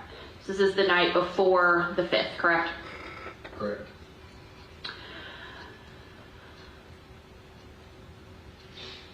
Okay, so starting here at this 9:25 mark, what does Kara say? She says, I want to cuddle. Uriah says? We will. And then? Nanny out. What does Tara say? Are you in the mood to smoke meth tonight to stay up together? I have the door open. What does he say? Yes, I am. What does he say then? Come back, please.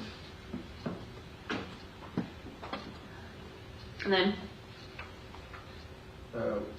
What the fuck is happening?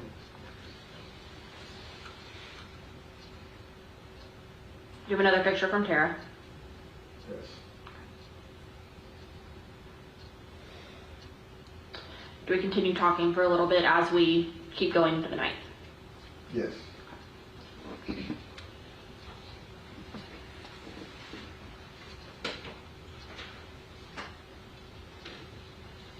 Okay. At about 10:17, what does Uriah say? Want to confront her. Ask who Caitlin is. And Tara says? Like only confront? Maybe? Question mark. And looks like he says, she does anything stupid, call me on Insta. Yeah, just ask who Caitlin is and tell her and her friends to keep it down. Also, constantly update. Looks like a typo. Me. What does Tara say? Could we confront her tomorrow? He says, sure. And then she says, are you sure? He says, it's your grandma. She says, I'm so sorry, I love you, promise tomorrow. He said? We don't have to tomorrow, it's just a bitches thing. She needs to tell you about adults in your house. She says, I'm going to go confront. He says, yeah, it'll wake you up. She says, well, won't admit it. And she says, talking, I can't tell what. And he says, exactly. He says, what does he say next? Says, want to see? She says, what do you mean? She says, explain exactly what you mean. If someone's there. And then he says, I bust the door down, interrogate. Yes or no, damn. She says no. He says, I give you an answer, you do too. Thank you. FFA. FRA. Do we have a few typos? Yeah, a few typos. He just And then Tara says, knows what FFS. Pause the music. Mumbled it. And then he says, bro, the rules, they don't matter, huh? Learn to deal with shit. Ain't always gonna get your what. Wait. And then he says, ain't always gonna get your way. He added in that message. That's why I get upset. You get overwhelmed or cry. It's almost every time. Gotta deal with it without crashing or crying. And she says, holy fuck, can you not? I keep telling you to turn it down or pause it, but you literally wouldn't listen. You had it loud as shit. I could almost hear another person maybe, but I don't want to fucking bust her door down tonight. I promise tomorrow. and just to be clear, this is on February 4th. Correct. What does Uriah say? Holy fuck, can you get a lesson or a fucking word remembered? Listen to what I, looks like, said. I don't give a fuck about right now. Listen to what I said. And she says, I remember the rules. He says, not the rules. Up there. Just like I just said. Damn. She says, I'm sorry. He says, me too. He says, I can hear two bitches clearly sitting up right here. She says, I don't hear them. I'm sorry. She says, it's hard to hear. And he says, then turn down the fan or AC. Not just the TV makes noise. It's pretty obvious you're talking now, that they're talking. Living room, go. He says, move quicker. He says, it's a time thing. Remember, never mind, maybe. Okay, then stop. Or say that shit up right. Where did I text you? Where was there a shuffle just, oops, you misspelled the words, I don't know. And is this just Uriah sending message after message? He's just repeatedly sending message after message. Okay. Living room in front Keep of the sending door. messages for a Desk second? left. Yes. Okay. What does he say here? She. Nah, it matters more than you want to do it. That's Wait, I'm sorry. He says, nah, it matters more when you want to do it. The other times you text me on the wall. Don't even. Living room door shut. Now nannies. Noise. She says, go. He says, you go. He says, I don't give a fuck. She says, get up and busy it down. He says, I'm done. She says, I don't give a fuck, dude. And then he says, she's gone.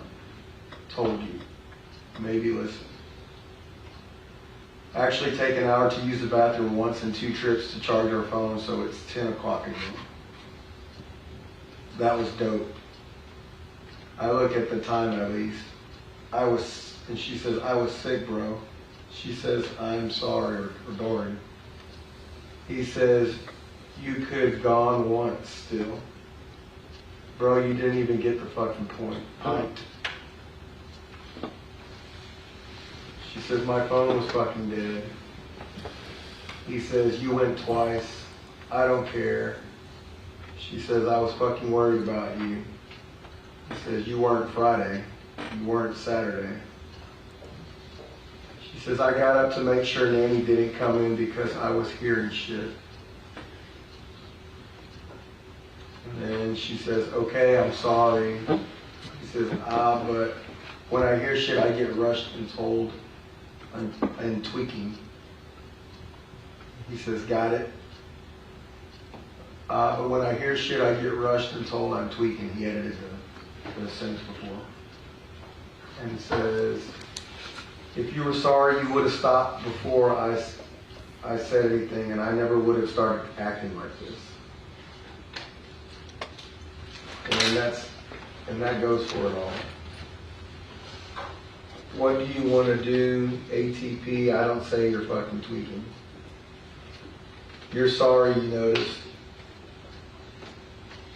I wish you could see the fucking messages. Sad you don't remember 4 days ago. Doesn't matter, dude. When you need to remember, you do. Never about me. Not when I remember. I do. She says, I do fucking remember about you. He says, stop. She says, stop. He says, I'm pointless and useless. Why do you care? Why? I don't care about me. Why do you?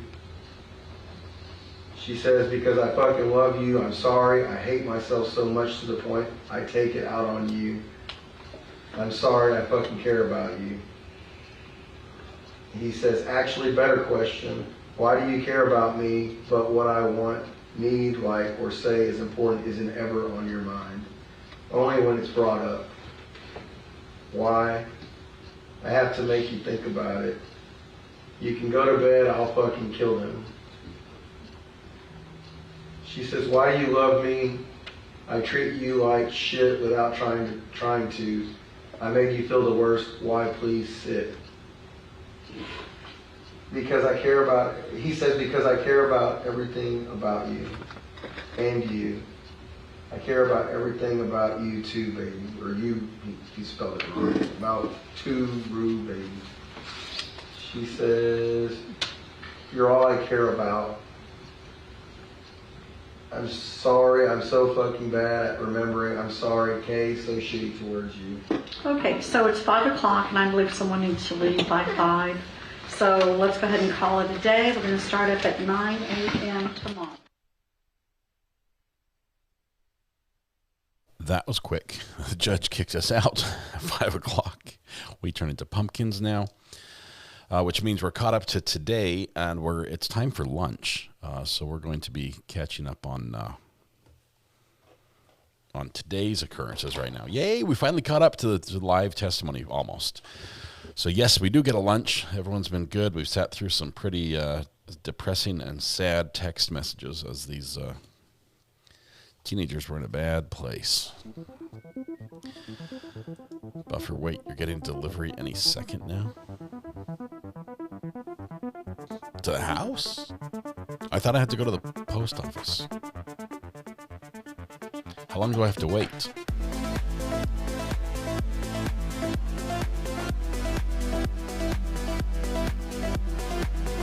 They can just pass it through the broken door.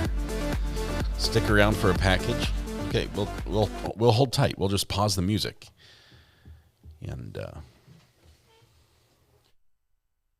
is there a package here for me yet? Check the front of the back door. Don't go out there though, because there's a manhunt in the area.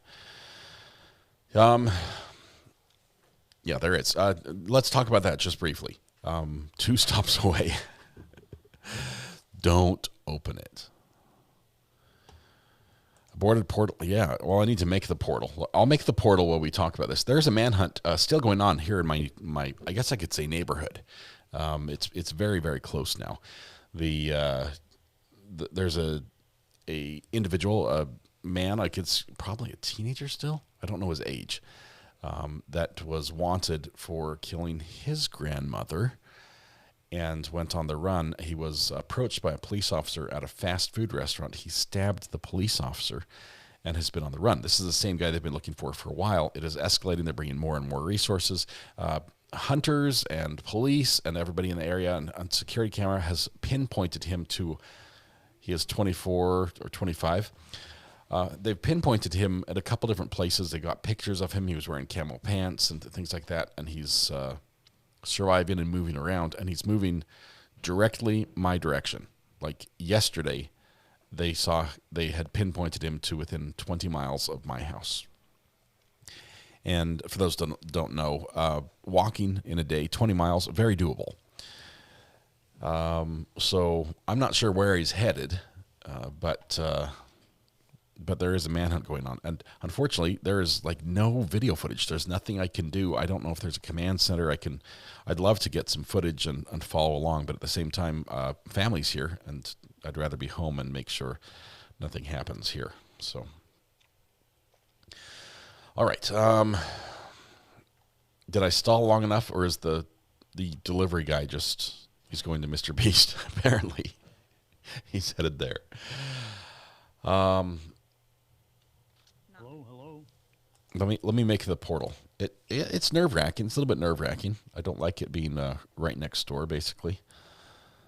Let's see. We are on part 3. We're going to reuse the settings. We go to part 4, which is day 4. And it's almost 1 o'clock. We're going to come back at 1:45. That'll give us a 45-minute lunch. You can go to lunch, but can't open the package until you're live. I'm stalling. I'm like, I'm waiting. Kim R., congratulations. Looks like you may have been first in chat. Let me just verify. Yes, in fact, you were. Regina, you were second. Marianne, third. Jennifer Juniper, fourth. Fire Girl Handmade by Wendy, 5th. Rianne, 6th. Camilla, 7th. Southern Treasure, 8th. Candace Hoff, 9th. Good job. And Mindy, FS, 10th. So we're going to build the portal. Not going to jump quite yet. I'm stalling. How long do I need to stall? 2 stops. Is he like 2 towns away? It's going to be worth the wait, I promise.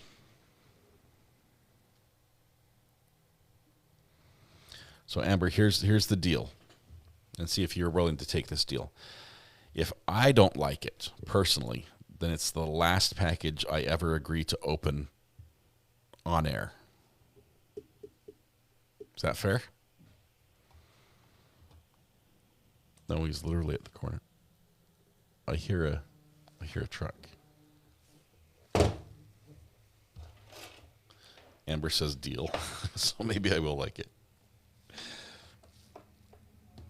Call from Legally Blonde. Legally Blonde. How are you doing?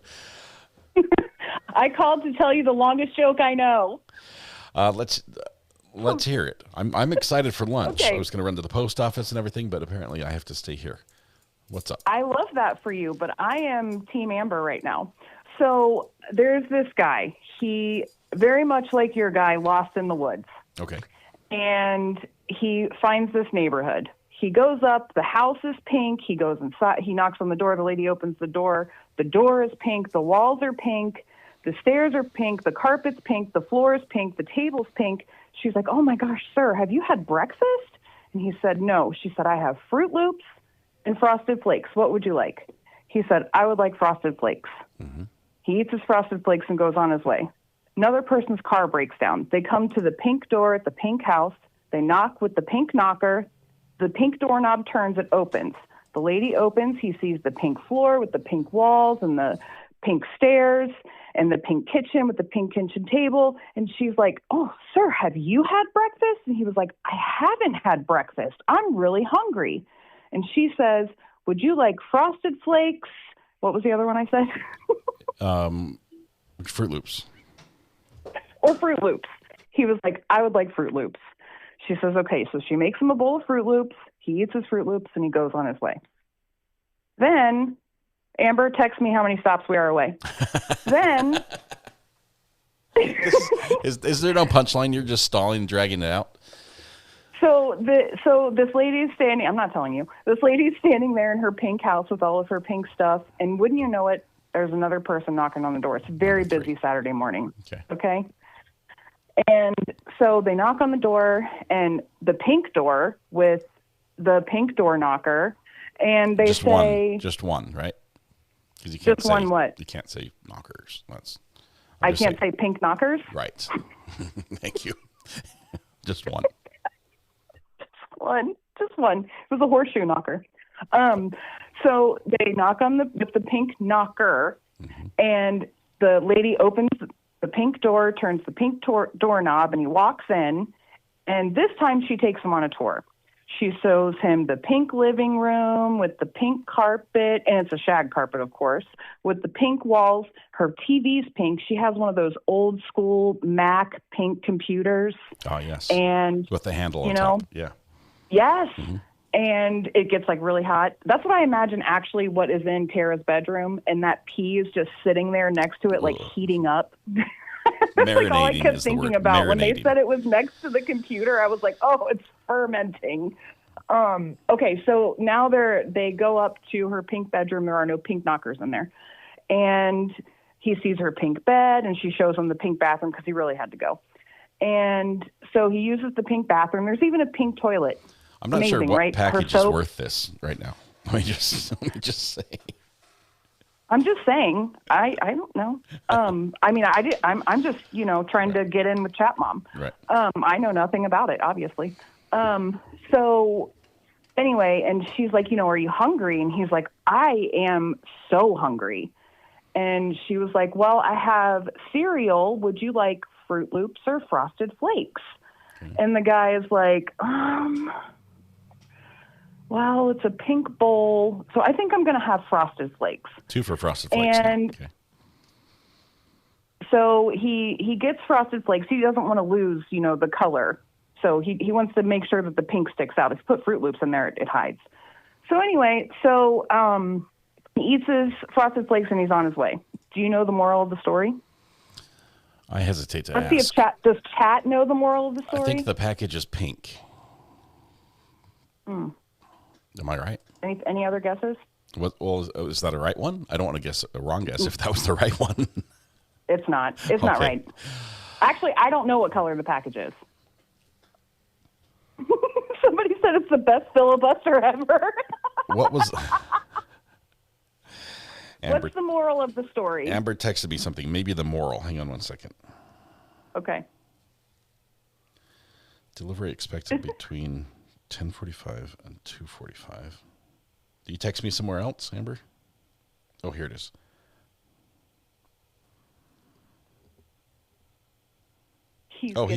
I'm telling you, he's not getting. I don't know what color anything is in this package. Gross.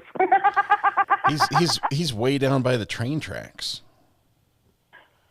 Okay, so the moral of the story. Where's the punchline? Is that 2 out of 3 men prefer Frosted Flakes over Fruit Loops. I picked up on that. I picked up. That's it. Tell you what. Here's my idea. Let's go to lunch. We won't start until we open the package. Is that fair? I did my best, Amber. I did my best. It was a valiant attempt. I did. I might block your number for like a week, but other than that, okay, that's fine. Legally Blonde, thanks for no thanks more for your good flash pics for you then. All right, enjoy your lunch and your bike ride and all that junk. All right, and stay away from the knockers. Bye. All right, bye. You guys, I don't know what this is about. Amazon needs to work on the delivery. Do not open. Nothing's come yet. So I've waited. I can tell you that sometimes when I'm just one stop away, that's when Amazon decides now's a good time for a lunch break. And he has stopped down in the restaurant area of town. So I'm thinking he's gone to Gwendy's Goodies. He's picking up one of their amazing chicken salad sandwiches, which they're famous for. And he's sitting out in front at a little metal table under a little umbrella and sipping on something sweet right now. So I think that's where it is. So we're going to get a lunch. I will promise not to open anything on during the break. And then we're going to be back. So let's see.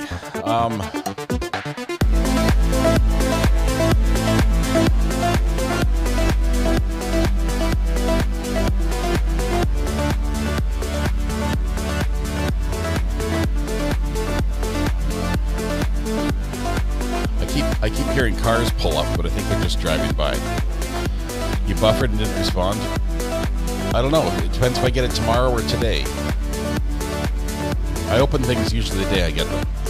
All right, tonight when you go home, please hug the people you love, smile at someone, make their day just a little bit better, and please stay safe until we go live again in a little bit. We have a portal set up, and you don't want to miss it. You want to be here early because apparently something's about to be delivered, and I'm supposed to open it live on the air, and it comes via Amazon, I guess, from Amber. Ooh, truck stopping outside. Could be them.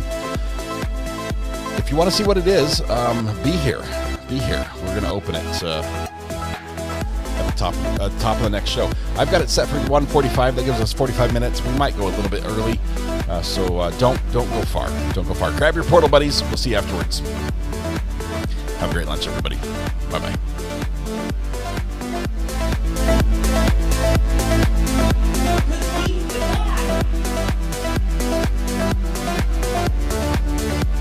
What more can you see?